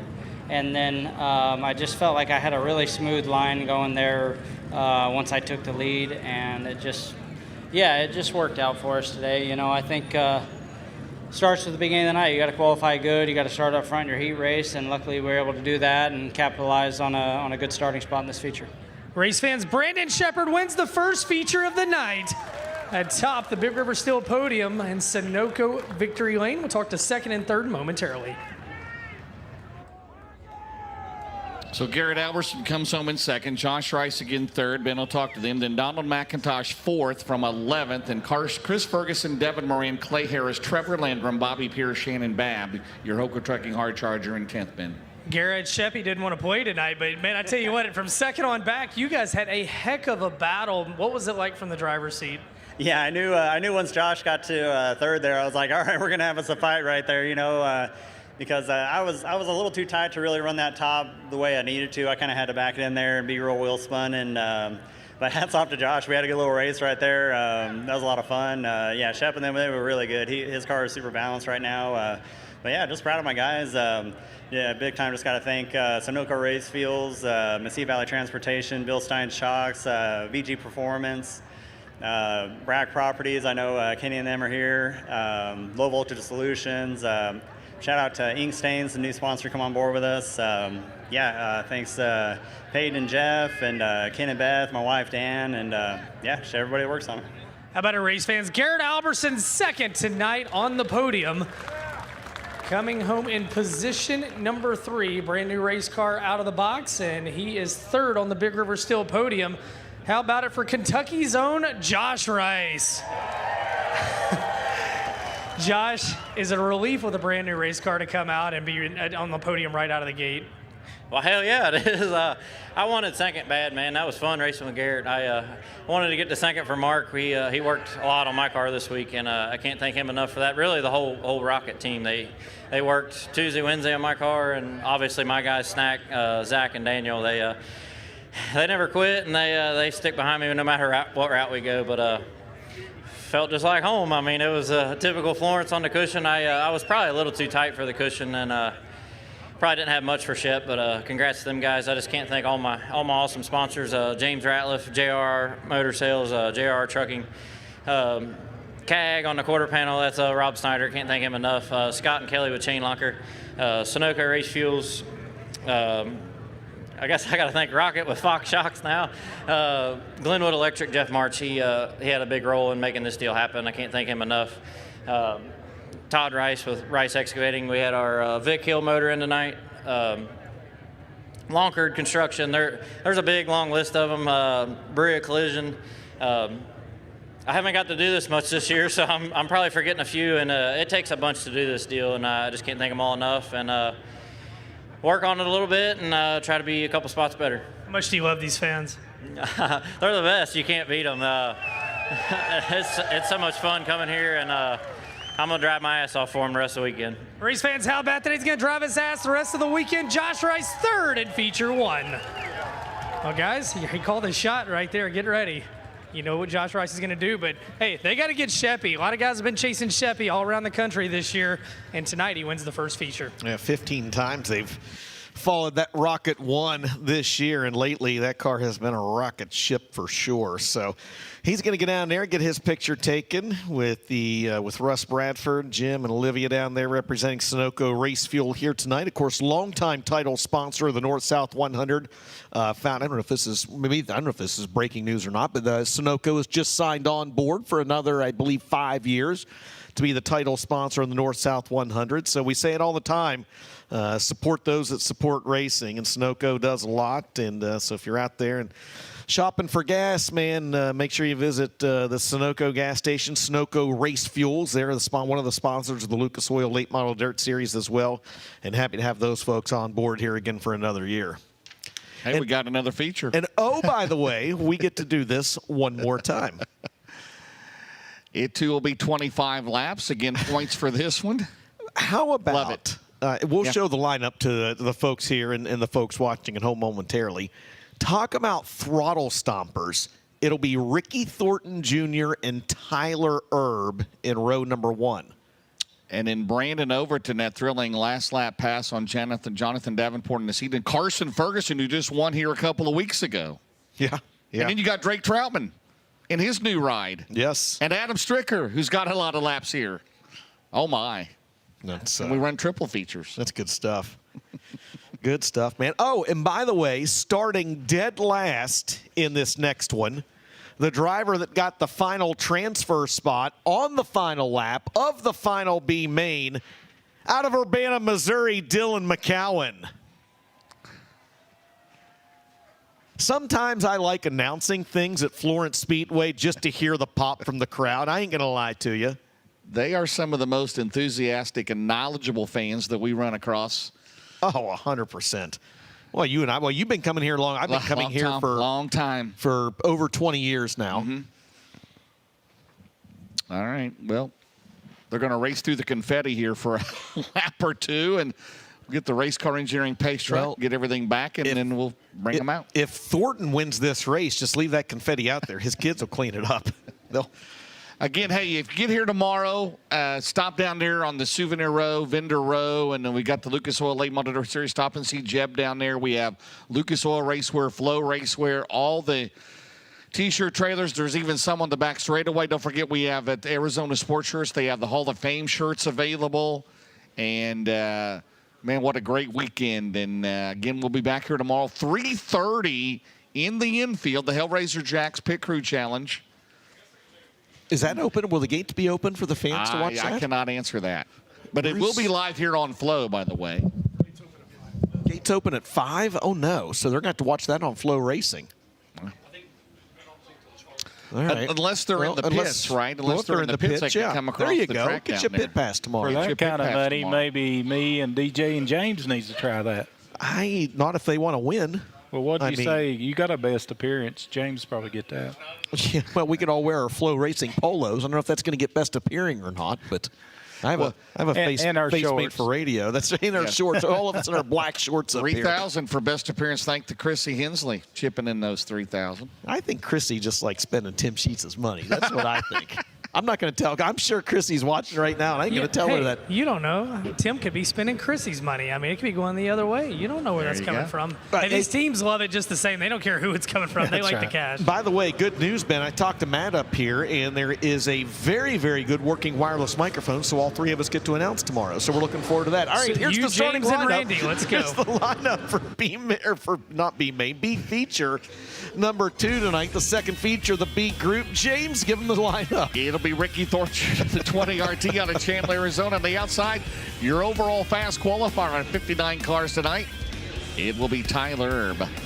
Row 2 on the inside out of Evans, Georgia, the 76, big sexy Brandon Overton. And on his outside, out of Lincolnton, North Carolina, the 93, that's Carson Ferguson. Welcome back to Lucas Oil Series of the Jerry Foster number 5. It'll be Drake Troutman out of Heinemann, Pennsylvania. And the Team Christie C7 of Adam Stricker out of Batavia, Ohio. Row number 4 on the inside, it'll be Superman Jonathan Davenport out of Blairsville, Georgia. And on his outside out of Winfield, Tennessee, the Winfield Warrior, Mike Marlar. Driver second in the championship points. It'll be Hudson O'Neill out of Martinsville, Indiana in 71. And Michael Leach.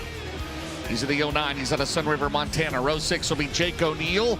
He's out of Tucson, Arizona. And Ryan Montgomery, Fairmont, West Virginia, his hometown at 12M. Start 12. Row number 7, it'll be Jason Jameson out of Lawrenceburg, Indiana, on the 12. And on his outside, out of Chatham, Illinois, in the 3S, Squirrel Brian Shirley. Kyle Bronson, the 40B, Brandon, Florida's hometown. And Penton, Alabama's Todd Morrow in the T1. About Brendan Smith out of Dade City, Florida, the 17 SS. And Cade Loudy out of Rogersville, Tennessee, in the 126. Row 10 will be the 317. Blake Creech, he's out of Richmond, Indiana. Derry Groomer, who's from the 812 in Indiana. He's out of Bloomington, home of the national champion Indiana Hoosiers, by the way. Out of the 304, it's Cross Lanes, West Virginia, Zach Dome in the 17. And on his outside, out of Salvisa, Kentucky, in the 11, it's Michael Chilton. It'll be Tyler Millwood. He is the fastest man bun, right? Out of from Kingston, Georgia, the 31. Yes. Dylan McCowan starts 24th at 8. Oh man, hey, I did get an update that the gates will be open for fans tomorrow if they want to watch the Pit Crew Challenge. They will clear the gates at 5 o'clock just like they did today. So if you want to come in and watch the Hellraiser Jacks Pit Crew Challenge, that'll be right here in the front straight. Actually be in the infield down there, but you can watch from the front straightaway. And we always have a whole lot of fun. And if you're coming Saturday, again, we got the new grandstands. We'll take a look at them right here outside of turn number 2. And get here early. Forecast looks get here early. If not, I can't guarantee you have a parking spot. I can't guarantee you. All right. If you don't like this, you can unfriend Dale McDowell. Race Car Engineering Pace Trucks in the infield. 25 laps, $6,000 to win. RTJ and Uncle T bring him to the green. Out the main straightaway. Ben will talk to the top 3 on the Big River Steel podium, and Ricky Thornton Jr. is going to grab the lead. Here comes Tyler down the back straightaway. Both the Sunoco race fuel cars, the 20 RT and the 1. Here comes Overton on the bottom at 76. Hang on, Uncle T. Man, he jumped the cushion down there and was somehow able to wrestle that car back down into the racing groove. Thornton leads, Overton second, Tyler Erb third at the end of lap number 1. Clean and green so far as they come out of turn number 4 down the main straightaway. It's Thornton, Overton, Tyler Erb, and that number 5 car trying to work up through there. How about Stricker right now in 5th of the C7? Yeah, I'll tell you who's good as well on the bottom of the racetracks. The 49, Jonathan Davenport. He's already worked his way up to 4th, and he just that last time by was trying to take 3rd away from Tyler Erb. That car looks really good right now as you see him alongside Drake Troutman. Now going to roll alongside Uncle T, the battle for 3rd, and that happens just behind your race leaders, Ricky Thornton Jr. and Brandon Overton. Coming off of turn number 4, it is still out in front. Ricky Thornton Jr. the 20 RT, Brandon Overton second, Tyler Erb is 3rd. As they come down the back straightaway, about 5 car lengths to lead for Thornton into 3. Here comes Troutman and Davenport going at it. The youngster and the wily veteran out of turn number 4. Give it to Drake Troutman to the Jerry Foster 5. Not so fast, my friend. Davenport got him back at the line. Davenport says, get off my lawn, as he works his way around the 21-year-old down in turns 3 and 4. Troutman going to try to cross him back over. Great battle back there for second at the front of the field still, and we got a Hellraiser Jacks caution. Cade Loudy is pointed in the wrong direction down in turns 1 and 2. That slows the pace with 5 laps scored, 20 laps remaining. You just answered my question. How many laps were scored? 5, yeah, 5 laps scored. First caution of the race. Hey, don't forget, by the way, after this last race, Dan's Tunes will be playing back there in the back straightaway. Your favorite DJ and mine. Probably the most. We got me. We got he's a DJ. DJ Small. We got all the DJs here. But again, Dan's Tunes playing. That is the post-race party off the back straightaway back there by the bar, and that is open for everyone. And it is a darn good time. Cade Loudy with damage on the left front of that race car. Remember, Ken Schultenbrand backed his car into the pit area at Lernerville, right? That takes talent right there. Cade Loudy, the Masters built Captain Kirk's son, and don't take out great the big run in the American, the Big River Steel banner or an official. Good job there. I'm not sure if he's got a bumper up against the tires. He may be done for the night. So we've got 5 in the books. It's Thornton, Overton, Erb, Troutman, Davenport. Been going back and forth, and Carson Ferguson, Mike Marlar, Hudson O'Neill, Jake O'Neill, Michael Leach. And looks like the night may be over for the Rogersville, Tennessee driver. Randy Weaver, have you ever had to back a car all the way off the racetrack into a pit area like that with a 5-point harness on, a full containment seat, and unable to see anything but what's in front of you? No, I have trouble going forward. We're a little on backwards, but I'm sure they was talking to him on the receiver, helping guide him in there. But what if they weren't? Oh, no, you just shut it off and give up. We could have done that at one of our Crown Vics at Smoky Mountain because they had mirrors, rearview mirrors. Well, the Crown Vics that I drove, I was pretty busy in there too. So were you in the back seat of a Crown Vic, or what was? I about got in the back a couple of times. Wait a minute. It's going to be a bad wreck. But here's one thing about it, guys. This racetrack has proven again and again. They just keep racing on it, not much track prep at all, and they're racing all over it. And that 76 car can really get off the turn 4 on these restarts. So it's going to be interesting right here. 76 is really, really good right now. 20 laps to go, 5 laps in. Thornton, Overton, Erb, Troutman, Davenport, the top 5. Green will wave in the Ace Doran hauling and rigging starting zone. Thornton heads into turn number 1. Here comes Erb and Overton. They got close together. Meanwhile, Davenport to the top. Here comes the 49. He'll try to split Troutman and Erb into turn number 3. As Thornton trying to pull away as Brandon Overton has the second spot. Out of turn number 4 with 6 scored. 6 in the books. I was keeping my eye on Mikey Marlar, who's trying to roll the high side of the racetrack back there. Good stuff here at Florence. Uncle T going to slip high. That allows Davenport to momentarily get by. He tries to drag the 5 of Drake Troutman with him. Out front, still Thornton. 76 in second. They're running different lines. And here comes a turbo haymaker into 1 and 2. He'll clear Davenport. These are the 25 lappers. Why do they run 100 here on Saturday night? This place will be packed as Drake Troutman rolls the bottom on Davenport out of turn number 4. Thornton just got the wall off for And him. he did it. Here comes Overton on the bottom. Well, we have a lead change. Overton will slide up the track. And Thornton with the crossover, and Brandon Overton takes the lead in 76. It's been a long dry spell for Brandon Overton. You got to wonder if there's damage on the right side of that 20-yard tee of Ricky Thornton Jr. when he cracked the wall in turns 3 and 4 that last time by. New leader Brandon Overton, this time by at the stripe. 9 in the books as we lap number 10. Thornton led from the start. Thornton fires it back on the bottom. Brandon Overton, again, has not won since Circle City last year. Again, it counts in the all-time win list. And he comes out at turn number 2. Thornton has problems at 2, and that may bring out a Hellraiser Jack's caution with a former series champion, DJ. Did that right rear go down, or did something else happen in that race car? We'll find out when he comes back around. Definitely something on the right rear broke, or if it ain't the tire, maybe that contact with the wall. J-bar or something, maybe. Yeah. It looks like a right rear. Yep, it's down. So he hit the wall just a couple laps prior. The only reason I know that, I saw a few sparks off that race car when he came off the corner. Man, that's a tough break for Ricky Thornton, who led the first 9 laps of this one. He's going to pull into the Heartbeat Hot Sauce hot pit. Yeah, right rear tire down on that race car. Anthony Burrows and the rest of the crew go to work. Also members of Rocket One over here lending a helping hand. And yeah, he definitely caught the wall. I think we're going to see it on the replay as a new right rear Hoosier going on the 20-yard tee. Man, what a tough break. Yep, right there. He caught it. He caught it twice right there. I saw both sparks. I did not see that he jumped the cushion that early, though, Ben. Weaver, I want to ask you, earlier tonight, some of the drivers commented to me that the car just keeps going, drifting and drifting out of turn 4. They've shaped it a little bit different down there. Do you think that's maybe what got Ricky?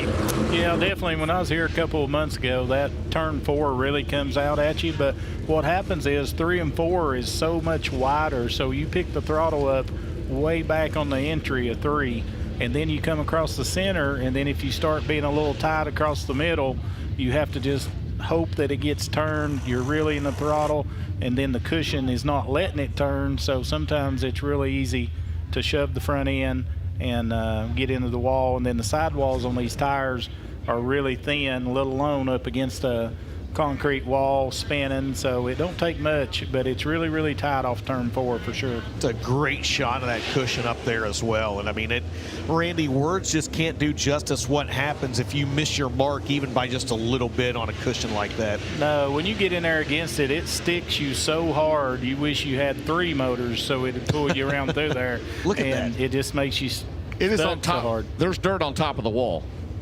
How about the Hoker Trucking Hard Charger? Is it? Yeah, he's up another spot because Thornton will go behind the tail end lead car. So McCowan 24th to 14th right now, up 10 spots. And we still have 15 laps to go. Yeah. I mean, every time he goes by, the crowd is on their feet. They're cheering. That's incredible. We've got damage on Davenport's right rear quarter too. It's dragging, so hopefully he'll hang on, not have a caution, but that'll definitely affect him too. Well, this Bud's for you right now, right, Dustin, as he comes out of turn number 4 at the East Orange Halligan Rigging restart zone. 10 laps in the books, 15 to go. Good restart for Davenport. And we've seen that with him on that right rear quarter panel feud. Mikey Marler on the bottom in the 157. Here comes Troutman. Business is picking up for second, Dustin. Marler from the 8th starting spot. Are you kidding me? The 2003 Battle of the Bluegrass champion, James. That's back in our days. He's up to the 2nd spot. He's never won the North-South 100. Oh, my. Look at Troutman. Troutman down the digging on the bottom. The Jerry Foster 5. Meanwhile, out in front is Overton. What a great battle for second place. Marler, Davenport, Troutman. Oh, Marler gets into the wall. If you're looking at the ticker at the top of the screen, then now it's refreshed, and now we got a Hellraiser Jack's caution. Brendan Smith was sitting on the dirt mound down in turns 3 and 4, and that'll slow the pace. 12 laps in the books. Overton, wow. Overton 3rd to 1st, Marler 8th to 2nd, Davenport 7th to 3rd, Ben. Yeah, Brendan Smith's got the right front flopper wrapped around that right front tire. That's pretty well going to end his night. And I tell you what, man, it is such a fine line. And Randy, not to beat a dead horse, but man, it's like if you can hit it just right on that cushion, you can really move forward. But as these features go on, that cushion has become just like a concrete curb around the top. Yeah, definitely. You got to just barely be against it, and you need to do that from the center off. If you enter on it, it's going to make you stick too hard. Then you shove, and you don't gain any momentum. So, like James and them was saying, the dirt is plumb up on top of the wall. And I was just thinking about Murdy. I wonder if he ever seen any videos that showed that. So definitely different racetrack tonight, but they're all over it, so they're putting on a good show. Well, Bronson 15-7. How about Zach Dome? Yes. He loves Florence Speedway, doesn't he, DJ? Yes, he does. 21st to 10th, up 11 spots here. Yeah, Zach Dome, the Hoker Trucking hard charger as it stands right now. And Dome, 7 times a starter in this race. In those 7 times, he's finished in the top 10 6 of the 7 times. So, yeah, he likes Florence a lot. Delaware double file restart coming up here. Brandon Overton out front by himself. Mike Marlar in second. Going to choose the inside lane on this restart. Randy Weaver, does that surprise you that Marlar chose the inside lane? No, not really, because off of turn 4, when those guys can slow down enough to catch that little mud strip, they really get off the corner. So it's really easier on a restart like this because you can steer down there and get that straight shot. The outside line coming down the straightaway in the black line is awful slick, so we'll see. He's not on the payroll this weekend. Mark Floriani, pay this man. We should be paying him for his insight. 12 in the books, 13 to go. Green flag back out in the B feature. Well, they bounce out of 4. Here comes Marlar. Davenport keeping on the 5 car. Troutman's got it going up top. Here comes Kyle Bronson. Down the backstretch. Davenport's going to go to second. Have a battle for lead. They had a great heat race at 76 and 49 as they come out of turn number 4 at the Hellraiser Jacks halfway. 12 down. It is wild to watch these guys beat the cushion. Yeah, by the way, the hot dog stand is open. Bronson has come from 15th up to 4th that last time by. Are you kidding me? It's so much action, the scoring monitor goes nuts on us. Davenport second, Marlar third, KBM 40 right there. Troutman on the bottom. Drake runs in 5th. Down the back straightaway right now. Brandon Overton continues to lead. Look at Bronson. Oh, man, he is digging hard in his return to the Lucas Oil Late Model Dirt Series side by side. Marlar has the spot right now. Overton still leads Davenport.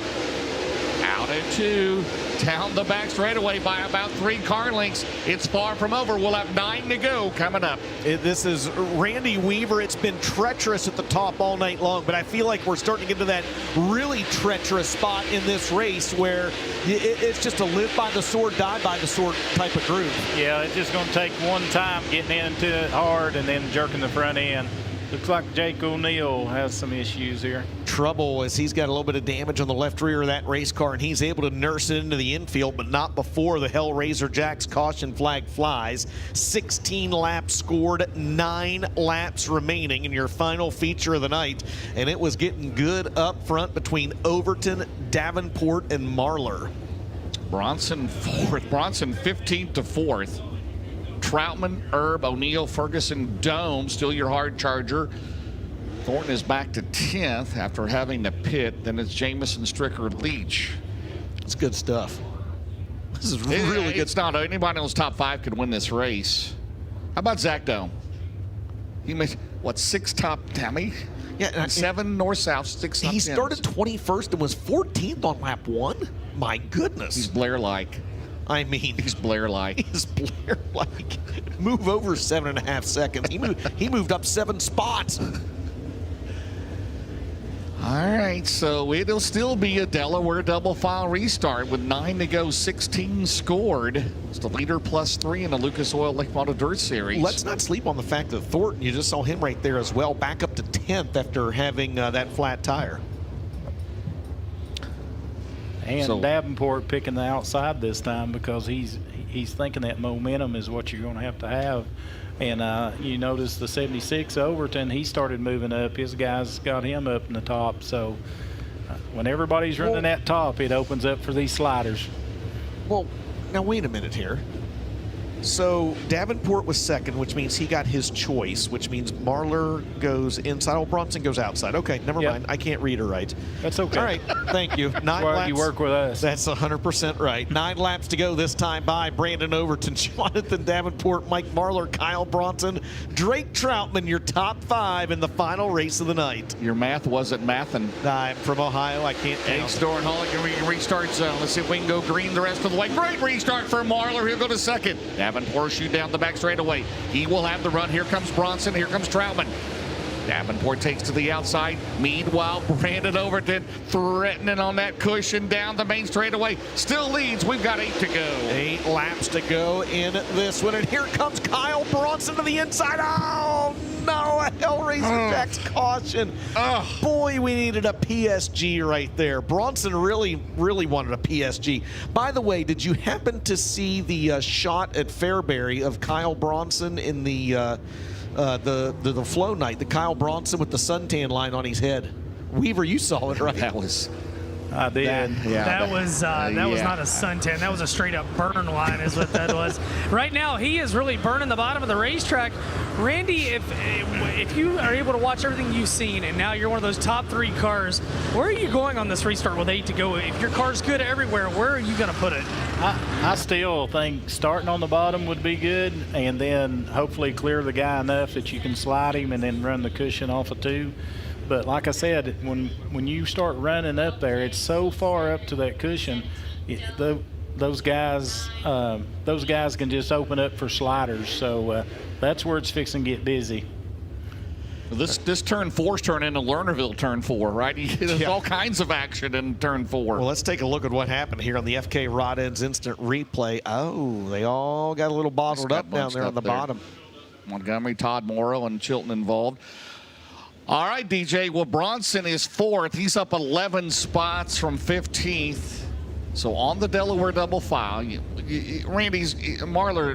has the choice this time. He's probably going to stay on the bottom, right? As you said. I would think you would, but what I know. Got that. You know, these guys, they've been swapping lanes so much, and like you said, the business is picking up, and that's a heck of a race if we can just not have a caution. Yeah, Weaver. I mean, all you did was got 3rd here a couple months ago. Come on, man. The Tennessee boys know all about that, don't you? You got it, Dinger. Sometimes I wonder. But these guys, I'm telling you, you got to think about it. They've really used up their tires, and that cushion makes you wheel spin even more. So there's a lot of other factors going on besides just trying to pick the right lane and trying to get this good start. Now we're going to go another lap under caution again tomorrow. 3:30 here in the infield, the Hellraiser Jacks Pit Crew Challenge. Now, every team is eligible for that. I'm not sure how many will participate, but it's $10,000 to win. I believe the top 3 get paid, and then $3,000 for the best appearing crew. If they were smart, they'd do it. I mean, last year they went from like $3,000 to $6,000 to $10,000 to win in a matter of about 15 minutes. That's what I told you. We should do it, guys. Well, I don't know about that. If you would have brought a car here, Weaver, me, Ben, and James could have been your pit crew. Oh, we'll find a car. They'll make us put in a can of Sunoco race fuel just to even it out for them. Brandon Overton, Ace Door and Holligan restart zone. Overton, Marlar, good restart with 8 to go. Yeah, real good restart there for Mikey Marlar. Bronson going to try to get the run down to the inside. He's going to wash up in front of the 49. Oh, baby, here comes Hudson O'Neal in the 71. 20 RT. Here comes 5. Here comes 1. Bounded for the lead. 76 and 157. Florence not disappointing tonight, and it's not over and over inside of the track. And here comes Mikey Marlar down the back straightaway. DJ, they'll have 6 to go. Marlar's never won the North-South, trying to get a prelim win here. Brandon Overton has not won a late model race since Volunteer Speedway back in April. And Marlar almost got by him, but he doesn't. 7 to go. What's this? Diving it off down the back straightaway.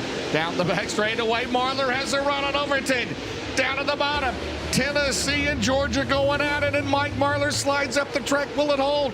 Will it hold? It does. New leader is Mike Marlar. Marlar out front with 5 laps to go here at Florence, and here comes KB40. Kyle Bronson from 15th up to 3rd. Move over tan line. Here he comes on the bottom. Florence, y'all. Battle back here. Thornton over Erb and Ferguson going at it. Thornton had to pit for a flat tire earlier in this race. Bronson 15th to 3rd. Looking to stand on the podium. Marlar trying to pull away. Josh Davis, Jerry Sprouse, Marlar hanging right in there down the straightaway as the lefts wind down. And Bronson just cracked the wall coming off corner number 4 that time. It's a more than a 0.2 of a second advantage. Yeah, 3 laps to go this time by at the line. My race pass has gone down. Don't just ignore the live timing at the top of your screen because that's tied in. That doesn't work as well. And Davenport just hit the wall off corner number 4. What is going on? Is it a full moon in Florence tonight? Y'all. Florence, y'all. Barrett's performance, white flag. 1 left to go, Marlar. Battle back here. 2nd is Overton. 3rd is O'Neill. 4th is Bronson. Final lap, Dustin. Mike Marlar going to hit down the back straightaway for the final time. He not from Kentucky, but he might as well be. The former Battle of the Bluegrass champ gets a prelim win tonight here at Florence Speedway. 2nd spot goes to Brandon Overton, Hudson O'Neill 3rd, Kyle Bronson 4th, Jonathan Davenport 5th. And it was anybody's guess after that. They had about 6 of them cross the line, all down there at the same time. Wow. 3rd spot goes to Hudson O'Neill in the 71. 2nd goes to the 76 of Brandon Overton. And your winner from 8th. From the 8th starting spot. The driver out of Winfield, Tennessee in that Delk Equipment, Mesilla Valley Transportation, Langenfelder Mechanical Contractors, Petroff Towing, Can-Am Auto Salvage, VP Racing Fuels, Fox Shocks number 157. He's going to make his way into the Longacre Tech and Scale area. How about at Florence Speedway, the Winfield Warrior, Mikey Marlar. And how about it, Dustin, your Hoker Trucking hard charger, Dylan McCowan. Are you kidding me? Up 12 spots from 24th to 12th, Dylan McCowan. 13, well, he's up 15 spots. Oh yeah, that's right. The app. Right? I got to refresh the app. We got to 12. He was unofficially 12th at the line. Okay. Look at you trying to give him a few more spots. Yeah, why not? I mean, how about Mike Marlar? By the way, you talk about he's from Winfield, Tennessee, close enough to the Kentucky border. Might as well be a Kentucky boy. 2 wins this year at Ponderosa. He's won at my and your favorite track, DJ, Mudlick Valley Raceway. And tonight, a win tonight, 6 wins on the year, and how about an 11th different winner on the season with the Lucas Oil Late Model Dirt Series as Marlar gets his first of the year, 24th of his career. And he said a big thank you, of course, a few weeks ago. We lost Mark Langenfelder, who also sponsors, owns Gary Stuhler's car and sponsored Tyler Erb and Mike Marlar. Mark Langenfelder, a big part in obtaining this rocket car, which is actually for Tomas Hunziker. It was going to be his car, and then Tomas not running here the last few months, and Ronnie Delk, they get together and they get this rocket, and it's a rocket sweep here tonight. And that will give him his 24th career win with the Lucas Oil Late Model Dirt Series. As you guys mentioned, that ties him 13th all-time with Billy Moyer.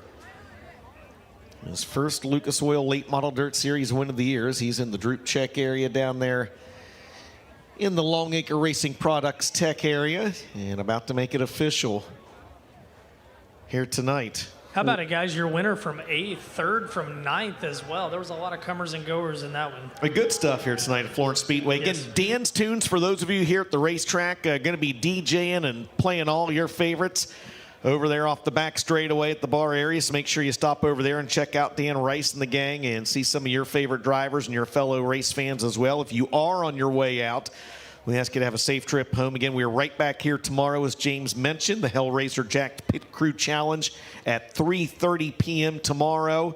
That will be live here on Flow, and then we'll have our standard pre-race show on Flow coming up at 6:45 tomorrow. Dirt Draft Hot Laps get underway at 7 p.m. And how about at Florence Speedway? The Winfield Warrior Mike Marlar gets it done in feature number 2. Bring this Ronnie Delco Equipment, Mesilla Valley Transportation, Lincoln Culture Mechanical Contractors, Petrov Towing, Can-Am Auto Salvage, VP Racing Fields 157 down in Sunoco Victory Lane.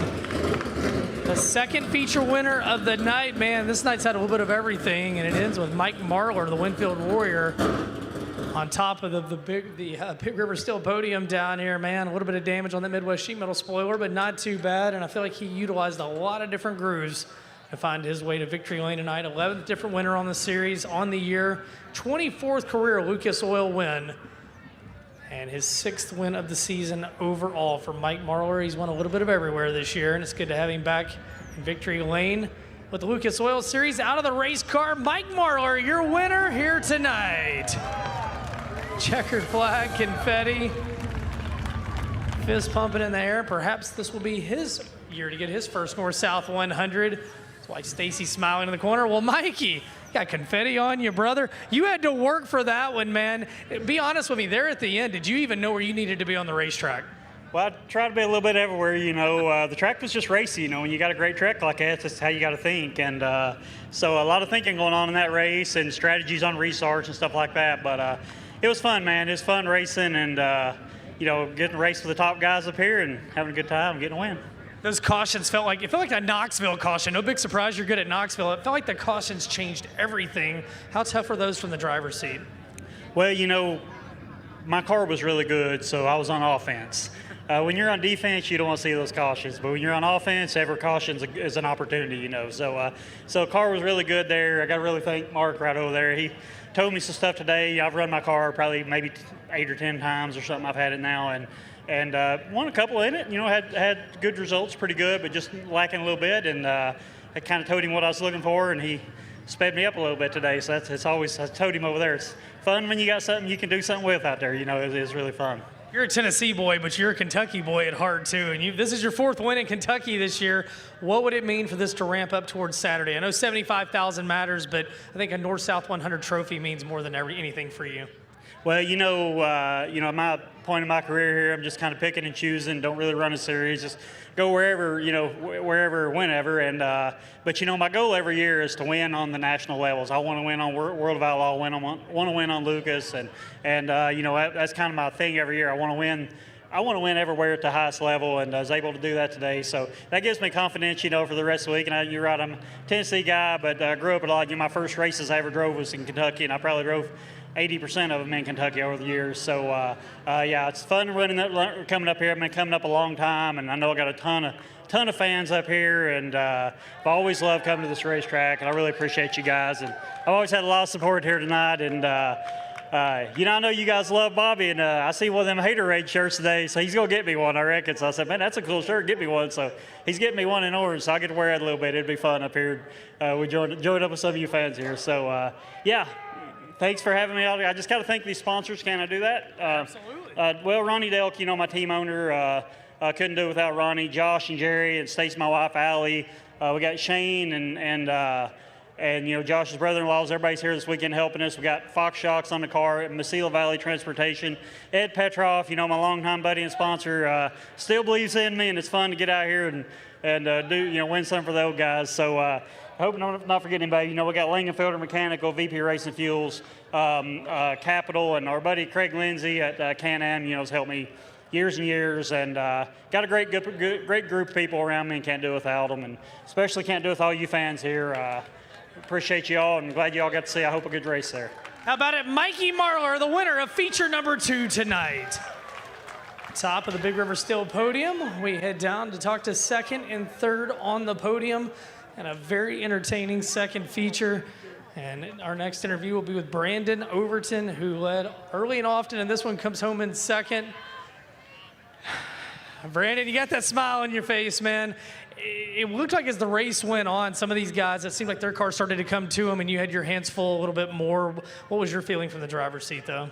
Yeah, that's kind of what I felt, too. They had me, moving all over the racetrack, trying to hold them off. But I didn't know it. The Dong just come over here and said they had a 3 on. So I don't know if the softer tires, played in at the end on them restarts. I didn't feel bad. I honestly felt pretty good at the beginning. I know Ricky had a softer tire on early, and he was just, doing what he does, and he kind of got in the fence there. I don't know if that cut his tire down or what, but I felt like if I could just hang in there and keep pace with him, I'd be all right later. But, restart after restart, it just, I don't know, it's hard to get back in a rhythm, and then it is what it is. Hell, we're all right. We had a good night tonight. We rebounded after, bad qualifying, and we're not going to hang our heads. These guys are the best, you know what I mean? Mikey was driving the hell out of that thing. He actually beat me the other night at Duck River doing the same thing. Like, he can carry so much more speed in and just fly across the racetrack and keep his speed up. So we'll work on it a little bit. We'll either get it better tomorrow, or I'll screw it up even worse, and we'll go on a Saturday. So, I just want to thank my crew and all my sponsors, Jason and Scott Riggs, for everything they do for me. Garnto Southern, RW Powell, Big Dog Stump and Tree, SCM, Harco, Muscle Factory, Mesilla Valley Transportation, Chad Tootin with Bob's Oil, Clements Automotive, Randy Clary Carburetors, VG and Bill Steen. Everybody's here with us this week. I said we're close, man. I don't know. What the hell do you say? Like, I don't got no luck. I get cautions when I'm not supposed to, and I go high when I'm supposed to go low. You just got to get we got to get our car a little better, and then I just got to get more confidence back in myself to make better decisions driving. Brandon Overton, second tonight. Rounding out your Big River Steel podium. We'll catch up with him. He started back in 9th. Hudson O'Neill back here talking with his crew chief, Jason Durham. Huddy, man, a 25 lapper, 9th to 3rd. You're in contention for 2nd late. Overall, how pleased are you with the night? Yeah, I think we worked, and hopefully we worked in the right direction. We'll see tomorrow whenever we get unloaded. But yeah, really just found ourselves in a lot of bad positions on those restarts. I felt like my race car was okay, just jumped the cushion one time and made one mistake and let 2 or 3 get by me, and then I fell back to 8th or 9th and had to drive all the way back up through there to get back to 3rd. And there at the end, we finally caught some restarts and was able to move up a row and get in some good spots, and the driver didn't make as many mistakes at the end of the race either. So yeah, we'll just keep working on it a little bit at a time, and obviously we want to be a couple steps higher, but we'll take it from starting 9th and the way we qualified and everything. So appreciate all you guys. Good job to Mikey and Brandon, and appreciate all you fans, and thank you to all my guys, Jason, Riley, Kyle, Logan. Missing Kyle today, but we're thinking about him and wish he was here with us. And Todd and Vicky Burns, SSI Motorsports, and everybody on this race car, Wheeler Metals, Merrill Bonding Company, Professional Concrete, Big River Steel, O'Neill Salvage and Recycling, Penske Racing Shocks, USSSA Fast Pitch, Sunoco Race Fuels, Beeman Lumber, Seven Spurs Ranch, O'Neill Contracting. Got a Cornet motor in tonight, ran good, and everything's good, man. We'll just keep digging at it, and hopefully by the end of the weekend here, we'll be standing a couple spots higher. A big smile and a 3rd place finish for Hudson O'Neill. James, DJ tonight definitely had a touch of everything. It sure did, Ben. Great job down there. Randy Weaver, great job up here. And James Essex, that's a wrap on night 1. We get to do this all again tomorrow. We love Florence, don't we? I mean, you just got to love it, and that's why you have this big of crowd. Look at those people leaving here tonight, and the biggest Thursday crowd that I would guess we've ever had, right? And tomorrow night, got the Pit Crew Challenge added in. Saturday, how about a dash for cash? $5,000 to win here Saturday night for the 6 heat race winners going to go at it. They're going to draw for that. I mean, there is potential. So $6,000 to win each of prelim each night, right? $5,000 to win the dash. Someone can walk out of here with almost $100,000 this weekend if they're able to sweep everything this week. We'll see. Yeah. Well, great job as always, brother. Look forward to seeing you tomorrow. Ben will be up here with you tomorrow. I'm going to get down and pit report from the Heartbeat Hot Sauce Hot Pit. And we thank each and every one of you that were watching at home live on FloRacing, those of you that watched on Amazon Prime, and those of you that were here on the grounds at Florence Speedway as well. On behalf of Ben Shelton in the infield, the soon-to-be National Dirt Late Model Hall of Famer Randy Weaver, the current National Dirt Late Model Hall of Famer and my good friend James Essex, this is Dustin Jarrett, as we will see you here tomorrow night, and we leave you with these sights and sounds from here tonight at the King Family's Florence Speedway.